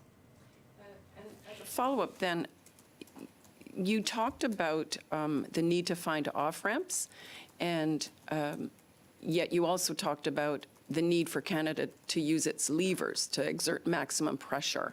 And given that energy is such a powerful lever, to what extent are you prepared to put tariffs on, export tariffs on energy? We've received that question at nearly every single press conference since we've been dealing with these threats of tariffs. No, but listen, Tanda, I'm answering your question. And we've said from the beginning that there were two things. First, everything was on the table.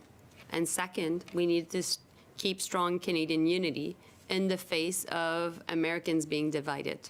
And so that will be our strategy going forward, and as it has been since the past weeks. Tana, may I say, this is negotiation 101. We've been negotiating quite a bit in this country. We know how to negotiate. When you get in a negotiation with the Trump administration, we've been in that movie before in the last Trump administration. I don't think it would be smart as a nation to start putting things off the table as you entering a negotiation 101. I'd suggest, if you read the heart of the deal, you'd realize that you're not coming to the table already brushing off a lot of things. I think, as Mélanie said, we've been very consistent, and I would be, we need to focus on the issues that are currently on the table. And our mission, I would say, when Dominic and I are going to go, and there'll be future meetings, this is just one of them. We need to provide certainty. What I hear from folks is that this is now the Far West on the factory floor. We can operate an economy like that. We cannot operate a country like that. The industry cannot stand that for many more weeks. So the mission we're going to have is to restore certainty, stability, and predictability. Because you know what is happening, and just look at the market reaction to what has been happening. It's making us less competitive, less attractive, and certainly this is not the time, at a time where national security is at the forefront, that we weaken our competitiveness. We need to build ships, we need to build planes, we need to build infrastructure. That's what, I was about to say. Mr. Carney has said, he's been very clear. We're going to invest in our military, we're going to build infrastructure, we're going to be the most resilient economy in the G7. Unfortunately, that's all the time we have for questions today. We were ready to We have been listening in to Canada's Ministers of Finance, Foreign Affairs and Innovation as they just announced minutes ago countermeasures against U.S. tariffs on steel and aluminum that came into effect today. Hello and welcome inside the CBC Newsroom. I'm Arthi Pole. Canada's announcement today, beginning at 12:01 a.m. Eastern Time tomorrow morning, there will be 25% retaliatory tariffs placed on $29.8 billion worth of U.S. goods. Now, this is in addition to the countermeasures Canada already had in place from March 4th. We have in-depth coverage for you on the trade war with the United States, and we want to begin in Ottawa with the CBC's Janice McGregor. Janice, we heard some strong words from federal ministers as they announced this latest suite of retaliatory tariffs, really looking at two sets of reciprocal tariffs here. We know that there's a total of approximately now $60 billion worth of U.S. goods that will have tariffs imposed on them as a response to the U.S. government putting those tariffs on steel and aluminum. A note for our viewers, too, as we get details from Janice, we are watching Hamilton. We know that the Prime Minister designate, is there right now. And if Mark Carney does give any remarks, we'll take you there. But for now, Janice, let's break down the details about these response tariffs. Yeah, we have so much to unpack about this, and I want to make sure that everyone listening can keep things straight. So we already had a $30 billion retaliation package in place on an initial list of goods, right? And previously, up until today, we had another list of $125 billion kind of on ice. They announced last week that they'd put that on hold till early April in the hopes, frankly, that the Americans would change their mind. Obviously, that didn't happen at all. They went ahead with their previously announced tariffs on steel and aluminum products today. And what you referred to there as a $60 billion kind of almost in total tariffs now, that's because they've taken $29.8 billion from that kind of bigger, longer list that was on ice and brought it into effect for now. Moved that up to send a message in response to the tariff on Canadian metals that the U.S. put in place overnight. But it does not stop there. And this is something really crucial that Dominic LeBlanc said near the beginning of the news, or if you joined it late, I want to make sure everyone understands, because there is something fundamentally different about the steel and aluminum tariffs being put on this time versus when we saw this movie in its original form back in about 2018. Not only in terms of the fact that there's no exemptions for any products, they're not going to be able to lobby people in Washington, figure out who you know, call up your favorite lawyer, and get your business off the hook, which was done a lot during the first round. But it's going to apply to all steel and aluminum coming into the U.S. from all over the world, no exceptions, and it's going to include derivatives this time. And Dominic LeBlanc said today that they need to study this list of derivatives. For folks at home, if you're wondering what that is, those are products made with other products. So when a product hits the border, it has a code. And the previous kind of steel and aluminum tariffs were hitting kind of like steel and aluminum, but not necessarily everything that's made with steel and aluminum. This time, they're hitting the derivatives, the stuff that's made with steel and aluminum that maybe was off the hook last time. Bit of a loophole, right? So you could transform your steel or aluminum into something else, and then it could dodge the tariff, and it would go.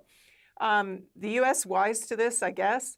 Hitting derivatives this time, that is going to be a big deal for certain Canadian industries that work with steel and aluminum. They need to study this list real close.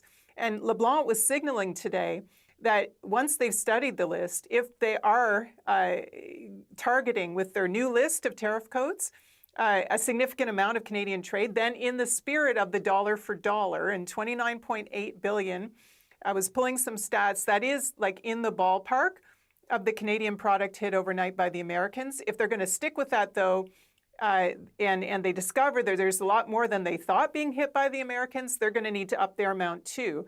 Probably pulling more from like that long list that was on ice into today's list. We haven't got that list yet, so I can't go down and tell you everything that's on that list. We have to just stick with what the ministers told us, which is that it moves forward tariffs on not just kind of metals products, but they talked about computer stuff, sports equipment. They also talked about cast iron products, which is not quite the same as sort of the metal goods that were targeted before. So once we have the list for today, we can sort of look and see if there's anything kind of politically interesting on there to target certain swing states. That work is ahead of us today. But interesting to hear Mélanie Joly talk about how she's going to be working with other allies because this is not a case where Canada is isolated or alone the way it has been at other kind of phases in this trade war. The whole world is in this together. She is going to be with her G7 counterparts later on this week in Charlevoix, leaving tonight, actually. And they're all going to want to have a talk about this. You betcha the Europeans are mad. They have their own retaliation project coming, already in place in some cases, the British too. You're going to hear about that as the coverage goes on. Stay tuned. The other thing, though, that we really need to clarify, and it was very muddy in terms of the way that Ontario Premier Doug Ford was spinning this yesterday. This meeting tomorrow. Doug Ford was suggesting that it was an opportunity when he and Dominic LeBlanc sit down with Howard Lutnick to kind of get going on the USMCA. It is not a renegotiation of CUSMA beginning tomorrow. The ministers are really clear about that Ford needs to kind of get back into his own lane.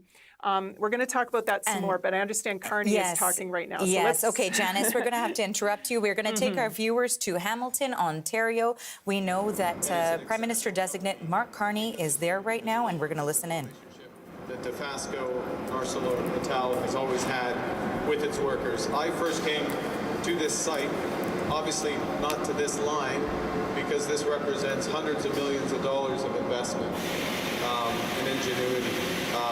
But I first came to this site 30 years ago when Dofasco was also the leader at that time, and the workers were the leaders. And you know, today is a difficult day for Canada. It's a difficult day for the industry because of these unjustified tariffs that have been put on. We and my colleagues in the government want to make absolutely clear that we stand foursquare with you in this, and we are doing several things. First, about the same time as we're having this conversation, the Minister of Finance, the Minister of Foreign Affairs are announcing that we will put in place reciprocal tariffs on U.S. steel, on U.S. aluminum, and on a series of other U.S. goods, so the total amount of our tariffs match the American tariffs. Now, we don't want to do this because we believe in open borders and free and fair trade, but we're doing this in response. The second thing is that we are going to make sure that all the proceeds from our tariffs go back to support workers in the affected industries. So in the steel industry, in the aluminum industry, and any other industry that the Americans may affect. In addition, we will double down on the partnerships that we have with the industry. As you know, a lot of the big investments here have been in partnership with the federal government, with the Ontario government, the so-called SIF fund as one example. We are proud of what you have accomplished. It's a remarkably competitive company. It's a world leader who's going to be here for another 30 years, another 30 years after that, another 30 years after that. And I know there's multi-generations of workers here. And your children and your children's children will have opportunities to work at Dofasco and ArcelorMittal. Let me just say one other point, or make a couple other points with respect to the United States and the relationship there. We understand, I respect President Trump's concern for American workers and American families. We respect his concern about fentanyl. It's an issue for us here in Canada as well, and that's why the Canadian government moved very quickly with a comprehensive response that has had a huge impact in terms of controlling that issue and getting on top of that issue much better. We are ready to sit down with the Americans, with the U.S. government. I'm ready to sit down with President Trump at the appropriate time under a position where there's respect for Canadian sovereignty, and we're working for a common approach, a much more comprehensive approach for trade. We're all going to be better off. Workers here in Canada, which is our concern, workers in America, which is his concern. We are all going to be better off when the greatest economic and security partnership in the world is renewed, relaunched. That's possible.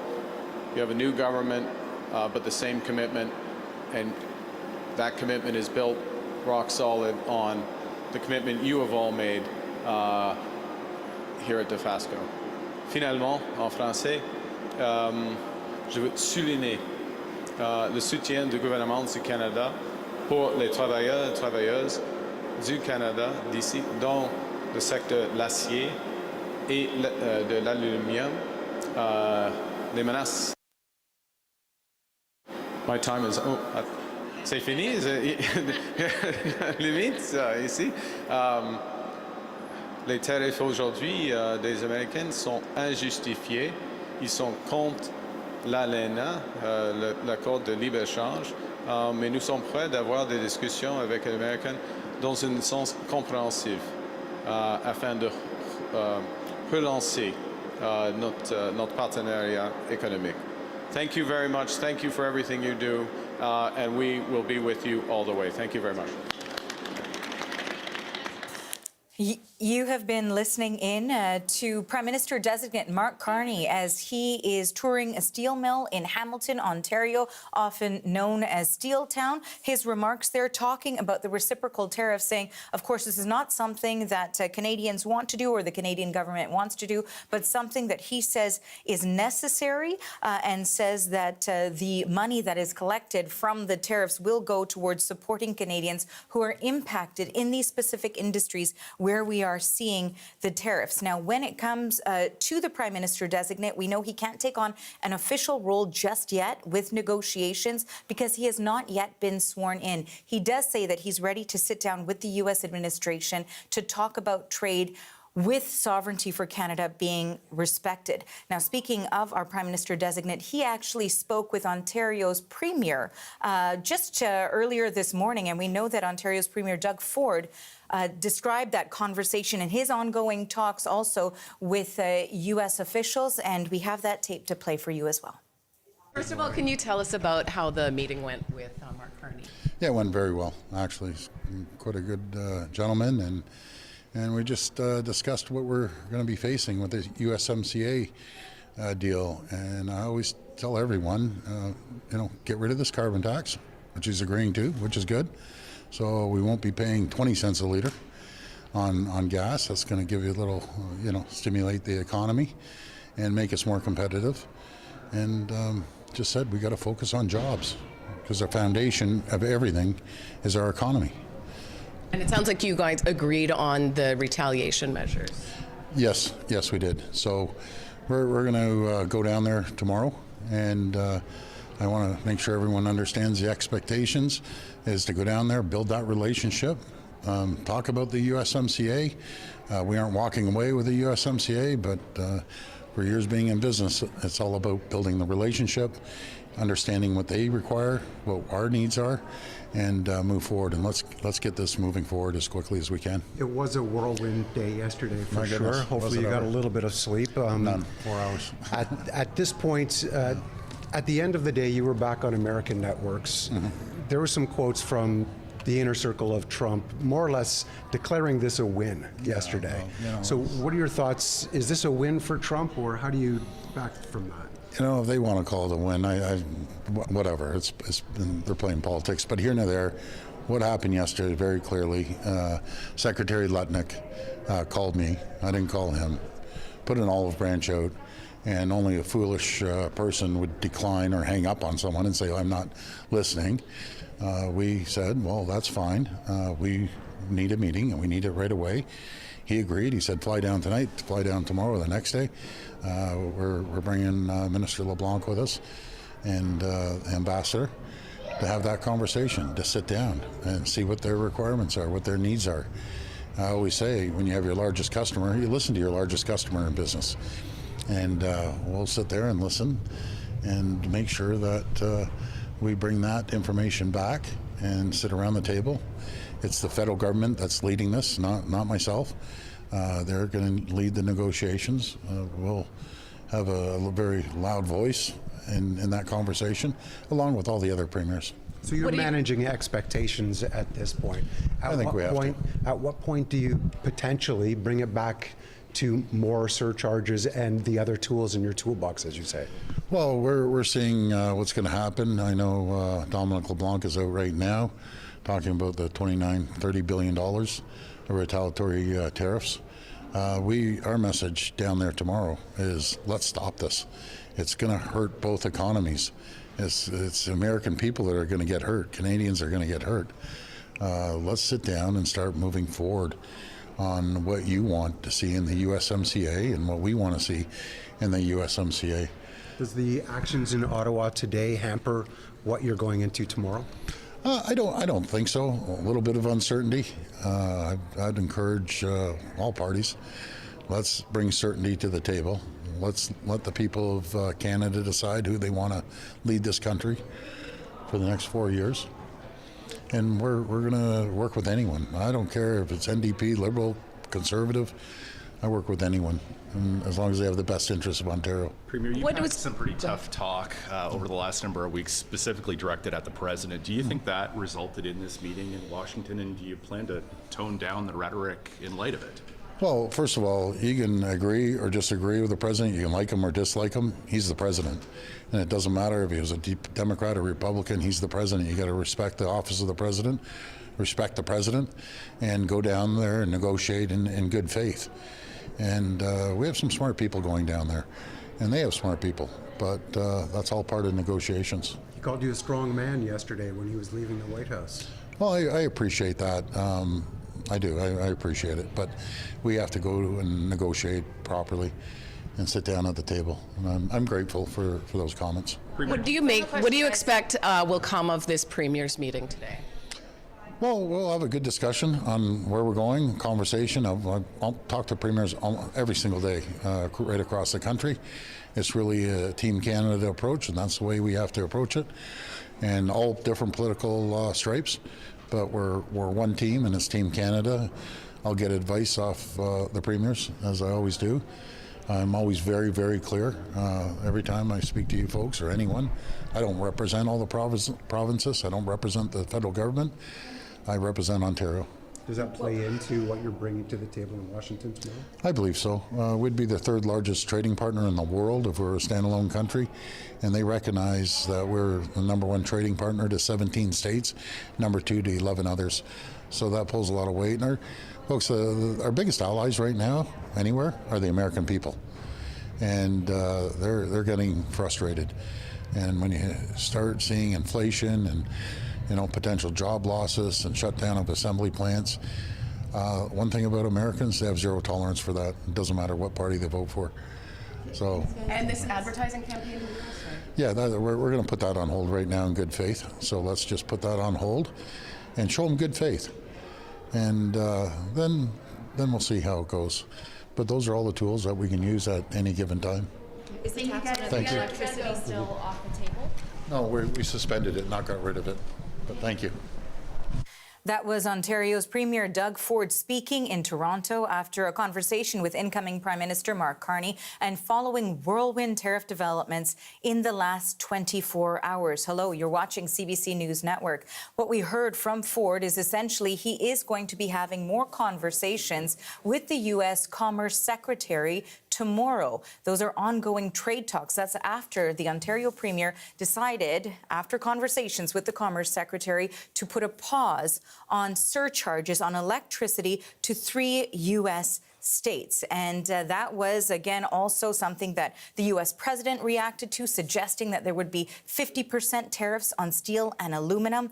That didn't happen. Today, we are contending with 25% tariffs from the U.S. on steel and aluminum products coming from this country. We heard a response to that, but also we're aware that there are going to be many conversations throughout the end of the week involving, yes, Ontario's Premier Doug Ford, but also federal ministers. We were listening into that. I want to bring in the CBC's Janice McGregor, because that's where we left off our conversation, that we know that there is a delegation of federal ministers who are heading over to the U.S. to have those conversations, and Ontario's Premier will be among them. Yeah, and I think it's really important for folks that understand, folks at home to understand how to read this meeting tomorrow, because it has gotten a little bit muddy in some of the rhetoric here. Look, this is a giant game of the right hand needing to coordinate with the left hand and make sure you're working together instead of working at cross purposes. But you also have to stay in your lane and make sure you're not negotiating the other guy's trade treaty and overstepping, that you are using the tools you can use to protect your own industry without undermining what your partner, if you will, in the other jurisdiction is ultimately going to need to do in the entire country's national interests. So to facilitate that, we see all sorts of cross-pollination here. Ford had breakfast with the incoming Prime Minister-designate Mark Carney this morning. He put out these pictures on his social media feed of that. You heard Ford in this scrum talk about that. This need for constant communication, so critical. Carney, of course, not sworn in, not doing any official communication with Washington yet, but will still soon be in charge. So they need to kind of keep that all sorted out. At the same time, this meeting tomorrow. With him, we now know, will be Finance Minister Dominic LeBlanc and François-Philippe Champagne, the Industry Innovation Minister that has a lot of relationships in Washington already, as far as the industrial side of his portfolio. So when they sit down at a talk like this, some important things to understand. First of all, the cabinet secretary from the Trump administration that they're going to be meeting with, Howard Lutnick, Commerce Secretary, does have definitely a key player on, for example, steel and aluminum tariffs, on the authorities that they're using to put tariffs on Canada to this point. But the actual renegotiation of the North American Trade Agreement has always been under a different kind of cabinet secretary, the United States Trade Representative. Once they get into actually negotiating a treaty, they're going to be dealing with that. And you note that sort of there isn't a trade minister kind of in this conversation tomorrow. And indeed, when the federal ministers were talking, you heard Dominic LeBlanc make it really clear that from his perspective, the goal of the conversation tomorrow is not a renegotiation of CUSMA, as we call it in Canada, that it is more about trying to understand what's happening with the administration's approach to tariffs, that they need clarity about what they've put in place. Indeed, we heard him say they're not even kind of crystal clear on all the derivatives that are now caught up in this, derivatives of steel and aluminum, but also kind of how things are going to work in early April when they say they're putting on a lot more damaging tariffs, and that clarity about that is the point of the conversation. From the federal government's perspective, I think you have to understand here that it is not prepared to, in this moment, when NAFTA has been so egregiously violated. Remember, the whole point of NAFTA is a tariff-free zone. So last week and this week, egregious violation of the trade agreement in place between these countries. It is not under those circumstances going to go and start offering up concessions. Indeed, François-Philippe Champagne pointed out, and this is where some of the Premier's statements, not just Ford, but others too, about how, oh, we'd be willing to deal on this, and we have to talk about that, and floating possible concessions. You know, Champagne making the point, negotiating 101. You don't start putting stuff on the table preemptively, which just kind of, you know, chops your negotiators off at the knees. So there is a need for the federal government to kind of grab the reins here, and I'm sure Ambassador Kirsten Hillman, who will be part of this meeting, is going to want to direct the meeting into a place that is fundamentally kind of good for Canada's interests. They need clarity from the Trump administration as to what's going on, but they don't want to start dealing away cards, especially because they haven't had an election here. And the other thing for viewers to understand is that before you go into something that could be bruising, that could require difficult political decisions, like a renegotiation of your most important trade treaty, you need a mandate. That's what the election we are all possibly days away from is going to be fundamentally about, giving a party a mandate for these kind of huge things. Until that happens, there really isn't anything meaningful to be negotiated with Washington at this point. Getting to that process and getting it over with quickly now seeming really urgent to everyone involved. But there's nothing kind of preemptive to start on that process, contrary to sort of what Ford, I think even still in this scrum to a degree, has been kind of suggesting. There's no way to kind of get the CUSMA stuff done in the immediate short term to end the uncertainty. Could you get to it this summer, though? I guess we'll see. The new government can make that decision. But it was interesting, Ford now talking about, having everyone understand the expectations, making clear that the feds are leading this, not myself. You kind of wonder if he was sort of asked to do some course correction here, even as he does continue to call for a speeding up of this to the degree that they can. Thanks for this, Janice. That is the CBC's Janice McGregor reporting for us. Okay, now, while, of course, all of the announcements were underway regarding retaliatory tariffs from the Canadian government on U.S. imports, given the fact that there's imports on steel and aluminum products from Canada, we know there was another big announcement. The Bank of Canada just released its latest interest rate decision. Of course, that is impacted by the uncertainty created by this trade war involving the U.S. Scott Peterson is here to break it all down for us. So what we're seeing here, 25 basis points is where the interest rate has been lowered. How did the tariffs play into this, and what are we looking at right now? Yeah, the language, when you dig into the statement by Tiff Macklem, is full of everything. The year started off great, but then the tariffs hit up, so there's a whole range of uncertainty involved in the tariffs, and this is why the Bank of Canada lowered the rate again, a quarter point down to 2.75%. That's the 7th time in a row. And according to this statement, and Tiff Macklem saying that the year got off to a good start, that we saw the economy was strong, job numbers continued to be created. We saw inflation coming to the target around 2%, between the 1% and 3% guideline, and also the GDP continuing to chug along. So these were all good things. But then the worry of the tariffs hit up. We saw the tariff threat. We saw consumer confidence falling, according to this bank statement this morning. Business confidence went down as well. Businesses were afraid to invest because they didn't know whether they should invest in this country or south of the border. So here is Tiff Macklem in his own words as far as the contradiction and really between a rock and a hard place as far as making this decision going forward. Monetary policy cannot offset the impacts of a trade war. What it can and must do is ensure that higher prices do not lead to ongoing inflation. The focus of the Governing Council will be on assessing the timing and strength of both the downward pressure on inflation from a weaker economy and the upward pressure from higher costs. As always, the bank will be guided by our monetary policy framework and our commitment to maintain price stability over time. So here's the contradiction, and here's between two tough places to be. One, he's preparing for potential of rising inflation, with a lot of rising prices between us and south of the border, and at the same time with a slowing economy, and that equates to what is called stagflation, where you've got a stagnant economy, you've got rising prices, and that's a very difficult thing for a central banker to deal with. So that's what he's up against. You know, what's interesting, too, is, of course, no one knows where this is going in terms of whether or not tariffs will be lifted, whether or not it will continue for a long period of time. So what comes next, then, in this story involving the Bank of Canada? And this is where all the uncertainty is coming from. We're seeing a lot of economists saying he's doing the right thing. He's making borrowing costs cheaper.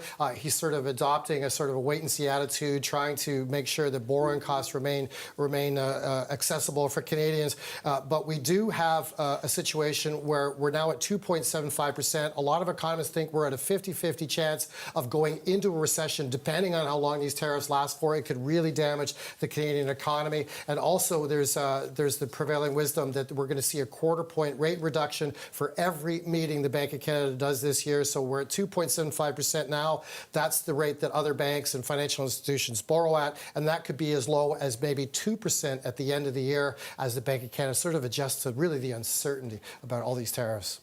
Scott, thanks for this. That is the CBC's Scott Peterson joining us here on set. Thank you. Thank you. Okay, now, of course, also following the Bank of Canada's interest rate decision closely and all of the developments with the trade war is Frances Donald. She's the chief economist at RBC. Frances, thank you so much for joining us today. Yeah, thanks for having me. Okay, so we know that it is uncertain times, and that is the only thing that is for certain. But we know that Canada has cut rates for the 7th time on the same day that we're seeing retaliatory tariffs. And we know that steel and aluminum products from Canada are being tariffed by the U.S. So how do you think the economy is going to respond to the rate cut and this uncertainty involving tariffs and countermeasures? Well, it's a loaded question in a way. What we know is that the Canadian economy was actually starting to do a lot better at the end of 2024. And that's what's a little bit sad about this situation is that we were capable of forecasting, hey, 2025 can be a year where the unemployment rate actually starts to look better. Interest rates come down, but not as much. Inflationary pressures come off. And now we're adding an entirely new economic shock on top. And what's really fascinating to me from the Bank of Canada today is they didn't just cut rates. They actually conducted widespread surveys amongst households and businesses to try to get a sense of how this uncertainty was not just things people talk about in their living room, but impacting their behavior right now. And what they saw is folks, everyday Canadians saying, we're worried about our jobs, we're worried about whether we can go out and spend, and actually saying that they're going to be pulling back on spending. Businesses, about half of them said they were going to start raising prices as we see these global supply chains adjust. So the Bank of Canada is looking for more information, just like all Canadians are looking for more information. And what it told them is that, well, this improvement that we were seeing, it's probably going to get stalled off in the first half of this year. And that sort of leads directly into the next question I have for you. And we heard Scott reference it too. The Bank of Canada said in its news release that monetary policy cannot offset the impacts of a trade war. So what other policy measures do you think should be considered to mitigate the impact? This is probably a gentle nod towards the provinces and the governments to be able to provide targeted support. So when Governor Macklem and the Bank of Canada cuts interest rates, they cut interest rates for everybody, whether everybody needs them or not. What we're heading into with this large trade shock is certain sectors of Canada really going to be struggling a lot more than other sectors. Certain households going to struggle a lot more than, for example, higher income retired households will be more buffered from things like closing down potentially manufacturing plants or a reduction in steel and aluminum exports to the United States. So I think this is the Bank of Canada saying, hey, we can buffer a little bit some of the challenges that this economy will go to and lower interest rates. But what needs to help Canada right now is probably more targeted towards those who really need it.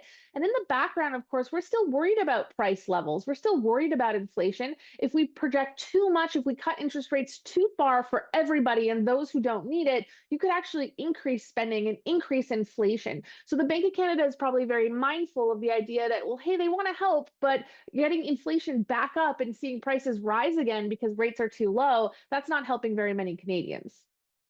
And it's not really helping the economy either when we talk about whether or not Canada's economy might head into a recession. We know that the U.S. president hadn't ruled that out for the U.S. economy. Well, in order for a recession, we'd have to see broad-based tariffs for an extended period of time. So while we do have some concerns that growth will slow in the first half of this year, we are not putting a recession into our forecast just yet. We really would have to see maintained levels of broad-based tariffs. And as much as we hear a lot of rhetoric about just how much that could happen, it isn't just here yet. So we're not modeling for that scenario.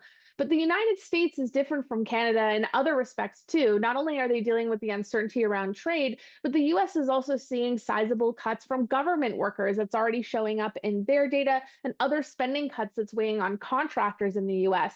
So while Canada and current governments across the provinces and at the federal level are talking about providing support to Canada, the United States and the U.S. households are actually facing the reverse, which is a government that isn't just imposing a trade war, also pulling back on spending. That's a very different economic mix for the U.S. And wouldn't it be interesting if at the end of all this, U.S. growth actually ends up declining more quickly than even Canada? That would be something certainly to watch and wonder whether or not it would have a political impact. That is for certain. I do want to ask you, you mentioned that right now, there's no modeling being done including a recession. That's not part of the forecast. What is part of the outlook as we consider all of these different factors and the loss of improvements that we saw at the end of the previous year?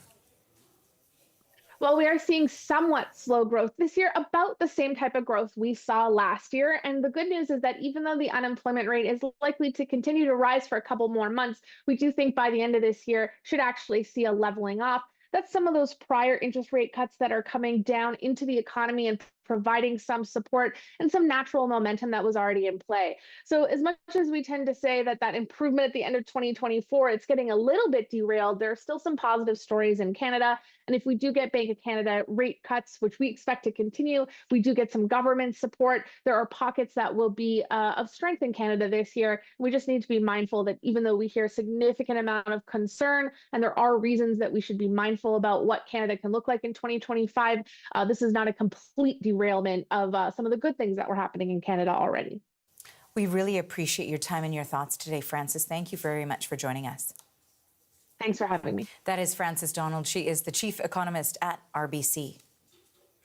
Back, of course, to our top story this hour, and that is the ongoing trade war with the U.S. There has been no shortage of reaction to this tariff trade war from Canadians, coast to coast to coast. So for weeks, CBC News has been hearing your thoughts on everything from what has you worried to how Ottawa should fight back. Here's some of what people in Ontario had to say. Terrible. Yeah. We're neighbors. We're friends. Yeah. What is this big fight? Yeah. I think it's just a scam. Who can tell what Trump's going to do next, you know? I mean, if he really tries to hurt us, we'll just cut off his electricity. He'll have to take the stairs up Trump Tower. They're talking how many thousands of jobs they might, like layoffs and everything else, so it's going to be a rough... Spring is a beautiful day for spring, but for the working man, then maybe not so good for Hamilton right now. Those are just some thoughts from people living in Ontario on the ongoing trade war with the U.S. And as we just heard last hour, the federal government detailed its retaliation plan for the latest U.S. escalation in President Donald Trump's trade war. Minister of Intergovernmental Affairs Dominic LeBlanc, Industry Minister François-Philippe Champagne, and Ontario's Premier Doug Ford are headed to Washington tomorrow to meet with the U.S. Commerce Secretary Howard Lutnick. So for more now, we've reached David Patterson. He's Ontario's representative in Washington. Thank you for making time for us today. Good morning, Arthi. Okay, so let's talk a little bit first about this meeting that we're expecting tomorrow. I want to talk a little bit about what you're expecting Ontario's Premier and the federal ministers to be discussing behind closed doors. Well, we will all be in Washington tomorrow. I'll be joining the Premier. I've been representing Ontario in Washington for the last year, and really proud of how the Premier has stood up on these issues. We had, as you've well reported, a meaningful call with Secretary Lutnick yesterday, and he invited us to come and have that meeting, and we've in turn invited Dominic LeBlanc to join us, and as we should, because the federal government, of course, is responsible for trade. The Premier is responsible for his natural resources, his electricity system, and he has been tremendous in terms of being on all the U.S. networks and really standing up for Ontario and frankly Canada in the last while. And so our objective, to answer your question more directly, is to see if we can move from hitting each other over the head with tariffs towards a peace treaty and see if we can't settle down.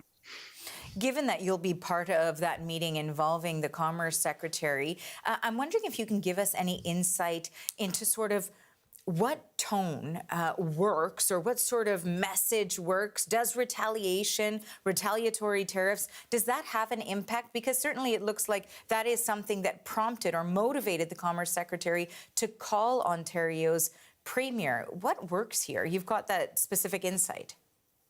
Well, we have seen things that are a little different. We've seen tariffs before. I was very involved in those when I worked in the auto sector, and we saw Section 232 tariffs on steel before. And I think what's different this time is that we've seen the premiers standing up. They have the constitutional authority over their natural resources, their power systems, and we saw the premier take an extraordinary step in terms of actually putting an outgoing cost tariff on our electricity. That was applied in a number of the swing states in the United States. But as the Premier has said, every time he appears on U.S. television, that we absolutely love Americans. We hate to have to be doing this. It makes no sense to be driving up costs in America at a time when we're supposed to be seeing them come down. The stock markets reacted, businesses reacted. So certainly now seems like a time that we should start exploring how we get ourselves out of this pickle and start moving towards a trade agreement that eliminates tariffs and lets us grow together. So that's really our perspective, but we also respect that there's different swim lanes, and that's why we've invited the federal government to join with us as well. Let's talk about the federal response that we heard this morning also, if we can, David, and that is, of course, that there's going to be 25% countermeasures that are going to be placed on approximately $30 billion worth of U.S. goods, and that is in addition to the previous countermeasures that were put in place on March 4th when the U.S. government initiated the tariffs on a number of U.S. or Canadian goods as well. So there's a total now of $60 billion approximately worth of U.S. goods that will be have a 25% tariff put on them. That was just announced today. What do you make of that response? Do you think it will put pressure on the U.S. government to lift that tariff threat? Well, I think the federal decision to do that is appropriate. They consult well with the provinces, but as important with industry. And this is what our Canadian steel industry has asked that happen. And so I think they're pleased that that step has taken place. But I think they would be more pleased if we could kind of move past all these tariffs and see them all undone. So, we have to stand up for Canada. We've done that through the airwaves in Ontario. We've done it through an advertising campaign in the United States. And every day I'm on Capitol Hill meeting with Republicans who also just want to grow the economy together. And they know that we have what they need to do that. And so today's response is part of a global response. Keep in mind that these applications of tariffs by the United States are not just on Canada. They are right across the globe. And so this is the start of what the United States has said, and which they would intend to further follow up on April 2nd. In terms of a reciprocal tariff type of policy. What that doesn't do is really help the American economy when you put those tariffs on your biggest trading partner and on the trading partner that provides you with all the key inputs and natural resources that you need to be able to run your economy. So we have a mutual interest to solve this. I think it's time that instead of focusing on how to beat each other up more, we focus on how to actually support each other. And that's really the intention of this meeting in Washington. And I think it's welcome. Very finally, David, I wanted to ask you, of course, you're Ontario's representative in Washington. How is this all playing out in the U.S.? I mean, of course, we know that there has historically been a very friendly relationship between Canadians and Americans, unless it comes to hockey, but it has turned very adversarial now. Is that trickling down to the average person? What have you seen on that front? Well, what you see, the truism is that in America, they think of the world. Canada gets a small mind share of that. I think the one Canadian who has broken through is Premier Ford, because he's on every network every night. And we've run advertising to remind them of our partnership. And so that's been important, but that's just a start, because, the context in Washington is very different than the context in Canada. We're very reactive, and they are trying to deal with the fact the stock market is going down. They're trying to deal with the pushback that has really started to begin from the auto sector and other sectors. I meet with them every week in Washington, and we're very, very close with the industries that are so essential in the Ontario economy, and we're going to continue to work with them, and we'll continue to work with our federal colleagues. The Premier met this morning with the incoming Prime Minister Carney. It was great to see him going to Hamilton this morning and to speak directly with steelworkers. These are all positive things, but if we only focus on the weapons, we won't get to the peace treaty, and I think tomorrow's a good start. Well, David, perhaps we'll get a chance to speak with you tomorrow following your meeting as well. We appreciate your time today. Thank you. That is David Patterson. He is Ontario's representative in Washington. Thanks for joining us. Thanks.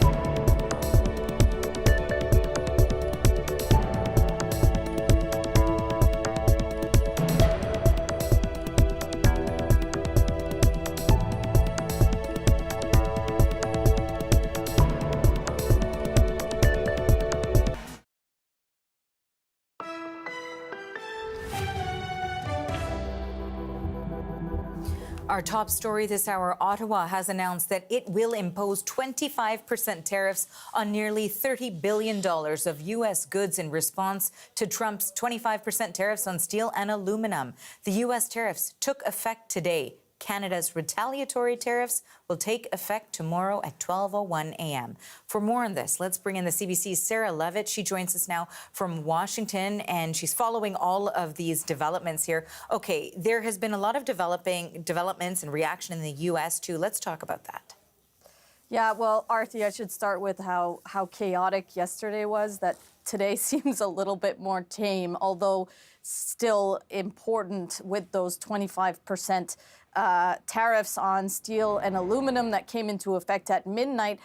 Some insiders in the industry here in the U.S. have said they support Trump's move. In particular, 9 CEOs in the steel industry have been public about it, urging the president to, as they put it, stand strong on behalf of American steel. Others, though, are kind of in line with what we've heard from Canadian steel and aluminum industry people, saying that the integration of the two industries in Canada and U.S. is robust, and this 25% tariff will only hurt both countries. I think this is going to be disastrous for both economies, to be honest with you. We've seen this under the last Trump administration, where these tariffs that don't make much sense have hurt people in their pocketbooks, have hurt people with their families and how they feed them. This round, I'm sure, will be no different, just worse. The Trump administration, of course, defending the move. Here's Secretary of State Marco Rubio commenting this morning. Just against Canada, it's not just against Mexico, it's not just against G7 countries. He's imposed steel and aluminum tariffs now on virtually the entire world. And the reason why is not to punish those countries. It's because he has outlined the need to develop a domestic capability. If you don't have steel and aluminum, you can't build warships. You can't build airplanes. You're not an industrial economy. This, of course, all about making America better, the American economy, and giving people more jobs. And we know also that part of the ongoing back and forth has had to do with Ontario's Premier, Doug Ford, and those surcharges that he had placed but has now suspended on the electricity coming from Ontario to 3 U.S. states. He had a conversation with the U.S. Commerce Secretary, Howard Lutnick, yesterday, and as part of it, they negotiated a meeting that's going to happen tomorrow, and also federal ministers are going to be there. What do we know about what's going to take place? Well, just from Ford's perspective, he's said pretty clearly that what his goal in all this is to cool things down a bit instead of the heated escalation that we've seen on both sides these past few weeks. And he says the best way to do that is face-to-face. So he is doing just that, coming here to Washington tomorrow alongside Federal Finance Minister Dominic LeBlanc. They'll be meeting with Trump's Commerce Secretary Howard Lutnick and the United States Trade Representative. Well, we're seeing what's going to happen. I know Dominic LeBlanc is out right now talking about the $30 billion of retaliatory tariffs. Our message down there tomorrow is let's stop this. It's going to hurt both economies. It's American people that are going to get hurt. Canadians are going to get hurt. Let's sit down and start moving forward on what you want to see in the USMCA and what we want to see in the USMCA. A note, though, while Ford says the meeting is primarily about renegotiation, LeBlanc has made it clear the review, as he called it, of the free trade agreement is set for 2026, and it's between the feds here and the Canadian government. LeBlanc wants to talk about the immediate, the tariffs. Meanwhile, Lutnick saying today Premier Ford overplayed his hand with the electricity surcharge. We're going to lower the temperature. You know, he thought he'd be sort of the big man and tackle Donald Trump, but you know you can't tackle Donald Trump. He is the most important, the smartest, the most capable leader in the world, and he's not going to let someone push him around. So it's a wait and see what comes out of tomorrow's meeting. Thanks for this, Sarah. That is the CBC's Sarah Levitt reporting from Washington.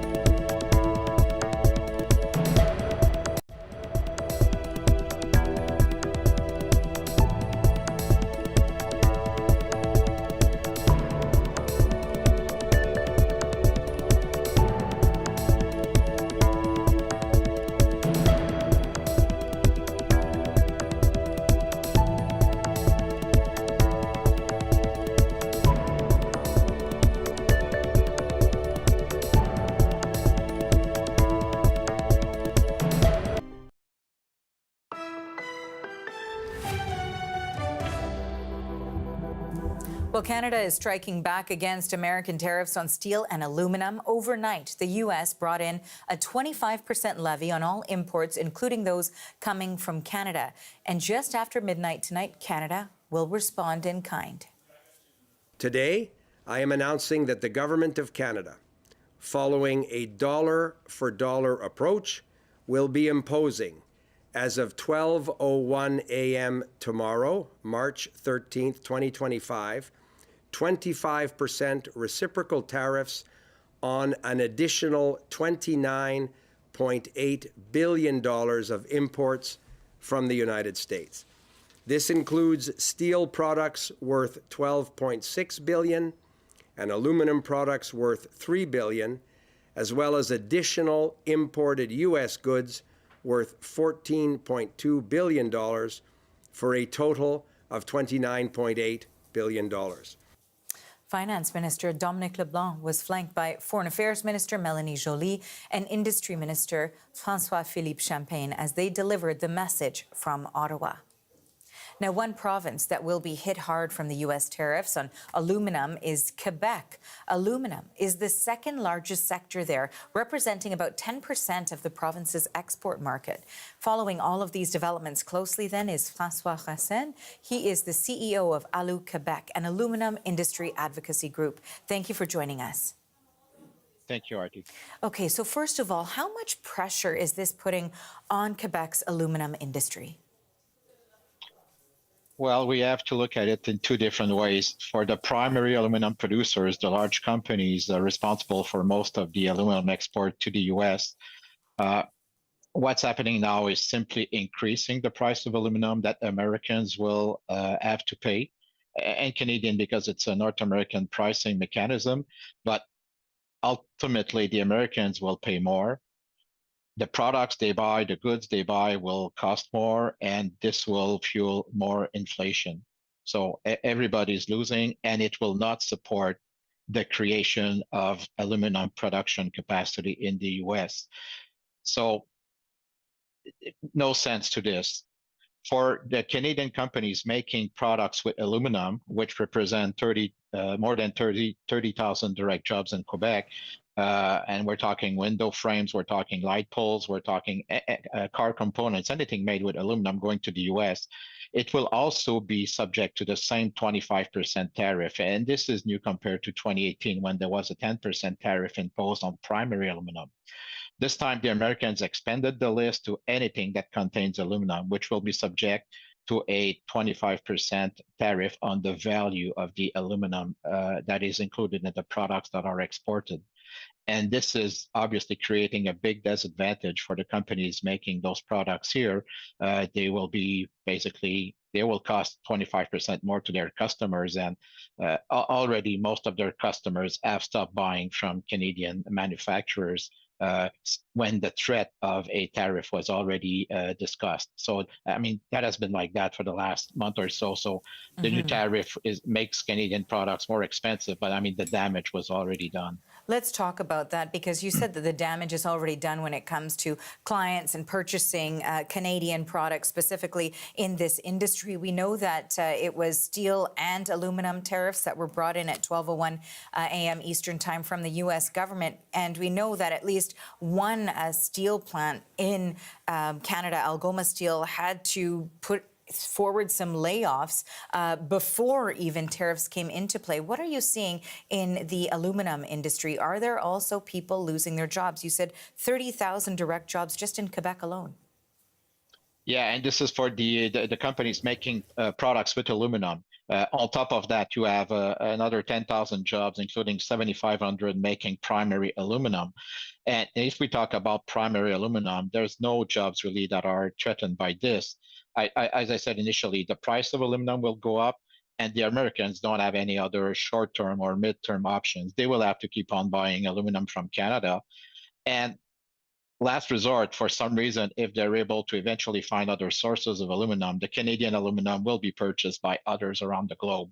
So there's no real threats there. The big damage is with companies buying aluminum, making products with aluminum that is exported to the US. And this is the other 30,000 jobs that is at stake, at least some of those 30,000 jobs, at least for the export to the U.S. export that they are making. And they are impacted, and some have been laying off employees or working part-time or taking other measures to minimize the impact of this tariff situation. You know, when we're seeing the response from Canada today, I wanted your reaction to it because we've seen that they have retaliated with countermeasures, 25% tariffs being placed on another $30 billion worth of U.S. goods in response to this latest suite of tariffs from the U.S. government on specifically aluminum and steel. That is a different response than we've seen, for example, from the UK, who says that country saying that it is not going to respond. And also, I'm looking at some new information here involving Mexico, saying that it is waiting a little bit for a resolution rather than an immediate response right now. So is Canada taking the right approach here? Well, many organizations like ours, you know, we've had meetings with government officials, and we've all been supportive of countermeasures. But we've been very cautious, saying that we should target finished goods, finished products, and not target raw materials, key components that we need to buy. And otherwise, it will increase the cost of products made here in Canada and will make them even less affordable and less competitive. So to be honest with you, we're not supporting countermeasures on aluminum products coming from the U.S. because we need them. And they're part of our raw materials. But we support countermeasures on finished goods coming from the U.S. that are not part of a value chain which is developed in Canada. François, I want to thank you very much for your time and thoughts on this today. I'm sure this conversation will continue in the coming days and weeks. Thank you. Thank you very much. That is François Racine. He is the CEO of Alu Quebec, an aluminum industry advocacy group. Well, earlier today, the U.S. Secretary of State was asked if U.S. President Donald Trump's 51st state talk about Canada will be an issue at the G7 foreign ministers meeting that's being held in Quebec. This was Marco Rubio's response. Well, that's not what we're going to discuss at the G7, and that's not what we're going to be discussing in our trip here. So they're the host nation, and I mean, we have a lot of other things we work on together. We defend North America through NORAD and the airspace of our continent together. So not to mention the issues of Ukraine and other commonalities. So we're going to be focused in the G7 on all of those things. That's what the meeting is about. It is not a meeting about how we're going to take over Canada. Okay, so that's a pretty diplomatic answer, as you might expect from the top U.S. diplomat there. And we're joined now by the CBC's Eli Glasner, because you've been looking into these threats against Canada's sovereignty by the United States. And what could possibly be behind it all? What have you discovered? Very interesting contrast from what we just heard there from Rubio, because again and again, Donald Trump continuing to mention this idea of the 51st state, the 51st state. We heard him yesterday from the lawn of the White House standing next to Elon Musk, talking about the artificial line of our border and saying it again on his own social media platform. I'll read it. The artificial line of separation drawn many years ago will finally disappear, and we will have the safest and most beautiful nation anywhere in the world. So that is President Trump. Is this a tactic? Is this bluster? Well, we now have reporting that there is actually a strategy behind this. We know from that hot mic moment where Prime Minister Trudeau was caught on a mic talking to business leaders saying that this is a plan, that Trump is very serious about annexing or taking over Canada, and he's interested in our resources. And then now we're also getting new insights into a phone call between Prime Minister Trudeau and President Trump on February 3rd. And we know from reporting from the New York Times and the Toronto Star that Trump was talking about our border and our water. Trump brought up the issue of the Treaty of 1908. Now, what is the Treaty of 1908? Let me give you a bit of a history lesson. So we go back to 1783. That was the Treaty of Paris, and that created the shape of Canada as we know it. This is when America got its independence. We were still British North America. Eventually, we became the Dominion of Canada, and so those treaties were updated, and eventually the line that you know that kind of separates Canada from the United States, that was confirmed, which is this little-known Treaty of 1908. And I talked to a history professor about this, and he was kind of surprised that this even came out of the mouth of the president. Take a look. I really don't understand is who told him about this. Like, nobody knows about the 1908 treaty. Yeah. There are a handful of scholars. So somebody somewhere discovered this treaty and said to Donald Trump, this is a way to put pressure on the Canadian government. So what is that treaty? That was kind of the final version of this treaty. Mapping technology had gotten better, and so this is United States and Canada saying, okay, this is the boundary, this is the border, we have physical markers. There are parts of the forest where you can see a line from the sky. That is the actual border of Canada. That is how they figured it out. But in those conversations, reportedly, Trump saying he doesn't consider that treaty valid. And that history professor you just heard, he said there's no exit clause. There's no mechanism in that treaty that allows any country to revisit it or change it. We both agreed that is supposed to stand. Okay, so of course the motivations here, as you've been looking into, it's not just to have an expansive piece of land here, joined together. There are resources as well that you just mentioned, water, that potentially could be part of the motive here.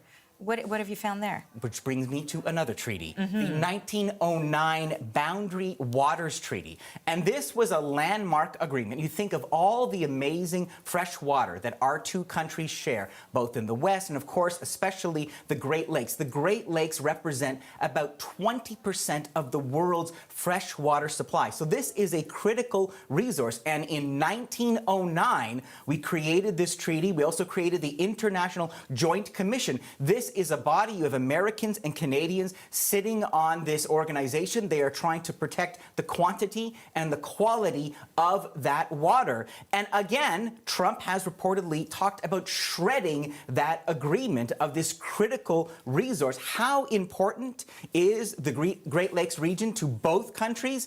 Take a listen to this water policy expert. If the Great Lakes region were a nation in and of itself, it would be the third richest nation, worth $6 trillion because of the quality of the water that enables the economic prosperity of the region. So the notion of tearing up that agreement makes no sense. But Trump has already talked about doing something like that. Back during his first term, there was the Great Lakes Restoration Project that was supposed to help kind of clean up parts of the lake, both countries working together. And he talked about slashing that funding until he heard from politicians from both sides of the border saying, no, this is important, this is critical, don't do this. Okay, so we've kind of outlined the scope of the threat here. Aside from revisiting very old treaties, what can really be done here? I mean, this is the challenge. First, you have the fickle nature of the president. I mean, we've seen day by day his perspective on tariffs and what he's doing and what he wants seems to change. And he doesn't seem to appreciate these treaties and these agreements that benefit both sides, both countries, which is why I think you're hearing an approach from Premier Ford, for example, where he's saying, make the case to the Americans, basically doing an end run around the White House because we don't know what Trump is doing. And in fact, one political scientist I talked to saying, Trump is playing a game of risk. It's like he just wants more pieces on the board. And so you can't predict what he's going to do. But he says, with a bully, Canada has to stand strong. And so make your case, perhaps not to Trump, but to the citizens themselves. Add that to the long list of certainly things that Canadians are contending with right now with the U.S. Thank you for this, Eli. My pleasure. And of course, the CBC's Eli Glasner, you can catch his entire piece tonight on The National. It will air at 9 p.m. Eastern Time right here on CBC News Network, 10 p.m. local on CBC Television. That's 10:30 in Newfoundland. Now stay with us right here on CBC News Network.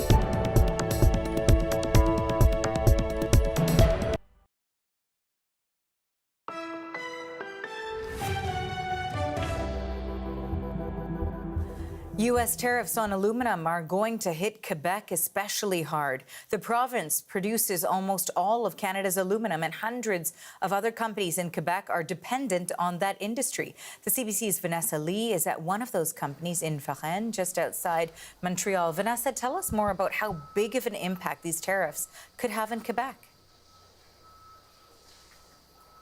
Arthi, such a significant impact when you consider that Quebec produces 90% of Canada's aluminum. There are 8 smelters in the province that produce 2.9 million tons of aluminum every year. And really, the effects are far-reaching when you consider that more than 1,500 companies here have ties to the industry. So many companies, of course, use aluminum in their products, including here at Nagas Innovation. So they make energy recovery ventilation units that are used in places like schools and seniors' homes. And they do business in the U.S. So they say that this conversation about tariffs and the uncertainty around it has been all-consuming, and it has already had an impact on their bottom line. Here is President Michel-André Lamarche. Clients are not asking for our products anymore on the U.S. side because of the uncertainty. Some orders have been canceled or just deviated to U.S. suppliers. So we are losing orders on the U.S. side, which is only 20% of our sales right now, but it's 100% of our growth. That's where we wanted to grow. And now that's being, demolished. In fact, all of this uncertainty has already had an impact on its workforce.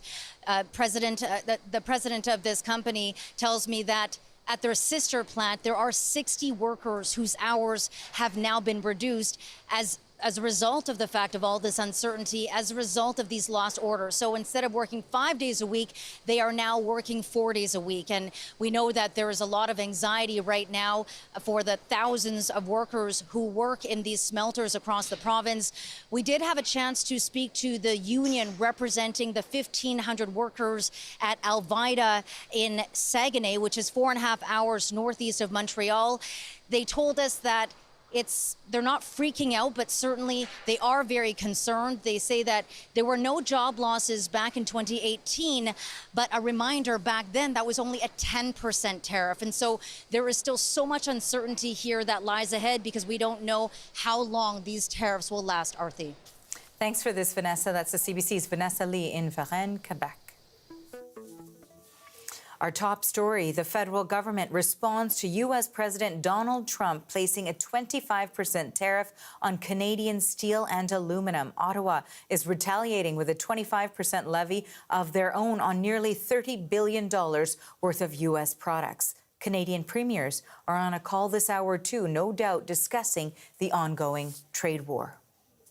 With that, let's also check in on the stock markets as they keep roller coastering in reaction to the trade war. In Toronto, the TSX is up almost 130 points. In New York, the Dow is still down off more than 145 points so far today. And the Nasdaq has turned back to the positive after several down days. It's up more than 185 points.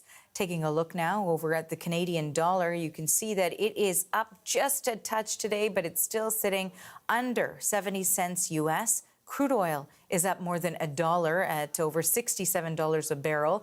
And gold is up strongly, trading at $2,900 an ounce.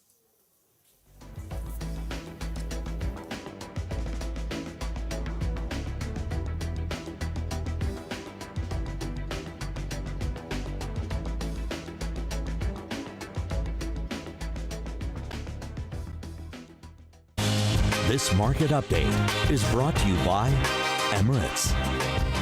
Fly Emirates. Fly better.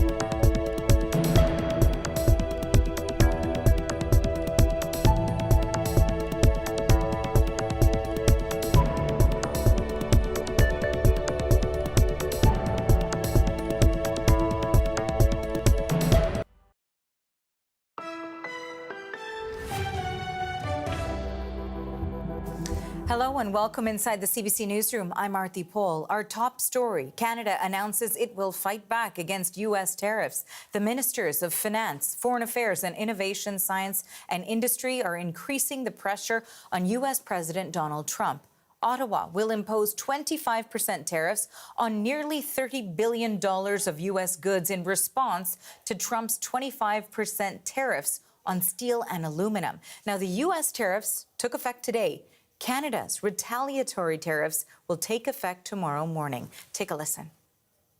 Today, I am announcing that the Government of Canada, following a dollar-for-dollar approach, will be imposing, as of 12:01 a.m. tomorrow, March 13th, 2025, 25% reciprocal tariffs on an additional $29.8 billion of imports from the United States.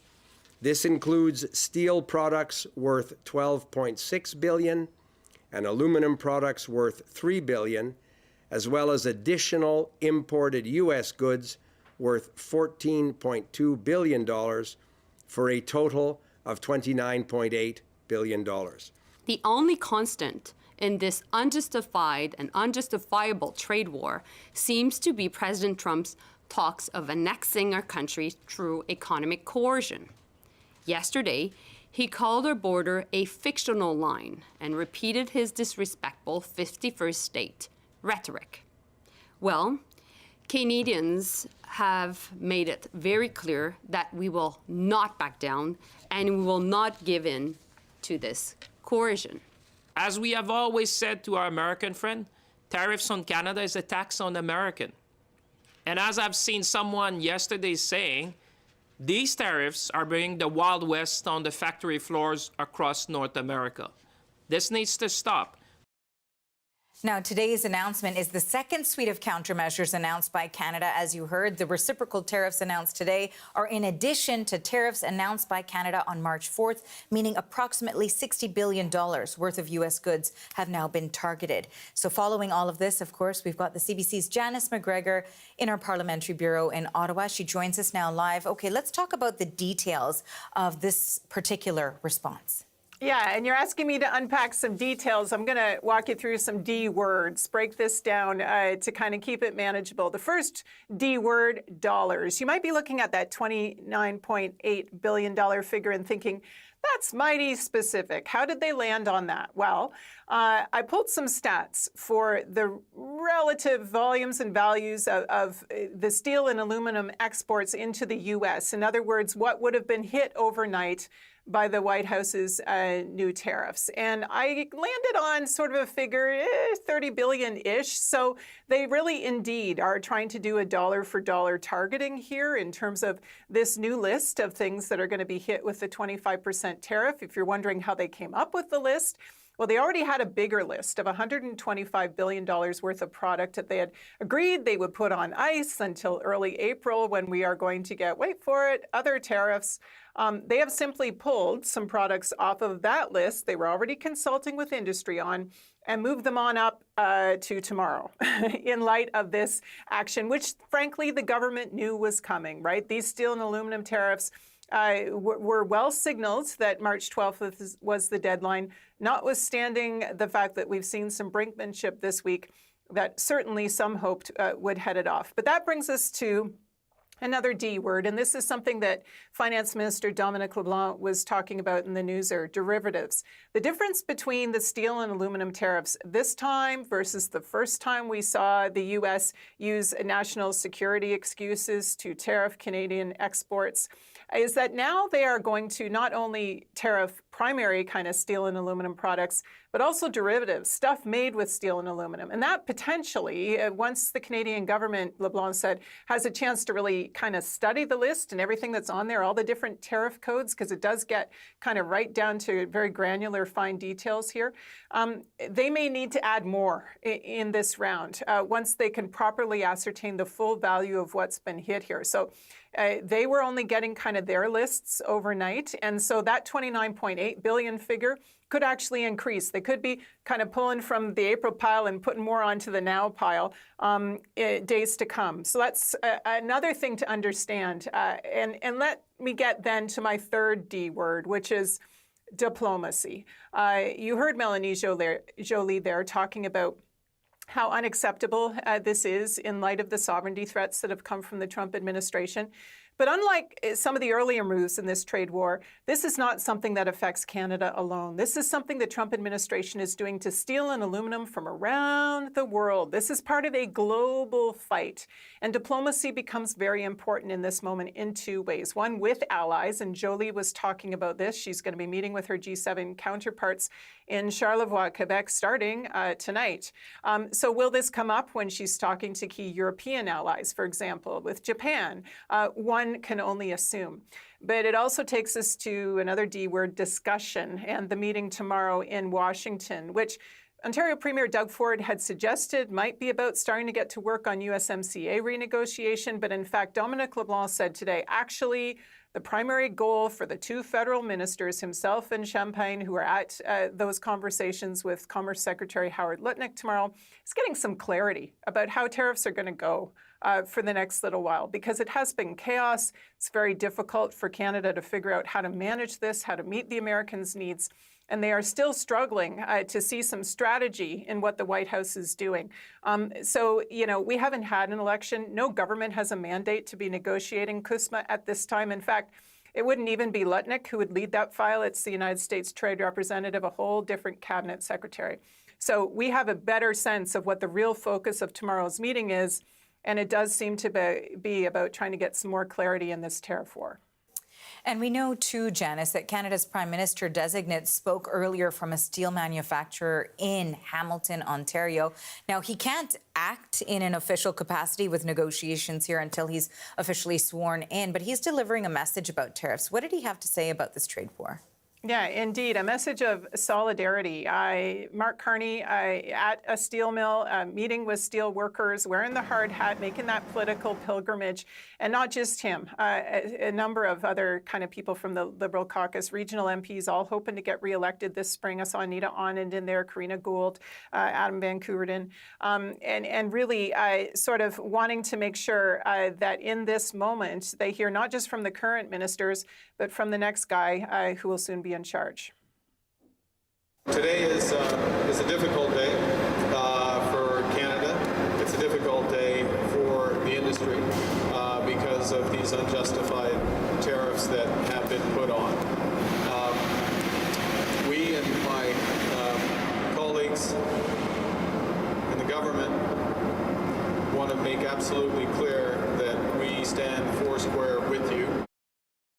This visit just one of many signals that in this transition period, Carney is already aware that he needs to prioritize this file. He was meeting with the ambassador in Washington, Kirsten Hillman, yesterday as part of his transition briefings. He was having breakfast with Ontario Premier Doug Ford, working on sort of the key relationships. Of course, Ford, the chair of the premiers, they are on a call right now about all these various issues. But the Carney team signaling that there would not be an official conversation between Mark Carney and anyone in Washington, i.e. Donald Trump, until he was officially sworn in. We believe that'll be really soon, next couple of days, although we don't have a precise time yet. In the meantime, it's been interesting to see how the ministers are kind of signaling his approach already. Mélanie Joly, who endorsed him, worked on his leadership campaign, telling reporters today, look, and I'm sure she wants the allies to hear this too, and it to be heard in Washington, but saying, look, Mark Carney is a serious person. He's only going to engage if there are serious talks. And by that, I take her to mean serious talk from Washington about addressing Canada's concerns about this trade war. Thanks for this, Janice. That is the CBC's Janice McGregor in Ottawa. Okay, so that's the story on this side of the border. We're also watching developments in the U.S. So for more on that, we have the CBC's Sarah Levitt in Washington. Bring us up to speed on what you're watching out of the U.S. Capitol. Well, first on steel and aluminum, Trump does have support on at least this tariff move. An example is 9 steel CEOs have been public about it, urging the president, they said, to stand strong on behalf of American steel. Others, though, disagree. I think we are heading towards a recession because of Trump's on again, off again, let's hit all of our allies, let's tariff everything that comes into the United States approach. And he is driving a wedge between the United States and our closest allies and trading partners. The Trump administration, of course, defending the move. Here's Secretary of State Marco Rubio commenting this morning. Just against Canada, it's not just against Mexico, it's not just against G7 countries. He's imposed steel and aluminum tariffs now on virtually the entire world. And the reason why is not to punish those countries. It's because he has outlined the need to develop a domestic capability. If you don't have steel and aluminum, you can't build warships. You can't build airplanes. You're not an industrial economy. Now, with this latest from the Canadian government, we'll have to see how Trump and his administration reacts. And now, Sarah, as mentioned, of course, so we know that Ontario's Premier Doug Ford is meeting with the U.S. Commerce Secretary Howard Lutnick. That's going to take place tomorrow. What are the details on that meeting? And we know that federal ministers will also be there. Yeah, so Ford and Lutnick having similar sentiments this morning, saying they want things to cool down instead of what we've seen as heated escalation between the both sides. And Ford says the best way to do that is to talk face to face. And so tomorrow he'll be here with Federal Finance Minister Dominic LeBlanc. They'll be meeting with Lutnick as well as the United States Trade Representative. Let's hear from Ford. Well, we're seeing what's going to happen. I know Dominic LeBlanc is out right now talking about the $29-30 billion of retaliatory tariffs. Our message down there tomorrow is let's stop this. It's going to hurt both economies. It's American people that are going to get hurt. Canadians are going to get hurt. Let's sit down and start moving forward on what you want to see in the USMCA and what we want to see in the USMCA. And we heard a little bit from Janice there for the side of the Canadian side. Ford has said that this meeting is, of course, about tariffs, but it is also about renegotiation of the free trade agreement between the U.S., Mexico, and Canada. Now, Federal Finance Minister LeBlanc has said that he calls it a review rather than a renegotiation of that trade agreement is set for 2026. And then it's a federal jurisdiction.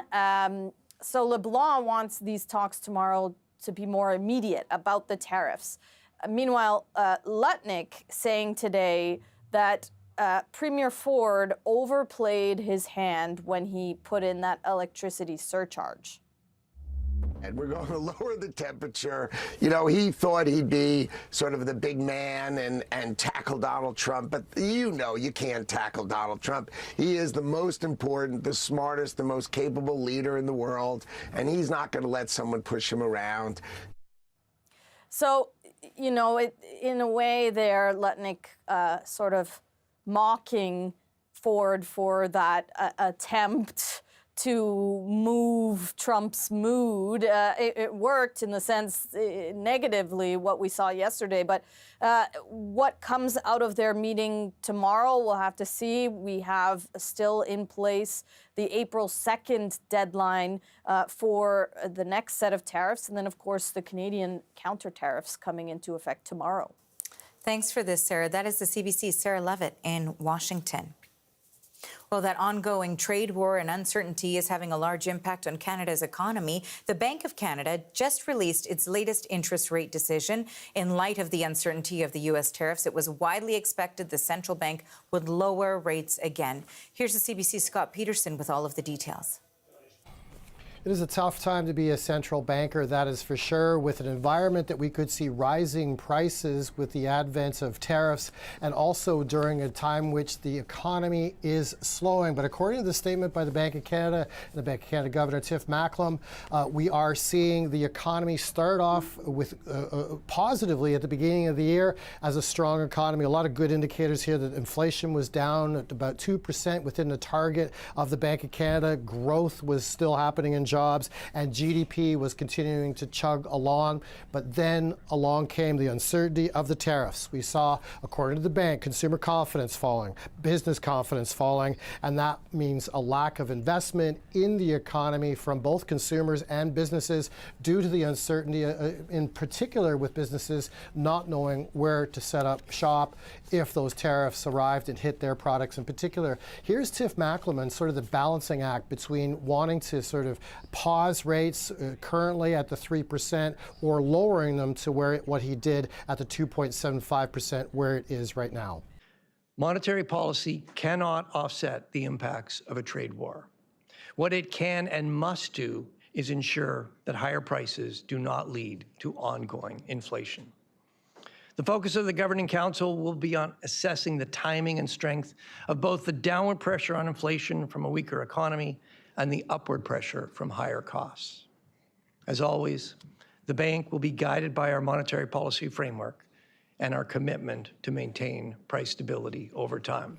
And here is the balancing act. More economists say that depending on how long these tariffs are enacted and hit up the Canadian economy is set for a recession, depending on how long they last for. And so how do you combat that as a central banker, where you just simply have a monetary policy to raise interest rates or to lower interest rates? And that's a tough thing in an environment of a slowing economy, which we are seeing as a result of the threat, even just the threat of tariffs versus a potential of rising prices again due to those tariffs. So that could lead to what's called stagflation, and that's a very tough thing for economists and central bankers to fight. But in the meantime, we saw that quarter-point interest rates cut today for the overnight rate, widely expected by the market, and a lot of economists believe that we're going to see another quarter-point rate reduction for each of the meetings with the Bank of Canada going forward, which is the assumption that we could be at a 2% overnight interest rate by the end of the year. Scott Peterson, CBC News, Toronto. Well, we know economists across the country are closely following the Bank of Canada's interest rate decision today amid the ongoing trade war. So to discuss further, we've reached Armine Yalnizyan. She is an economist and Atkinson Fellow on the future of workers. Armine, nice to have you here. Nice to be with you. Okay, so let's begin. The Bank of Canada cut its key lending rate by 25 basis points. Let's start there. What do you make of that move during these uncertain times?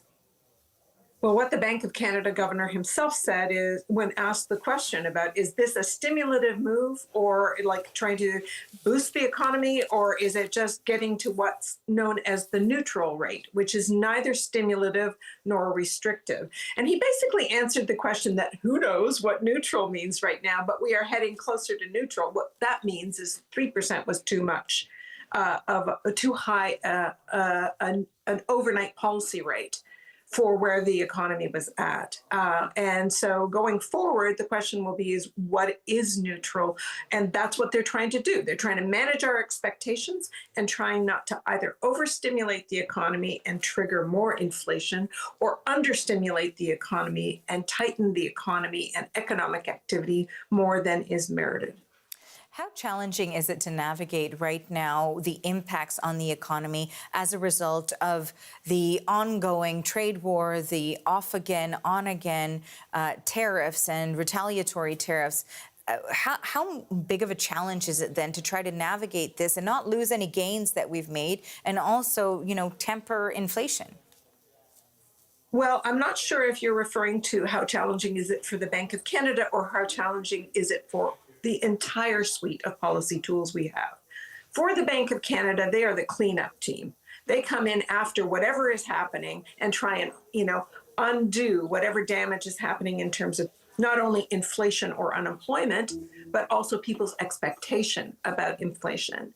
But the government of Canada has far more tools at its disposal, and we're seeing some of them being used right now to try and show that we're standing on guard and we will stand firm against these threats to annex the country. The problem is that these tools might very well escalate the speed with which American-owned steel companies, and they own the majority of steel companies, and American-owned automobiles, and they own most, we don't have any Canadian-owned auto companies, will decide it's easier and faster to migrate to the south. That said, that will take years to happen. So we are looking absolutely at the potential for a major recession if that's the decision that those investors make.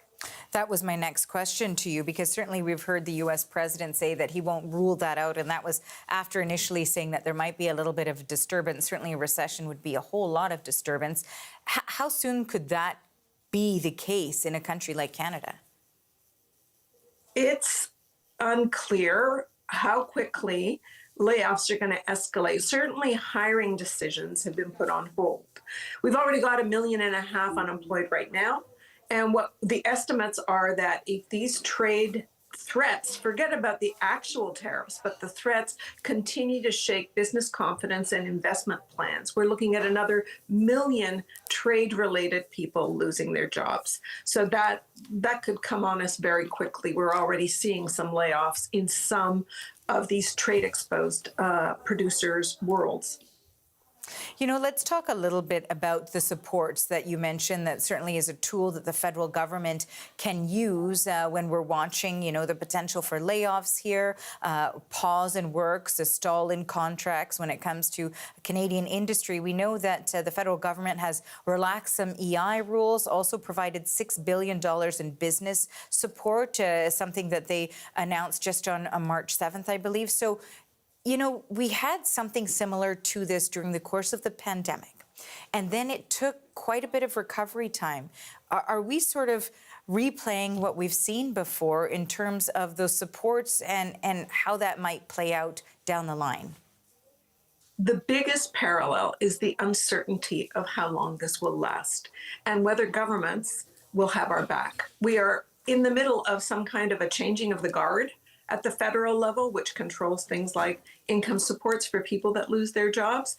And we don't know, the two leading contenders coming in have more talked about tax cuts and spending cuts than they've talked about new spends. So we'll see what it is that they put on in the window for us to vote for when that election gets called. You know, finally, I wanted to ask you, in terms of some say that this has really opened up Canada's eyes to the fact that it really needs to look for other partnerships outside of just the United States, diversify its trade partners. We're seeing different responses from different countries. We're seeing the EU hit back with retaliatory tariffs, the UK saying that it essentially is not going to respond in that way, Mexico saying they're going to wait and see whether or not there's a resolution in sight. How important is a united front and Canada having a similar approach as some of these other countries or the EU? It's, obviously the thing that we're moving towards over the longer term. You don't replace supply chains very quickly. And just a note of caution to people that are saying, well, there's other, fish in the sea that we could be swimming with. Absolutely true, but the scale is daunting. Something like 50 times the scale of trade with Mexico. You wouldn't be able to increase that quickly, and you wouldn't be able to easily skip over the United States. And Europe is another example where it's many, many multiples of the trade with the U.S. overshadows what we do with Europe and the United Kingdom. So yeah, let's move in that direction, but we are not going to replace these losses very quickly. We are looking at a very, it's the line that Monsieur LeBlanc has used. You're looking at a plate of scrambled eggs and saying, I actually want to undo those scrambled eggs and have a poached egg instead. You can't. Armin, I want to thank you so much for your insights. They are valuable today. We appreciate your time. Thank you. That is Armin Yalnizan. She is an economist and Atkinson Fellow on the future of workers. Now stay with us. Donald Trump's 25% tariffs on steel and aluminum began today, and coming up, we visit Canada's steel town, Hamilton, Ontario, to hear about the impact. That is next, right here on CBC News Network.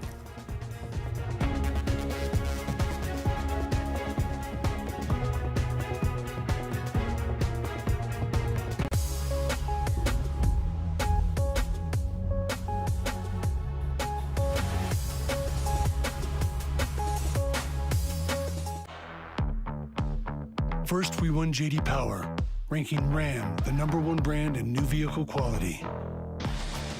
Then we won 2025 Motor Trend Truck of the Year. Now, we're throwing our weight around even more with the new Ram Heavy Duty. Well, you know what they say. You win some, you'll win some. And every win is inspired by the ones who drive us. Ram, built to serve. Everybody wants super straight, super white teeth. They want that Hollywood white smile. New Sensodyne Clinical White provides 2 shades whiter teeth and 24/7 sensitivity protection. I think it's a great product. It's going to help a lot of patients. A&W Stackers are here. Single, double, or triple patty. And starting at just $3.99, you can get a whole stack. Oh no, we're only stacking patties. Stack and save with A&W Stackers. You are finally here. Come on! Just talk to me. I'm calling you out. Hey, I want to make our community a better place. Any tips? Just be you. I think it's very honest music and it's very rock and roll. We're rodeo. Blue Rodeo! There's a lot of love in the band. They are one of the greatest groups to ever come out of Canada.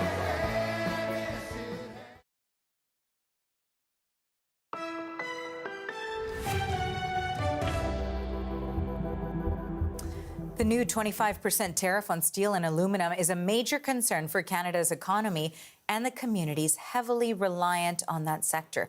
That includes Hamilton, Ontario, Canada's steel town. That's where we find the CBC's Megan Fitzpatrick at City Hall. Hey, Megan. So what are you hearing where you are right now? Yeah, we're at City Hall because we just did an interview with Hamilton's Mayor, Andrea Horvath, who is among those residents here, Arthi, that is very concerned about the impact of these tariffs.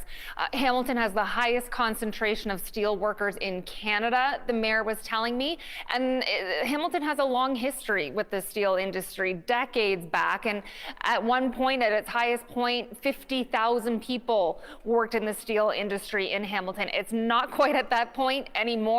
But there are still thousands of jobs that depend on the companies that operate out of Hamilton. And so with this being the first day of these tariffs going into place, there's a lot of anxiety, a lot of concern that this eventually could mean job losses for the people that work here, because if the Canadian companies are losing their business in the U.S., then that eventually could mean the companies here will lay them off.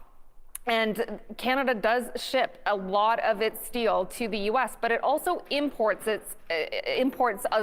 lot as well. This is a two-way relationship in terms of the steel industry.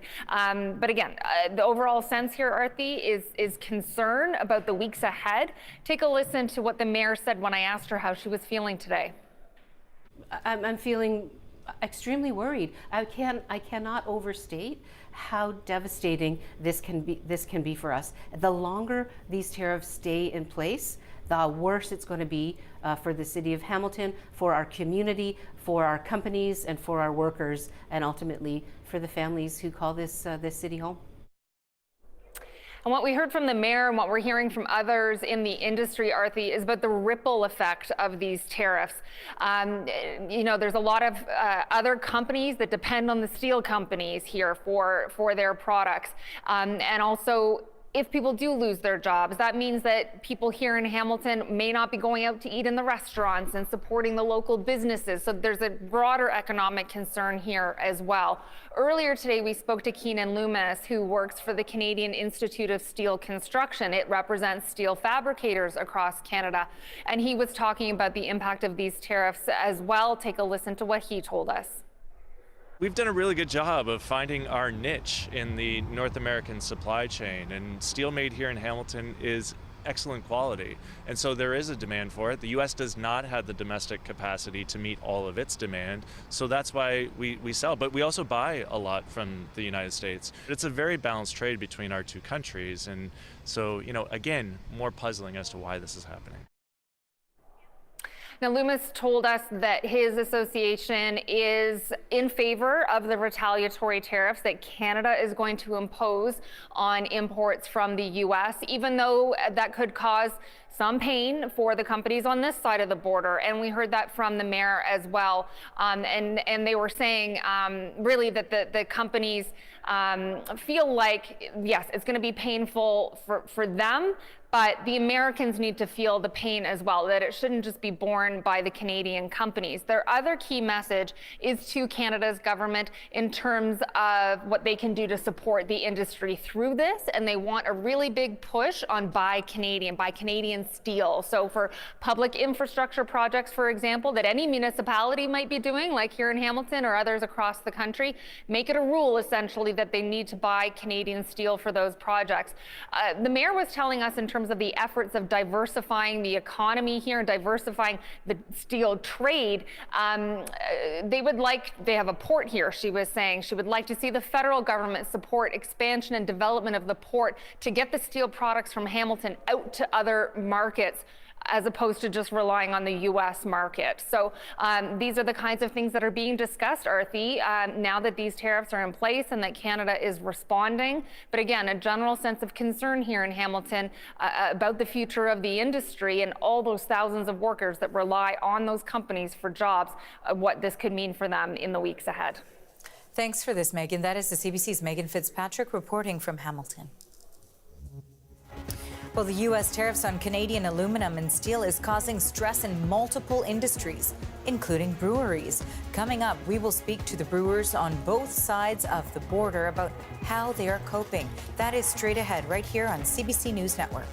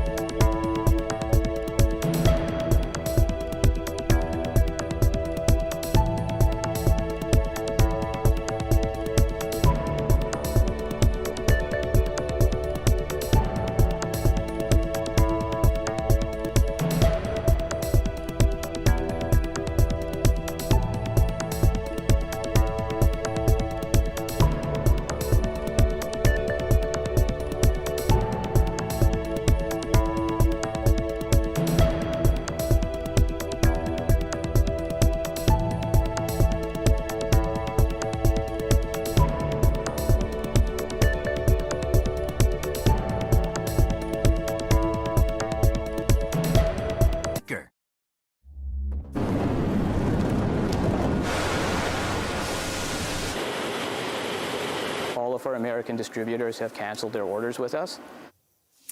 Canadian businesses are scrambling, and the Canadian government is retaliating as the U.S. brings in 25% tariffs on all foreign steel and aluminum. There was a one-day threat yesterday that the levy would be increased to 50%. The uncertainty is wreaking havoc for companies that rely on steel and aluminum. Now, one of those industries is beer making. These tariffs will impact breweries on both sides of the border. So for more on this, we've brought together 2 beer makers. Josh McJanet is the co-founder of Dominion City Brewing Company in Ottawa.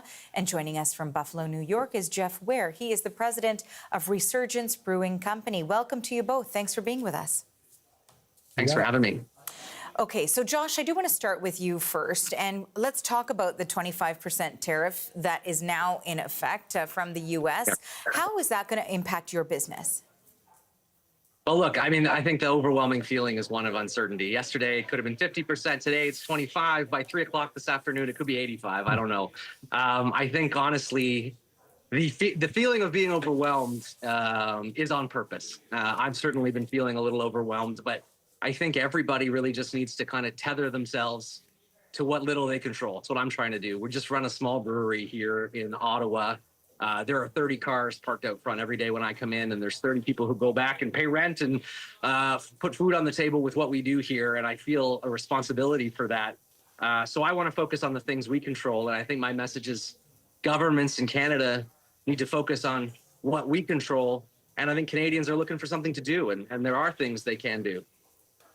You know, we'll touch on what Canadians can do in a moment, too. Jeff, I want to bring you into this conversation because you're a U.S.-based brewer and you're relying on Canadian aluminum, you know, to put beer in cans. So how are these tariffs impacting your ability to meet the demand for consumers? Yeah, I mean, we sure do rely on it. Most of the cans that we get, if not all the cans, are either coming from Canada or the aluminum to make the cans is coming from Canada. So it's going to hit us one way or another. And, you know, these tariffs are not going to be split by the can manufacturers. They're going to come right to us. And then we're going to have to decide, you know, do we eat that margin or do we pass it on to the consumer? Both not great things for our brewery or for the local beer scene. In terms of then, Josh, what you're dealing with, is it something that could be passed on to the consumer? Is that something that you're looking at as well?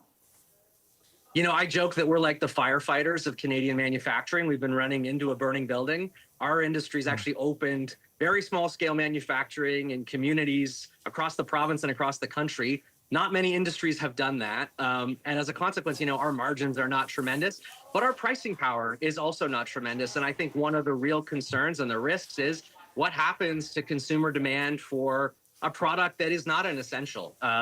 And in that sense, I think passing on those costs, like Jeff alluded to, it's not obvious that consumers will bear that, particularly in this moment. And we have to be very careful about that. And I know that's been on our mind here.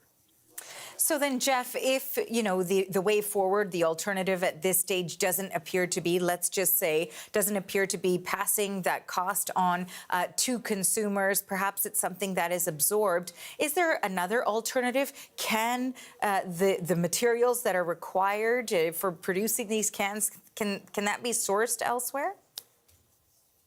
The short answer is no. I mean, we really think cans are the best package for our beer. Really, the two things that hurt beer the most are light and oxygen. Cans are a great option for protecting from those, and they're also very versatile. You know, beer drinkers want to enjoy their beer on boats, on the beach, hiking. You can throw cans into a backpack.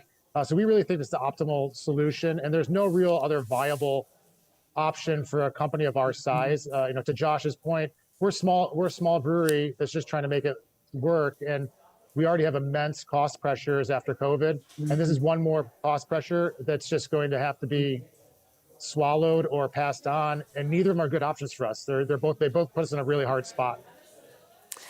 You know, I want to ask the same question for both of you, and that is that ultimately we had heard from the U.S. president who initiated the trade war and the tariffs that we're seeing in place now, that essentially this is in order to bring manufacturing back to the United States of America, to stop sourcing out to other countries. Do you think that that might be accomplished by these tariffs when you're looking at specifically your industry? And you know what? I kind of want to go back to you for a moment, Jeff, because you mentioned that there's not really an alternative for you. And then Josh, the same question for you. Yeah, I mean, maybe that's the goal long term. I think one of my questions I have is, what is the goal? What's the plan? What's the timeline? Because, that sounds great long term, sure. But for me, we're just trying to get through the next 6 months, couple years here. And I'm not a politician. I can't speak to the macroeconomics of North America, but I can tell you it's going to hurt us in the short term and make it real hard for us to continue doing business. And what about you, Josh? Yeah, I mean, I think the thing I've made my peace with is none of this makes sense in any logical or rational way. I think what we're stick handling is some kind of a ketamine-infused fever dream about annexing Canada, and it's never going to happen. We just have to live with it. And I think this is where I go back to tethering ourselves to the things we control. For us, that's teaming up with other breweries, making a Canadian beer, reinvesting in our communities. I think for governments, that's doing things like addressing policies that keep us uncompetitive. We pay the highest beer taxes in the country here in Ontario. We could do that with a pen stroke here at Queen's Park and deal with that now. And I think finally for consumers, it's choosing to support us. We're feeling that support, Canadians making the deliberate choice to support Canadian products. And we're going to need a heck of a lot more of that if we're going to make it through this. Josh, you had spoken about that is being one of the things that Canadians can do that support Canadian business. Certainly, we've seen that from a lot of our federal politicians. Jeff, that's not necessarily an approach that you'd like to see. You're just over in Buffalo, New York. Certainly, a lot of Canadians come over there. I'm wondering what your message to Canadians is and what you've been noticing with that being the message to buy Canadian. Yeah, I think like Josh was saying, we can only control what we can control. And this is something that's out of our control. So half of our community is Canadian. We're right on the border. If you do a bullseye around Resurgence, it's half American, half Canadian. We rely on those customers to come down and, come to a hockey game, come to dinner, come have some beers at the brewery, take beer back with them on their way home from their trip. So that's going to have an equally big effect on our business as we run a large tap room and banquet facility here. And so we're kind of in a situation where we're getting with double whammy. It's increased costs on production and our beer going out to wholesale, but also we're going to lose a significant portion of our customer base, which rely on to really keep the lights on. Josh and Jeff, I want to thank you so much for really painting the picture for Canadians as they try to digest these new tariffs and the real life picture of this trade war. That is Josh McJanet. He is the co-founder of Dominion City Brewing Company in Ottawa, and Jeff Ware is the president of Resurgence Brewing Company in Buffalo, New York. Thank you to you both. Thank you for having me. Have a great day.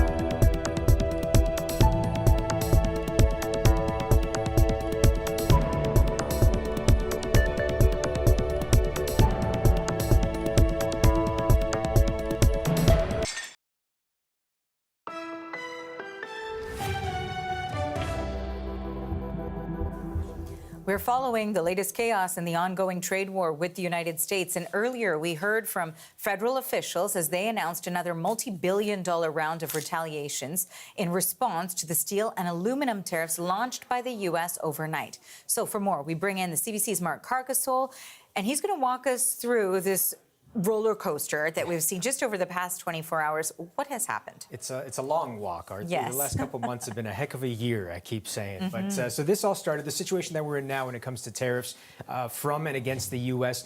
Sort of starts last Tuesday, and that is when U.S. President Donald Trump declared that after a one-month delay, he was going to implement tariffs on all products coming into his country from Canada and Mexico, 25%.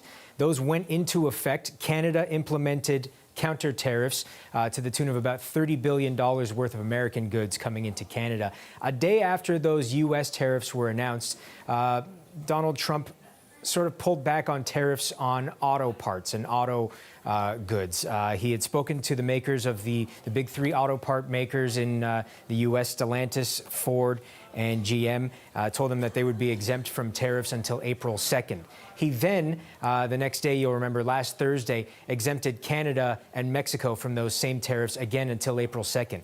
Canada, at that time, did not pull back its counter tariffs. Those $30 billion worth of counter tariffs against the U.S. remained in place. Today, Canada announced close to $30 billion more in tariffs, $12.6 billion on steel, $3 billion on aluminum, and $14.2 billion worth of tariffs on additional goods coming into Canada from the U.S. Mélanie Joly, our Foreign Affairs Minister, spoke about those. She spoke directly to Americans, saying, don't let the president fool you into thinking these are foreign nations paying these tariffs. It's you. Canada is not the one driving up the cost of your groceries or of your gasoline or any of your construction. Canada is not the one putting your jobs at risk. Canada is not the one that is ultimately starting this war. President Trump's tariffs against you are causing that.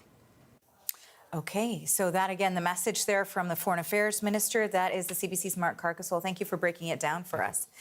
Now we want to take our videos to some new video just coming into us from the White House. The U.S. President Donald Trump hosting the Prime Minister of Ireland. And let's take a listen into some of his comments. Thank you very much. It's a great honor to have Micheál Martin, Taoiseach, Ireland. It's a special place, and he's a very special guy. He did it the hard way also. He served, and then he took a little time off, and then he served again. I've heard about that. That happens on occasion. And he's done very well. And we knew each other from a long time ago. But it's a great honor to have you in the Oval Office and have you at the White House. We have tremendous business relationships with Ireland, and that will only get stronger. The relationship we have personally and every other way is very, very strong and very, very good. So I just want to welcome you to Washington, D.C. and to our country, and thank you very much. May I thank you, President. It's a great honor for me to be here to celebrate St. Patrick's with you. Right. And I thank you for your hospitality and the warmth of your reception. And I commend you in terms of the work that you're doing, particularly in terms of the pursuit of peace, which we discussed earlier. And I think that's going well. And you really have, in the first sort of 100 days of this government, you've done some extraordinary things very quickly. Thank you. Everybody's watching in that respect. So Thank you. Delighted to be here. It's an honor to be here. Well, it's a great honor to have you, and special people, very special people. I know a lot of Irish, and growing up in New York, I know a couple of your people that used to live in that beautiful Ireland, and now they're here, but they love your country very much. You know, they have a great feeling toward your country. They have, and a lot come back for holidays and they come back. Stuff like that, and checking up on their family, ancestry and things like that. You know. Great, fantastic people. Some go to Doonbeg as well. Yeah. And they go. We love Doonbeg. I love them. I don't know if I'll ever see it again. Maybe I won't, but we would like I to think come I back will. and see it. We'll get there. We're going to get there. It's a beautiful place, wonderful place. Any questions, please? Mr. President, on tariffs, how far Yeah, please. worried? President Trump, how worried are you about the counter tariffs from the EU, which were announced yesterday? And also, how worried should Ireland be, given the fact that it has a massive trade surplus with the US, over $50 billion? Micheál Martin might be quite nervous about what you're going to tell him today.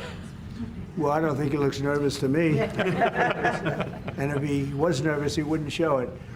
No, we do have a massive deficit with Ireland, because Ireland was very smart. They took our pharmaceutical companies away from presidents that didn't know what they were doing.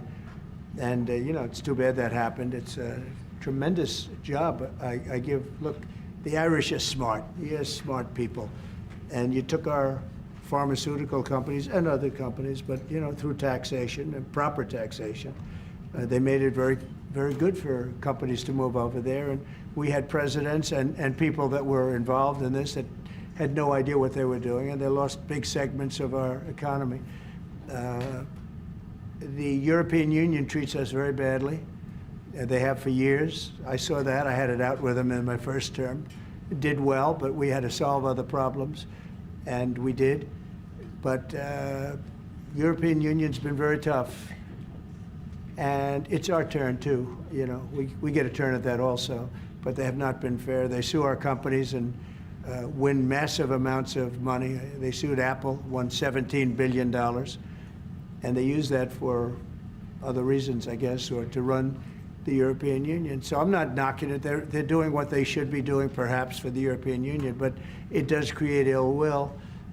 And as you know, we're going to be doing reciprocal tariffs. So whatever they charge us, we're charging them. Nobody can complain about that. Whatever it is, it doesn't even matter what it is. If they charge us 25 or 20% or 10% or 2% or 200%, then that's what we're charging them. And so I don't know why people get upset about that, because there's nothing more fair than that. And we had a problem with Ontario, and they dropped that when I let them know what we were going to be doing. They dropped it immediately, so I'm glad, because electricity, you shouldn't be playing with electricity. It affects people's lives. Actually their life. I mean, it can affect, depending on weather, it can affect their life, so we can't do that. And it doesn't make sense that our country allows electricity to be made in another country and sold into us. Who did that deal for the United States? Okay, I looked at that long ago, and I said that's not something that's very smart. So we've had a lot of bad trade policies, and yet we're doing very well right now. But we're doing well because I won the election. If I didn't win the election, you would have had a very bad period. I think a lot of the stock market going down was because of a really bad 4 years that we had. When you look at inflation and all of the other problems wars and inflation and so many other problems. But we're going to have very good years. We had, I don't know if you saw a little thing like the cost of eggs, little to you, but big to people out there, down almost 30% in the last few days. We got it down. We did a lot of things. We have a great Secretary of Agriculture, and we did a lot of things that got the cost of eggs down very substantially, and so many other things. A very big thing that I'm very happy with is oil is down to $65 a barrel, and that's faster than I would have anticipated. We put on the gas, we stepped in the gas in order to get oil, and what's happening. So we're getting that down, and when energy comes down, prices are going to be coming down with it. So in a very short period of time, we've done a very good job. And I think that the tariffs that we're talking about, and again, reciprocal, I think that the tariffs, there are some cases where they're a little beyond reciprocal, because, you know, we've been abused for a long time as a country. We have been abused really for a long time, and we will be abused no longer. Okay. Are you going to retaliate to the EU retaliation? Education, sir, would you describe for us, is this meeting your vision by cutting about half the workforce? And what responsibility do you feel to the civil servants who have now lost their jobs? Many of them worked at the Department of Education during their first term. Sure, I do. I feel very badly, and but many of them don't work at all. Many of them never showed up to work. Many of them never showed up to work, Kelly, and unfortunately, and that's not good. And when we cut, you know, we go, and that's what I had a number of meetings with a lot of people over the last couple of months. When we cut, we want to cut, but we want to cut the people that aren't working or not doing a good job. We're keeping the best people. And Linda McMahon is a real professional, actually a very sophisticated business person. And she cut a large number, but she kept the best people. and we'll see how it all works out. But our country was run very badly. I mean, whether it was that or contracts that were signed that was so bad, so obviously bad, and I go through them in speeches. I could go through them all day long. I could read for billions and hundreds of billions of dollars, and all of that fat and waste and fraud and abuse is being taken out. But it's incredible what's happened. Now, Department of Education's maybe more so than any other place, has a lot of people that can be cut. They're, number one, not showing up to work. Number two, they're not doing a good job. And if you take a look at our education process, and if you look at the charts, because they have numerous charts where they do the top 40, we're at number 37, 38, 39, and 40. And recently they hit, during Biden's last few days, they hit last. So they were number 40, and yet we're number 1 in cost per pupil. So it's pretty bad. But we have a dream, and you know what the dream is? We're going to move the Department of Education. We're going to move education into the states, so that the states, instead of bureaucrats working in Washington, so that the states can run education. And you have Norway, you have Denmark, you have Sweden, you have Finland, you have various countries that do very well. You also have China that does very well in education, which is a pretty big tribute to China, I must say. 1.4 billion, and they're in the top 10, and it's pretty amazing. So we can't blame size anymore. You know, normally you'd blame size. It's too big, how can you do it? But China does it. So we think when you move it back to Iowa and Indiana and all the states that run so well, there's so many, I could name 30, maybe almost 40. Those will be as good as Denmark, those will be as good as Norway, and they'll be as good as any of these. I believe they'll be as good as any. Now, then you're going to have 10 that won't be so great. You're going to have 5 that will not be good at all, but we'll work with them and we'll get them to be good. But what we want to do is always school choice, but we're going to do school choice, and we're doing it. But we want education to be moved back where the states run education, where the parents of the children will be running education, where governors that are doing a very good job will be running education, not run. I drive through the city and I see like so many buildings, Department of Education, Department of big buildings, and by the way, they're empty. Nobody shows up to work. So I think Linda did a very good job. Mr. President, do you have a meeting with Vladimir Putin scheduled or a conversation? What would be your message I won't to him? comment on that, but we had a great success yesterday. We have a full ceasefire if it kicks in. We have to see. It's up to Russia now. But we've had a good relationship with both parties, actually, and we'll see. We'll be knowing people are going to Russia right now as we speak, and hopefully we can get a ceasefire from Russia. And if we do, I think that would be 80% of the way to getting this horrible bloodbath finished. It's a bloodbath is taking place over there. On average, 2,000 to 3,000 young people a week are being killed in that stupid war that would have never happened if I were president. So we have people going over there. Mr. VP, do you have anything to say about it? Because you're very much involved. What's going to happen? Well, we've got some conversations that are happening on the phone and in person with some of our representatives over the next couple of days. As the president said, we think that we're in a very good place where the Ukrainians have agreed to a ceasefire, and we're now going to see whether we can get the Russians to agree to a ceasefire too, and we'll certainly have news on that when we find out that news. Are you confident that President Putin will keep the ceasefire, considering that he's broken them in the past?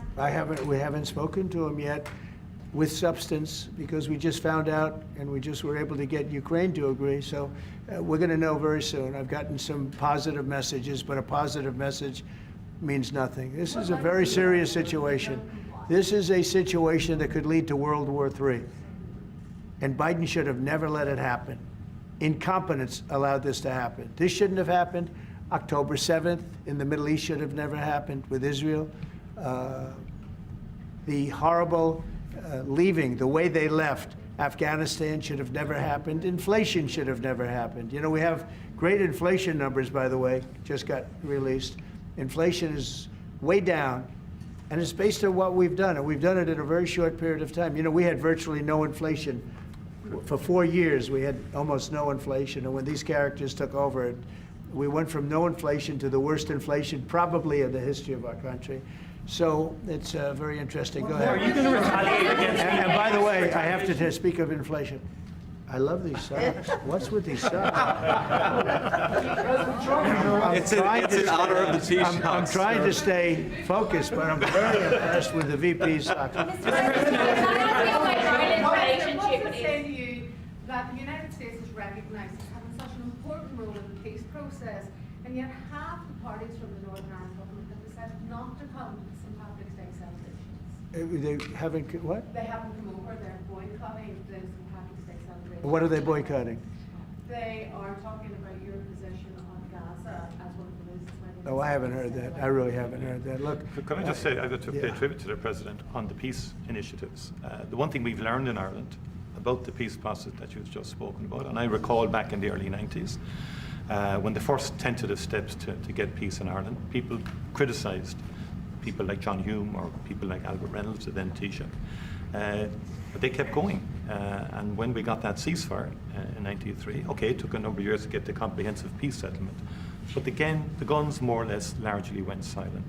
The war in Ukraine is a devastating war on young people. And I think that very simple, straightforward narrative is to be commended. We all have children. We're shocked at the prospect of young people losing their lives in that number, be they Ukrainian, be they Russian, whatever. Anything we can do to stop the violence, I think, is an extremely positive day. And there will be all sorts of people having qualifications on it and all the rest of it. It's our job then to work on it and to try and build it, Europe, US and everything. I will say, and thank you for that, but I will say, last week 2,500 young people died while we sit here and talk. Yeah. And while they talk about peace, but they've been talking about peace. This should have never happened. This war should have never happened. It would have never happened if I was president. That's what makes me more angry than anything else, because you've had far more people die than they report, than these people report, for whatever reason. But you had far more people. The numbers are far more devastating. You'll find that out someday. And it doesn't affect you very much. They're not Irish, and they're not from my country. They're from Russia mostly, almost all from Russia and from Ukraine. And people could say, why are you doing this? Why are you involved in that? Because 2,000 people a week are dying. And they have families, and they have mothers, and they have fathers, and they have sisters, and they have brothers and friends. And they're dying. And I've seen the pictures, the satellite pictures that we see all the time. And it looks like Gettysburg in its prime, because that was, they say, one of the most horrific battles ever. You have kids lying all over these fields that are dead because the weapons today are unbelievable, between drones and various types of guns. I'm not even talking about beyond that with the big babies. You understand what I mean? Yeah. I hate to even mention the name, the nuclear name. I hate to mention it. But you have weapons today that are so powerful. And I see kids every week. I see pictures of kids laying all over the field dead. They're dead, beautiful kids, they're dead. And they're not from here and they're not from where you are, but he's working very hard. We're all working hard to get this thing finished. It's crazy over nothing, and it's not going to go anywhere. It's just a terrible situation. And I think we have a chance to get it done. So we've gotten half of it as a ceasefire, and if we can get Russia to stop, then we have a full ceasefire, and I think it'll never go back to war. I think something will happen. Can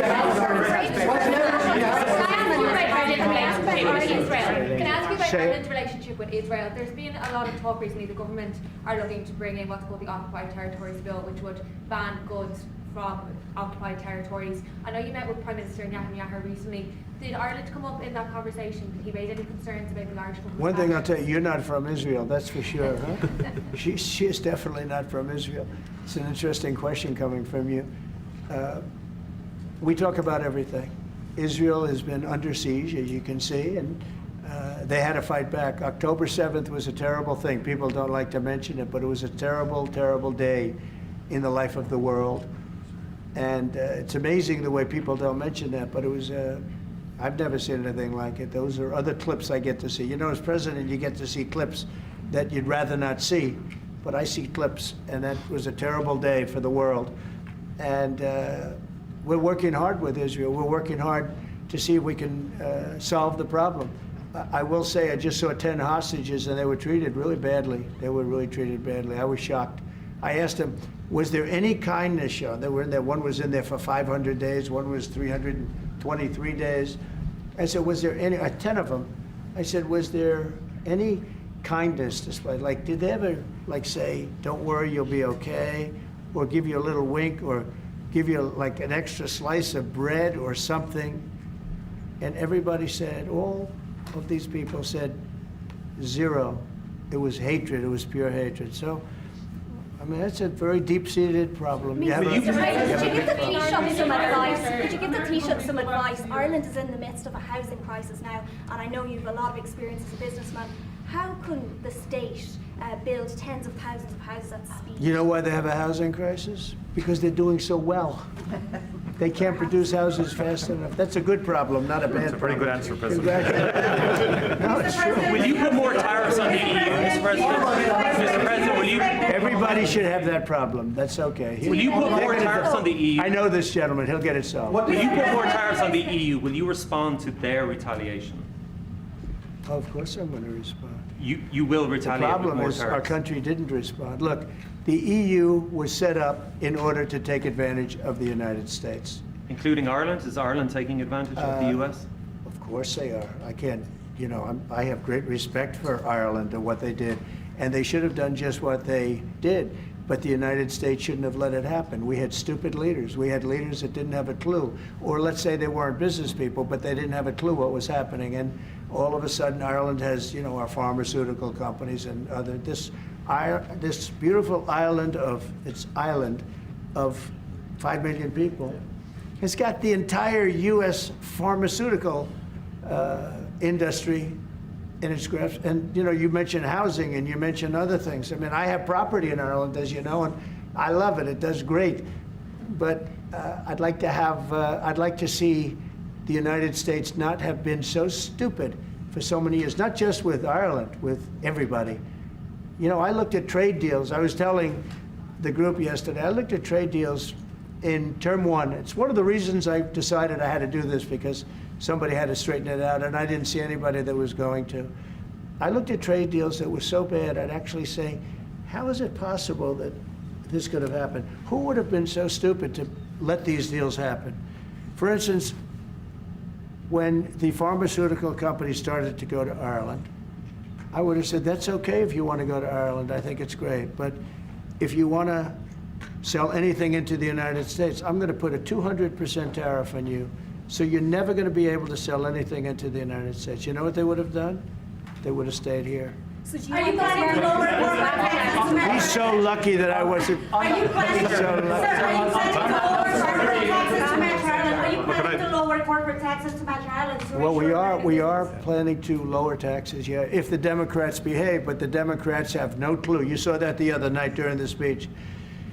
2 young women were slaughtered by illegal aliens. 1 young man has very serious cancer and many other problems. We look at the people up there, they all had difficulty, very serious difficulty. But when we're talking about 2 young girls, beautiful young girls, Lake and Riley, you know, you know the whole story. That evening was a disaster for the Democrats, in my opinion. And I would mention, and I'd see 2 mothers that were inconsolable as they stood, crying. Their daughters have been absolutely just destroyed, killed, viciously killed. And the young man who loves the police departments, he had cancer and has cancer, very bad cancer. There wasn't from people sitting there, Democrats, there wasn't a hand clap. Nobody stood. They were just stone-faced. These people are sick. There's something wrong with them. There was no standing for anybody. The only thing they liked is when they heard about the death taking place with Ukraine. They were happy about that. They were happy about that. Pocahontas was very happy. She's the one that was slapped. That's why I looked at her. I said, oh, it's Pocahontas. These people are sick. They don't know what's happening in the real world. The Democrats have to get their act together. And if they don't vote, then what you're going to do is you're going to have taxes that are going to go through the roof. You're going to have a very bad time. You're going to have some very bad things happen, and people are going to blame the Democrats. And Schumer is a Palestinian, as far as I'm concerned. You know, he's become a Palestinian. He used to be Jewish. He's not Jewish anymore. He's a Palestinian. Okay. On tariffs, there's been a lot of on and off, some inconsistency. There's no inconsistency, only with NBC, No, which is one of the worst they- networks on television, by the way. Let me just tell you the inconsistency. I have the right to adjust. And I was called by the automakers, as an example, General Motors, Ford, etc., the big three, the big four, and they asked me to do them a favor. Could I delay it for a period of 4 weeks so that they're not driven into a little bit of a disaster for them? They actually love what I'm doing, but they had a problem. And I'm not like a block that just, I won't delay. It's called flexibility. It's not called inconsistency. It's called flexibility. And I think you want me to be flexible too. Is flexibility going to be your ongoing view towards? Sure, I'll always have flexibility, but there will be very little flexibility once we start. April 2nd is going to be a very big day for the United States of America. The United States of America is going to take back a lot of what was stolen from it by other countries and by, frankly, incompetent U.S. leadership, grossly incompetent. I gave you an example of Ireland. I would have never let that happen. Impossible for that to have happened. But we're going to take back our wealth, and we're going to take back a lot of the companies that left are coming back. If you haven't read, we have the biggest computer chip company ever, has virtually all of the market. I didn't call them, they called me. And they called for 2 reasons. Number one, we had a great election of somebody that they want running the country. And we won in a big mandate. We won every swing state. We won by millions of votes. We won by 2,750 districts to 500. Think of that, 2,750 districts to 500. That's why the map, when you looked at it, was entirely red, meaning Republican. Not meaning communist. Meaning so anyway, look, this country needed somebody to defend it. It's this big, beautiful place that was being ripped off by illegal immigrants coming in from prisons, coming in from mental institutions, gang members, gang leaders, drug dealers, pouring into our country with the open borders. I am so angry at the last 4 years at what they've done to our country, what they've done to this country between inflation, but maybe the most that bothers me is that they would allow millions of people to come into our country that are stone cold murderers, killers, drug dealers, the worst gang members, the worst people allowed into our country. And we're now getting them out. We're going to get them out. We're getting them out. I want to thank Tom Homan, by the way. He's doing a great job. And I want to thank Kristi Noem, who's doing a fantastic job. This is a job that's so unnecessary. This should have never happened. This should have never happened. So we're bringing back our country in many ways, not only financially, and financially we'll be stronger than ever before.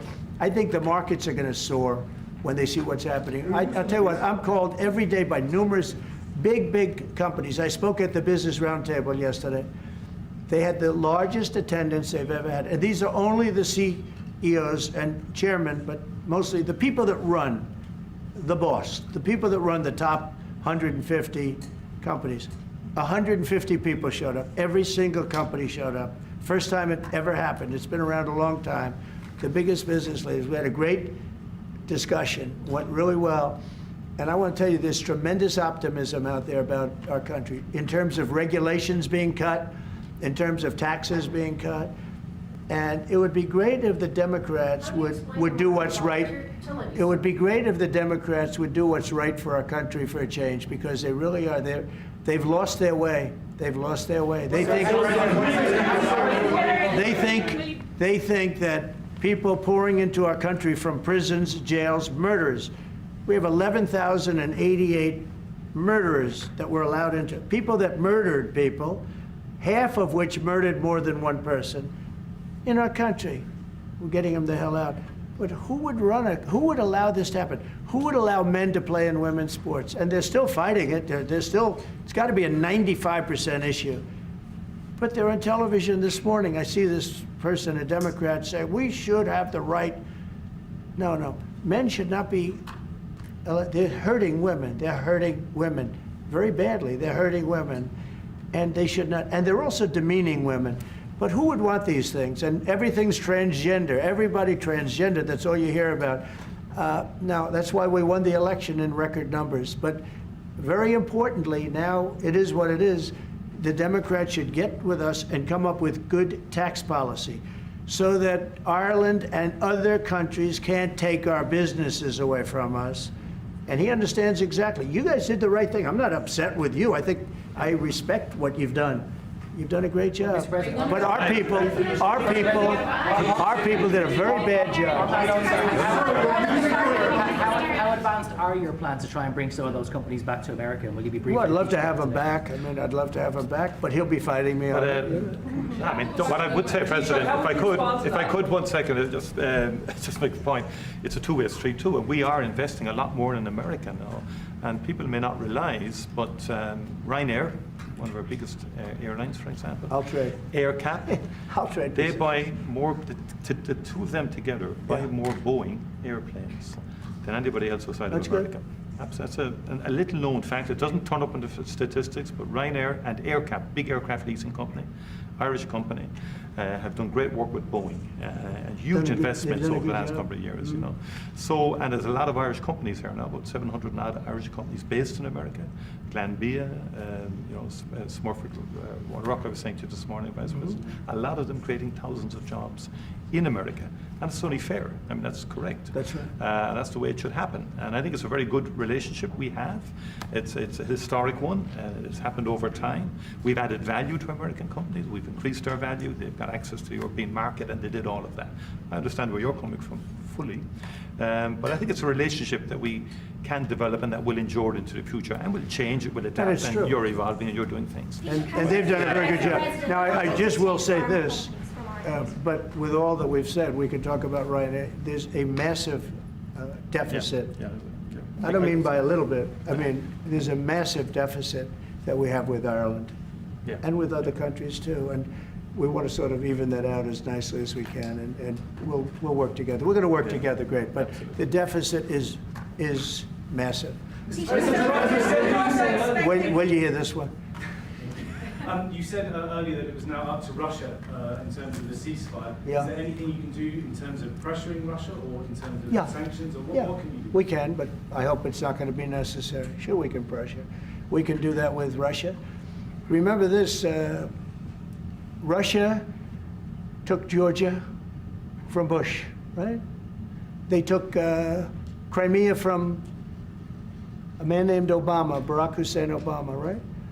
They tried to take the whole thing from Biden. They're going for the whole ball of wax. Who was the only one that never took anything from? Trump. And in fact, I'm the one that stopped Nord Stream 2, the pipeline, the biggest pipeline anywhere in the world. I stopped it. It was dead. And then Biden got in and he approved it. Nobody mentions that. What I did to Russia was very tough. I was the toughest ever. But nope, they never took anything from me. They took them from Obama and Bush, and they took it from Sleepy Joe Biden. With Biden, they wanted to take the whole country, but I think I've stopped that, but we'll see. But yeah, there are things you could do that wouldn't be pleasant in a financial sense. I can do things financially that would be very bad for Russia. I don't want to do that because I want to get peace. I want to see peace, and we'll see. But in a financial sense, yeah, we could do things very bad for Russia. It would be devastating for Russia, but I don't want to do that because I want to see peace. And we're getting close to maybe getting something done. We've got Ukraine done, and as you know, I've always said that Ukraine might have been the more difficult party. You were here a week ago when some interesting things happened. I had somebody that didn't seem to want peace. Now he's agreed to peace. So we'll see what happens. Brian? Yes, thanks. Thank you. First, we'll congratulate you on your lower inflation core rates. Thank you. Gas prices going down, airline prices going down. This is for the Irish gentleman here, if I can see it real quickly. Welcome to the United States. You look great. Thank you. Nice suit. Now you feel good. He knows. What's coming next? Ran on Sorry? Make America Great Again. If you could run on MEGA, Make Ireland Great Again, what would your #1 issue be for people in Ireland right now to make your country stronger? And I've got a 2-part question to that as well. Yeah, the #1 issue in Ireland is housing, to be honest, and I think it was correctly pointed out. We've got to build more houses. We've got to build them faster to give the young people of Ireland an opportunity to afford to buy a house or to afford to rent a house. We have a lot of other good things happening. That's my #1 priority. Wonderful. Are you trying to and my service second the part question to this, Ireland is known for very happy, fun-loving people, great attitude, many in this room right now that I've met. Why in the world would you let Rosie O'Donnell move to Ireland? I think she's going to lower your happiness level. That's true. Thank you. I like that question. Do you know you have Rosie O'Donnell? Do you know who she is? Do you know who she is? Yeah. You better off not. You better off not knowing. Prime Minister, are you expecting to inform the President your views on Gaza, considering that you have diametrically opposed positions on the state of Palestine? Your country is one of 3 in Europe that recognizes the state of Palestine. Are you expecting to discuss this with the President? Are you expecting to inform him? I don't have to inform the President. He's very well clued into the whole situation. We shared the President's, again, unrelenting focus on peace. And he's envoying the President himself, as soon as he came into office, went to get a ceasefire. We've been calling for a ceasefire for a long time. We want to consolidate the peace. That is our fundamental aim. We want the hostages out. I've been saying it from day one. It's a horrific thing to do to take someone as a hostage. And I went to Kibbutz Be'eri after October the 7th in solidarity with Israel, and that gets forgotten. And I went a week or 2 afterwards. I saw the kibbutz. It was a shocking thing to see, even though it was a week or 2 after the horror. It was a village. You could see life going on prior to the attack. It was something that will not leave me.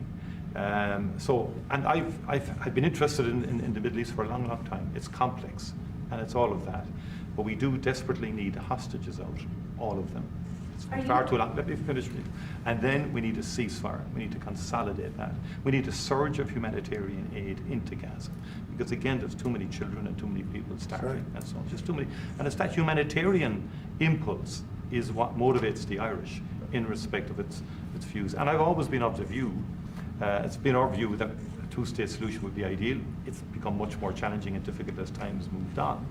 But that has always been our position. But it's genuinely to have people, because we've gone through this. We discussed this prior to you coming in. We've been through some of this. People hating each other, terrible acts of violence carried out on each other. We came through it. It's our earnest hope that Arab and Jewish people can live side by side. And I've met with people, parents of children who were killed on both sides, called Parent Circle in Israel, and they work to try and bring people together. It's difficult work. What about the President's plans to expel Palestinians out of Gaza? Are you discussing that with him and giving him your... Nobody's expelling any Palestinians. I don't know. Who are you with? I'm in Voice of America, sir. Oh, no wonder. Okay, Voice of Taoiseach, how he feels about the President just saying that he would like to take back US companies, pharma companies based in Ireland. Well, I think the pharmaceutical companies in Ireland are doing very well, as the President has outlined. Again, I think it's about that two-way partnership. I understand fully where the President is coming from. I think there's actually room. Now, we can discuss all this. I think there's room for those companies to grow in America. And many of them, by the way, have already announced fairly significant manufacturing investments now. It's true, just recently. Like people like Eli Lilly, for example, who have been a long-standing presence in Ireland since the 1970s. I spoke to the CEO recently. He's great. Great guy. And he's announced, I think, about a $50 billion investment in America. New plants. But there's big investment, they've had big investment in Ireland. Ireland has served them well too, The workforce is very strong. It's an educated workforce. They delivered well. During COVID-19, a number of CEOs said to me, a lot of the plants in Ireland were the only plants that never closed for a single day during COVID. Not a single day. Productivity is good and so on like that. But look, there be swings around. Mr. President, thank you so much. You spoke to Vladimir Putin for quite a while on the phone. So I want to know your assessment when you take this deal to him now. How do you assess the chances of Putin? I have no assessment, and I don't go by chances. I think it makes sense for Russia, a lot of downside for Russia too. And we have a very complex situation solved on one side, pretty much solved. We've also discussed land and other things that, you know, go with it. We're not just doing it and saying ceasefire. We don't know what's happening. We know the areas of land we're talking about, whether it's pulled back or not pulled back. You know, we've discussed a lot of the details of what has to go because we don't want to be wasting time. We don't want to be wasting time while people are dying. I mean, as we're sitting here, you probably had 2 people die on that very open field. You know, it's dead flat. It's great farmland, and it's dead flat. There's no protection. The only thing that stops a bullet is a human body. And these are bodies that are young people, and they're stopping a lot of bullets because a lot of bullets are flying across those level fields. Dead flat, no protection whatsoever. It is a disaster. And so I hope he's going to have a ceasefire. You are using the American leverage to get a lot of political issues. Well, I don't want to get into that, but if I had to, I'm the only one that's dealt with them successfully. Everyone else, I went through it. Bush didn't deal with them successfully, dealt with them terribly, got ripped off. And Obama was a disaster. You know, they have with Obama, he gave them sheets, and I gave them anti-tank missiles. You know that, right? It's called Javelin. You know the Javelin? I'm the one that gave them the Javelins. People don't say that. And then they say, oh, Trump has a great relationship with Russia. I'm the one that gave him the Javelins. Obama gave him sheets. That's an expression. He gave sheets, I gave javelins. So, Mr. President, how worried should the undocumented Irish be about your administration that you don't round them up and send them home again? Oh, I think the Irish love Trump. We won the Irish with a tremendous amount of vote. I want to thank you very much. We won in the 80s with Irish. I got the Irish vote. I think I have it locked up pretty good unless I did something very stupid, like drained your company, your wonderful place of all of its companies. If I drained Ireland of all of the companies, maybe I'd lose the Irish vote. I don't know. But right now, no. I love it. I've been there many times, as you know, yes. And we don't want to do anything to hurt Ireland. We want to, but we do want fairness, and he understands that. No, that's enough, Kelly. Thank you. Was there anything that the Taoiseach could say to you today that would dissuade you from going ahead with 25%? I can't hear. Mr. President, it's Irish American Appreciation Month. You've named it there. Who's your favourite Irish person? Oh, there's so many. Are you kidding me? Well, I do happen to like your fighter. He's got the best tattoos I've ever seen. I don't know if I'm a big, but that. Conor McGregor. Conor. Boy, you have. Well, Conor's great, right? You know, talking about Conor, but you have a lot of great Irish fighters, actually. Great fighters. I don't know what that is, but Ireland's always had a lot of good fighters. You know why? Because they're tough people. They're smart people and they're passionate people. And they really have been, over the years, so many. I think your father was a great fighter, right? He was, sure did. Wow, and yet look at you, you're so smooth and so. He was a very good defensive boxer. He was a really good. He was a good boxer, yeah. He fought for Ireland, boxed for Ireland, and yeah.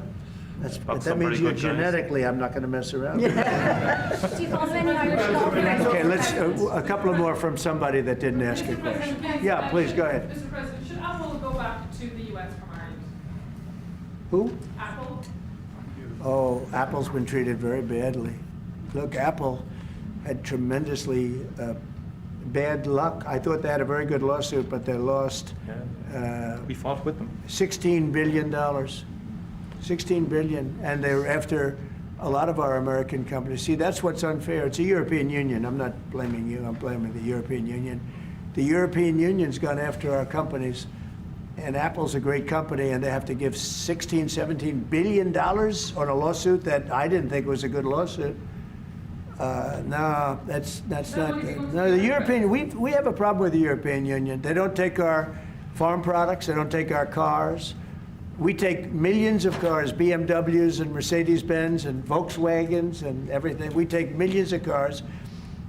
I said to Angela Merkel at the time, I said, Angela, how many Chevrolets do we have in the middle of Munich? Why, none. I said, you're right, we have none. That's the way it is, we have none. No, I'm not happy with the European Union, I want to tell you. And, Will you put tariffs and on we're going to cars? win that. We're going to win that financial battle. It's a Tariffs financial on battle. European cars, Mr. President? Tariffs on European cars, is that something you're going to consider? Oh, absolutely, I will do that. Yeah. Mr. President, Think of it, they have millions of cars coming in, millions and millions of cars. One of probably the largest. Japan's very big too, but and they don't accept our cars. We make great cars. They don't have our cars, but we have their cars. They don't have our farm products. We have the greatest farmers in the world. They don't accept our farm products, so we accept theirs. So, you know, things are going to change unless they do what they have to do, and they know what they have to do. This is not going to be a tough battle. In my opinion, not going to be tough. Just like when Ontario charged us, everybody said, oh, they just charged. I said, this will be won in 1 hour. And they announced what we were going to do, and they withdrew their little threat. And what they don't say in Canada is that 270%, have you ever heard that? We have tariffs on dairy products from Canada of 270%, going up to 400%. You never hear that. Canada's absolutely one of the worst. And we, when I say worst in terms of charging tariffs. Their dairy products, they charge our farmers 240, 250, 270, and 400%, okay? Think of that for dairy product. And we charge them like peanuts. You know why? Because we've been improperly run for so many years. I had that all settled in my first term. But then, of course, Biden, you know, he let everything go to hell. One of the things we did is we took from China hundreds of billions of dollars, and I have great respect for President Xi. But he understood that. He understood it was a one-way street, and you can't have a one-way street. Okay? One more question. Can you say which countries you might target in your next travel ban? Say it. Can you say which countries you might target in your next travel ban? Wouldn't that be a stupid thing for me to say? I said, which countries am I going to target for the next travel ban? As part of the, Can you believe somebody would ask that question? as part of the Tariffs specifically you're going to put on Ireland? Well, we're going to talk. We're going to be talking really to the European Union. You know, I will tell you this one little, we'll end it with this. So I have a property, a big property in Ireland that you know well. It's one of the most highly rated hotels in all of Europe. It's beautiful. Doonbeg. It's a beautiful You've been 600 acres on the President ocean. Donald Trump speaking moments ago in the Oval Office on a wide range of issues. He's there with the Irish leader visiting the Oval Office.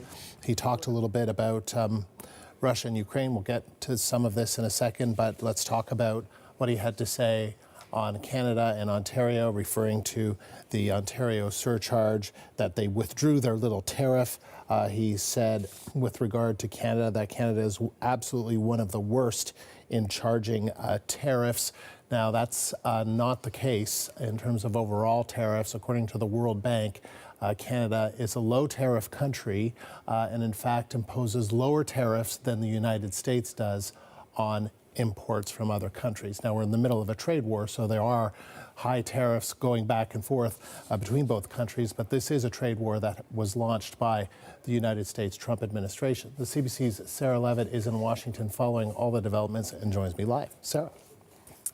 Yeah, Andrew, a lot said throughout Trump speaking in the Oval Office, but there was quite a bit on the tariff situation, particularly with Canada. And as you said, he said, quoting him, Canada is absolutely one of the worst on tariffs. And of course, again, citing dairy, you mentioned the fact that we're actually low on the global scale, so that's not entirely accurate. And then also the dairy, again, that number that he keeps bringing up, the 250%, that is a tariff that is not used or hasn't been used. And so, again, you know, that number, big, but not quite accurate. He also said, again, using the word absolutely, that he absolutely would put tariffs on cars.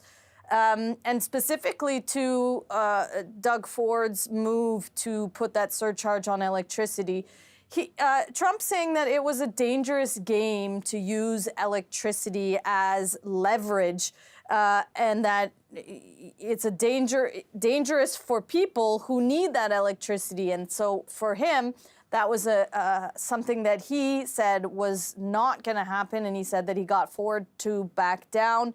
Again, reiterating the U.S.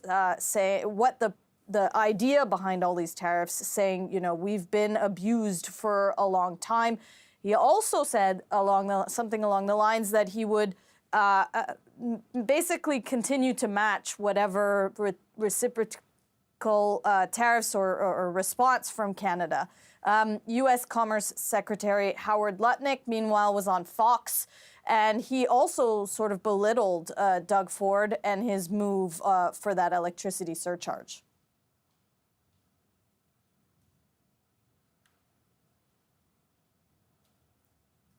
So this latest move, though, Andrew, 25% tariff on steel and aluminum, not being well received here.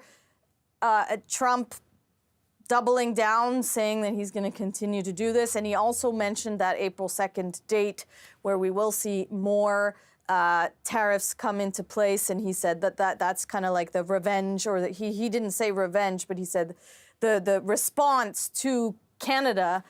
He didn't directly mention the Canadian government's announcement today that tomorrow there will be tariffs in place. Sarah, thank you. The CBC's Sarah Levitt in Washington. Now, Canadian officials have said over and over, if the U.S. imposes tariffs on steel and aluminum, Canada would respond. And today, as Sarah mentioned, the federal government followed through. It delivered a direct blow of its own, 25% tariffs on billions in U.S. goods. Finance Minister Dominic LeBlanc unspooled the details from Ottawa. The Government of Canada, following a dollar-for-dollar approach, will be imposing, as of 12:01 a.m. tomorrow, March 13th, 2025, 25% reciprocal tariffs on an additional $29.8 billion of imports from the United States. This includes steel products worth $12.6 billion, and aluminum products worth $3 billion, as well as additional imported U.S. goods worth $14.2 billion, for a total of $29.8 billion. Here now is the Premier of Ontario, Doug Ford, speaking. Let's listen. Look into their eyes. That's the most important thing. So how tense were things with Danielle Smith today? It's not too bad. You know, I've talked to Danielle, and her jurisdiction's a little different than ours. And at the end of the conversation, everyone agreed, Team Canada, let's move forward. And I respect Danielle. I respect all the premiers. We have to work together. What does a successful day look like for you tomorrow? Like, what do you want to come out of that meeting with? Is there anything tangible you think you can come out of that meeting with? I want to find out where their bar is set. You know, rather than keep moving the goalpost, I want to find out how quickly you want to move forward and see what their requirements are, and then we can go back to Team Canada, as I call them, and along with the Prime Minister, because make no mistake, it's going to be the federal government moving forward with this. But I think the premiers have a big say. All 13 premiers will have a big say how we move forward. But that's the most important thing, and build that relationship with their team. What did you hear from the other premiers about what happened yesterday and you backing down from the surcharge that you had put on electricity? Yeah, I wouldn't say backing down. I say respecting negotiations, and when someone calls you up out of the blue and sends an olive branch over to you, I'd be foolish not to take it and move forward. But they appreciated what I've been doing over the last little while, and they've all said just keep going. Keep moving forward and communicating with the American people, because the American people are our closest allies. They're the ones really putting pressure on the White House, not to mention the markets, and consumer confidence is down, markets are diving, inflation's going up, investment on both sides of the country have been frozen. So we need to keep moving forward and bring confidence back to the markets. Minister LeBlanc said this morning that tomorrow, he doesn't see tomorrow's meeting as being about USMCA at all. He just wants to talk about tariffs, maybe get some of them off the table before April 2nd. Are you two not on the same page? Oh, no, we're banging on tariffs equal USMCA, right? They're basically the same things. If we took the tariffs off, let's move forward. But I think the world of Minister LeBlanc, we get along so well. We talk all the time. And we're on the same page. But yes, there's going to be conversations about tariffs, and as we move forward, we're going to ask them, let's move this USMCA deal up as quickly as possible to give certainty to the world, not just Canada and the US, but the entire world. So that's what we look forward to doing, and we look forward to just meeting their team and getting in front of them. Do you think Carney can smooth things with Trump, considering that Trump and Trudeau didn't really seem to get along that well? Well, I think so. It's going to be a better relationship than with Prime Minister Trudeau. No disrespect to Prime Minister Trudeau. I can tell you one thing. Mark Carney is extremely astute business mind. He understands numbers, and so does President Trump and Secretary Lutnick. I think they're going to get along very well. They both come from the same financial sectors. Thank you. Thank you, everybody. Thank you. Thank you. What did you guys have for breakfast this morning? Nothing. I'm starving right now. I haven't eaten all day, and you can tell how I'm dwindling away. You realize when you say hi to G. Here's the Saskatchewan Premier Scott Moe. Convention that we're at today, and was delivered, I believe, in 2008, if I'm not mistaken, by this government. Are you going to alter your tariff response, like alcohol sales restriction, capital project pause, in light of today's steel tariff? So I see that the federal government has increased their tariff response with respect to their countermeasures, the counter tariffs that are going in. And we always need to remember that as those counter tariffs come in, those are tariffs on Canadians, Canadian industries and Canadian families. And so the province isn't going to hypothetically surmise what we may or may not do, as things are changing literally by the hour, and we've seen that over the course of the last number of weeks. So a calm hand is necessary as we walk through what is a very strenuous and stressful conversation that has very, very real impacts on both sides of the borders. First, in the case of inflationary pressures that families are going to receive, first starting with American families, but will extend to all North America. And second, with job loss, as industries like the steel industry may be targeted with this latest round of tariffs, that will result ultimately in job loss, north and south of the border. And so we are very much engaged with our steel industry here in Saskatchewan, because it does have an impact on Saskatchewan jobs and opportunities to mitigate any negative consequences, and are there actually opportunities for us to push through these independently using the tools that we have, maybe Crown Corporation procurement, things of that nature. So that's a very active discussion that's happening with all of our steel, all of the folks in the province that may be impacted by the steel tariffs that came on this morning. Again, our goal and our focus is to have a free and fair trade environment, tariff-free, free and free trade environment. As those tariffs may or may not be applied, it's our goal to have them removed as quickly as possible, and that is precisely the engagement that we undertake each and every time, and in each and every conversation we encourage Saskatchewan, those in Saskatchewan industries and those Saskatchewan individuals to talk about that in all they do each and every day as well. We have a great trade relationship with many countries around the world, but our largest trading partner is the United States of America. Likely will be our largest trading partner when the dust settles in what is a very challenging discussion with essentially one gentleman and his administration, the President of the United States. But we do need to remember that as well, and we need to push for that free and fair trade environment moving forward. It's good for North American families, and I would say it's good for all of us and good for the world when North America is doing well. My last question, do you have any plans in place to assist steel workers, companies in the province in light of the tariffs? We're working closely with the steel industry on how we can use the strength of a Saskatchewan economy to actually support the work that they do and keep them employed. Thank you. You will see what that may or may not mean in the days ahead, as we have been actively engaged with numerous employers in that industry on how we can work together to support the work that they do in maybe a little bit different and innovative ways than what we've even seen before. So there'll be more details to come, I think, in the not too distant future. But with the implementation of steel and aluminum tariffs, and this is how quickly this is happening, we saw yesterday, the threat of an electrical tariff on Ontario Power going into 3 states. We saw the response of, I think, 25 or 50% increase to this industry. A phone call settled that down. We ended the day where we started with the implementation of the 25% steel and aluminum tariffs. That's how quickly things are changing.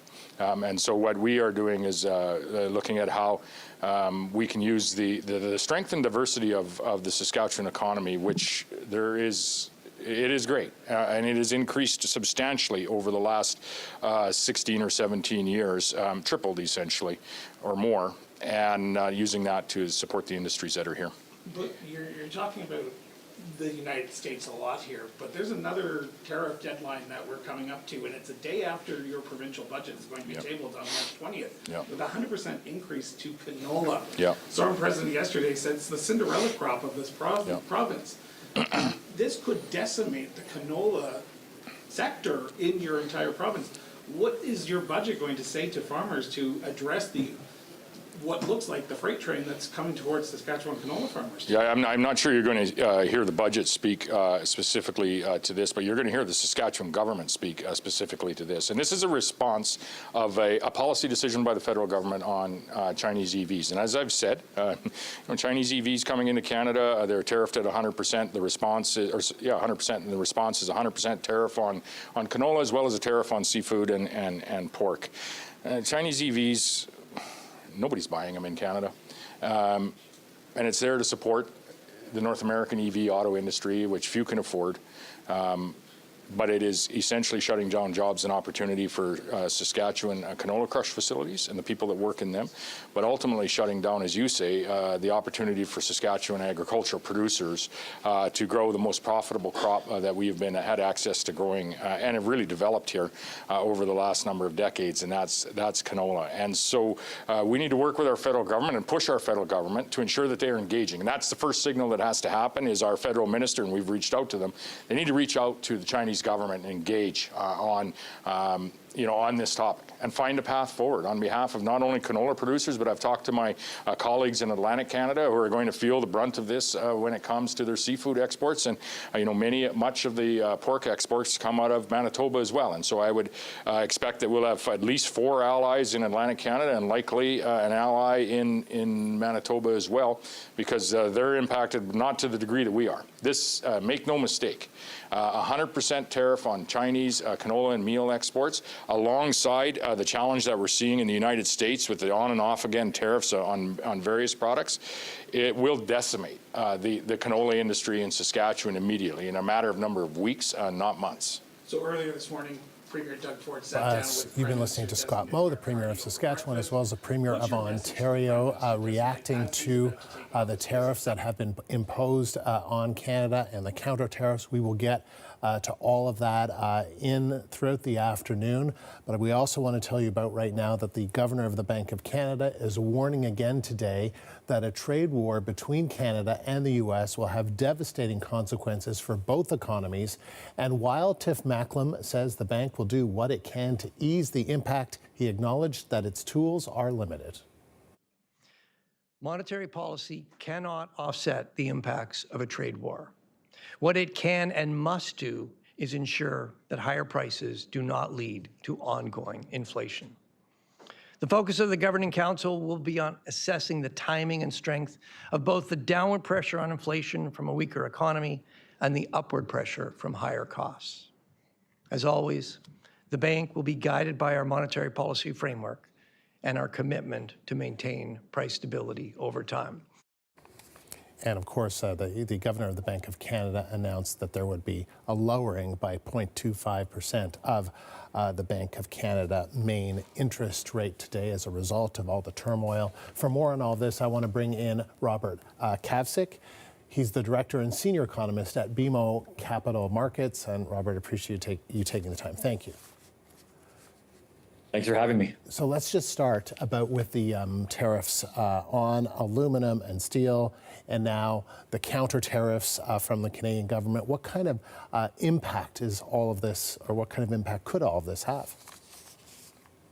Well, it's so uncertain because we don't know where the tariffs are going to land, for how long, and what the retaliation is going to be. But we have estimates on this, and we have a rough framework in terms of 25% tariffs plus 10 on energy and about $150 billion of retaliation from Canada. So under that framework, I mean, we've kind of come to a estimate of about a 2 percentage point hit to economic growth, some upward pressure on inflation of a few tenths of a percentage point, probably further rate cuts by the Bank of Canada, and a weaker Canadian dollar. So in other words, a much tougher economic environment and financial market environment than we were experiencing coming into 2025. And I say that kind of with some disappointment, because the Canadian economy was actually performing quite well coming into 2025, and it was shaping up to be a very good year. So is this all happening because of this trade war that was launched by the Trump administration? Effectively, yes. So even though we've really only tiptoed into tariffs on steel and aluminum today, and we haven't quite reached that April 2nd deadline yet, the reality is that consumers out there are talking about this. They're building it into inflation expectations. Businesses are looking at hiring plans and investment plans for 2025 and asking themselves, honestly, is this an environment where we want to deploy significant capital or make big hiring decisions? And we're already starting to see some evidence, even just this morning from the Bank of Canada's own survey data, that the answer to that is probably not. And it kind of speaks to the fact that this trade war, even before tariffs are significantly, substantially in place, is having an impact on confidence, and that does ripple through the Canadian economy. Financial markets are starting to pick up on that as well. And then what about jobs? How is this going to affect the person at home who's watching, who is worried about their jobs?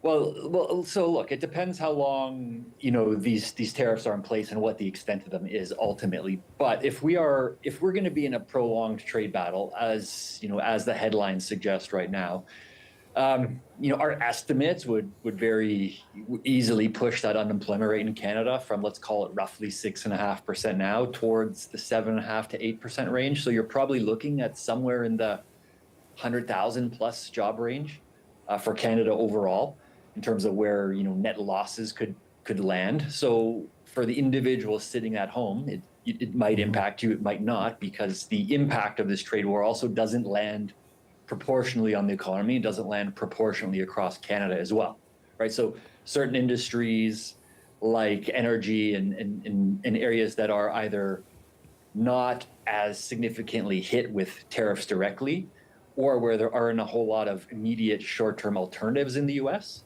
will fare quite a bit better.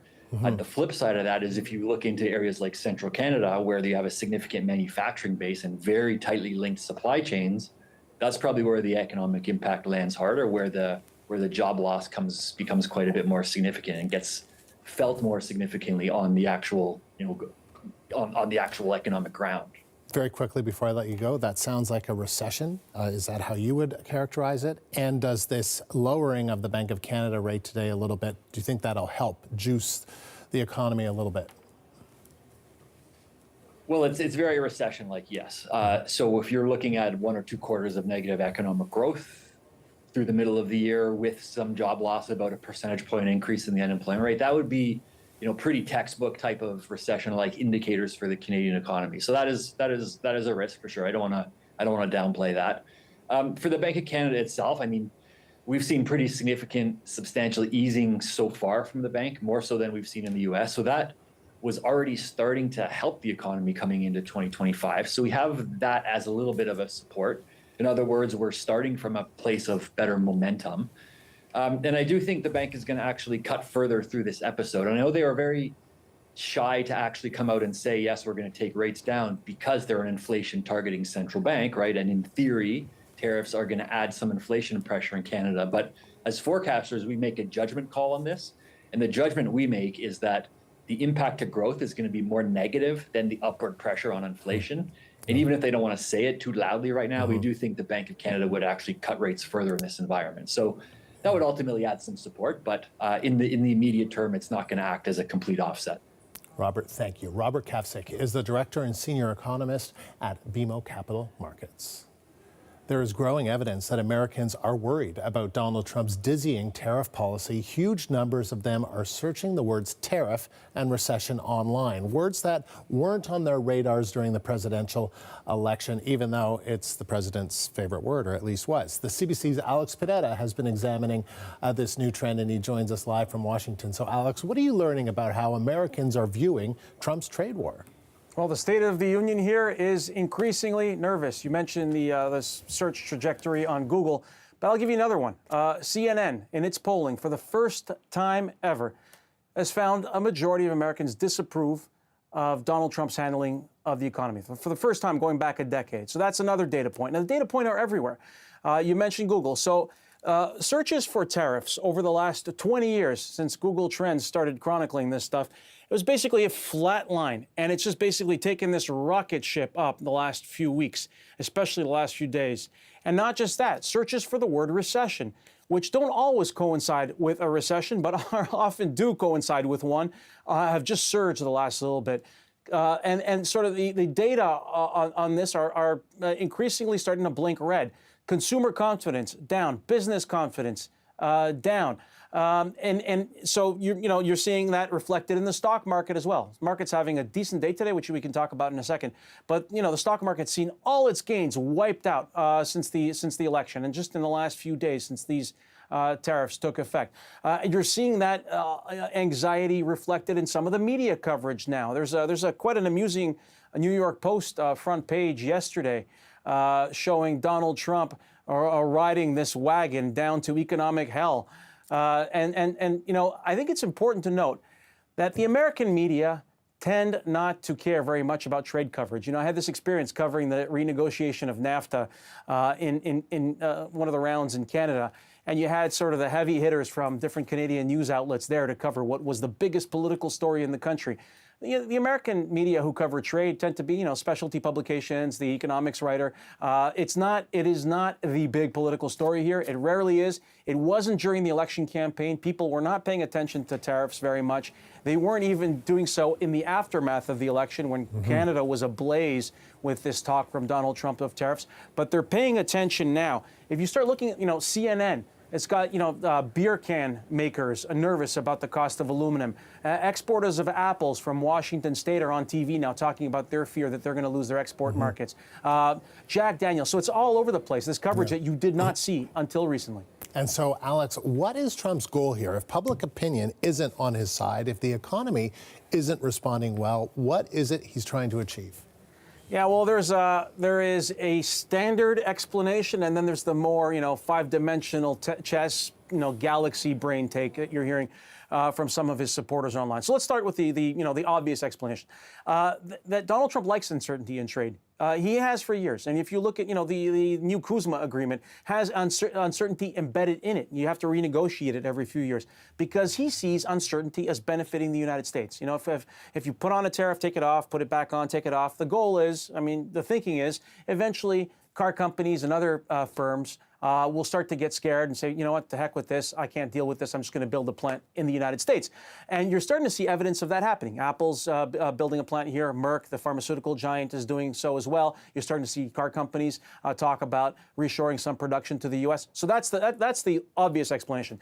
The less obvious explanation is he's got a couple of bond traders working in his cabinet, and they see the world through the prism of U.S. government debt bonds. And if you slow the economy down a little bit, soften the stock market, you chase, investors will start chasing bonds as a result. So the yield on bonds comes down a little bit over the next few months, and it just so happens the United States has to renegotiate or renew a lot of its debt, about a third of it over the next year. What does that mean? It means if bond prices come down, the United States saves over $100 billion potentially a year on its debt. So this could be a debt or a service play as well. And, there's no evidence it'll work, but that's the supposed thinking. All right, Alex, thank you. Always good to see you. The CBC's Alex Pineda live in Washington. And you can read much more of Alex's analysis online. Just head to CBCNews.ca. You're looking live at Parliament. Ottawa is imposing tariffs on $29.8 billion worth of American goods. It's to hit back against U.S. President Donald Trump's punishing 25% tariffs on steel and aluminum. We have all the latest on this breaking news story coming right up here on CBC News Network.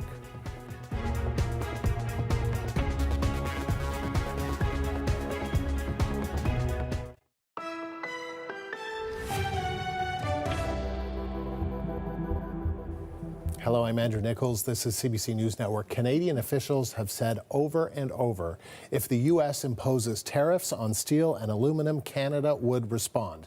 Today, the federal government followed through. It delivered a direct blow of its own, 25% levies on billions in U.S. goods.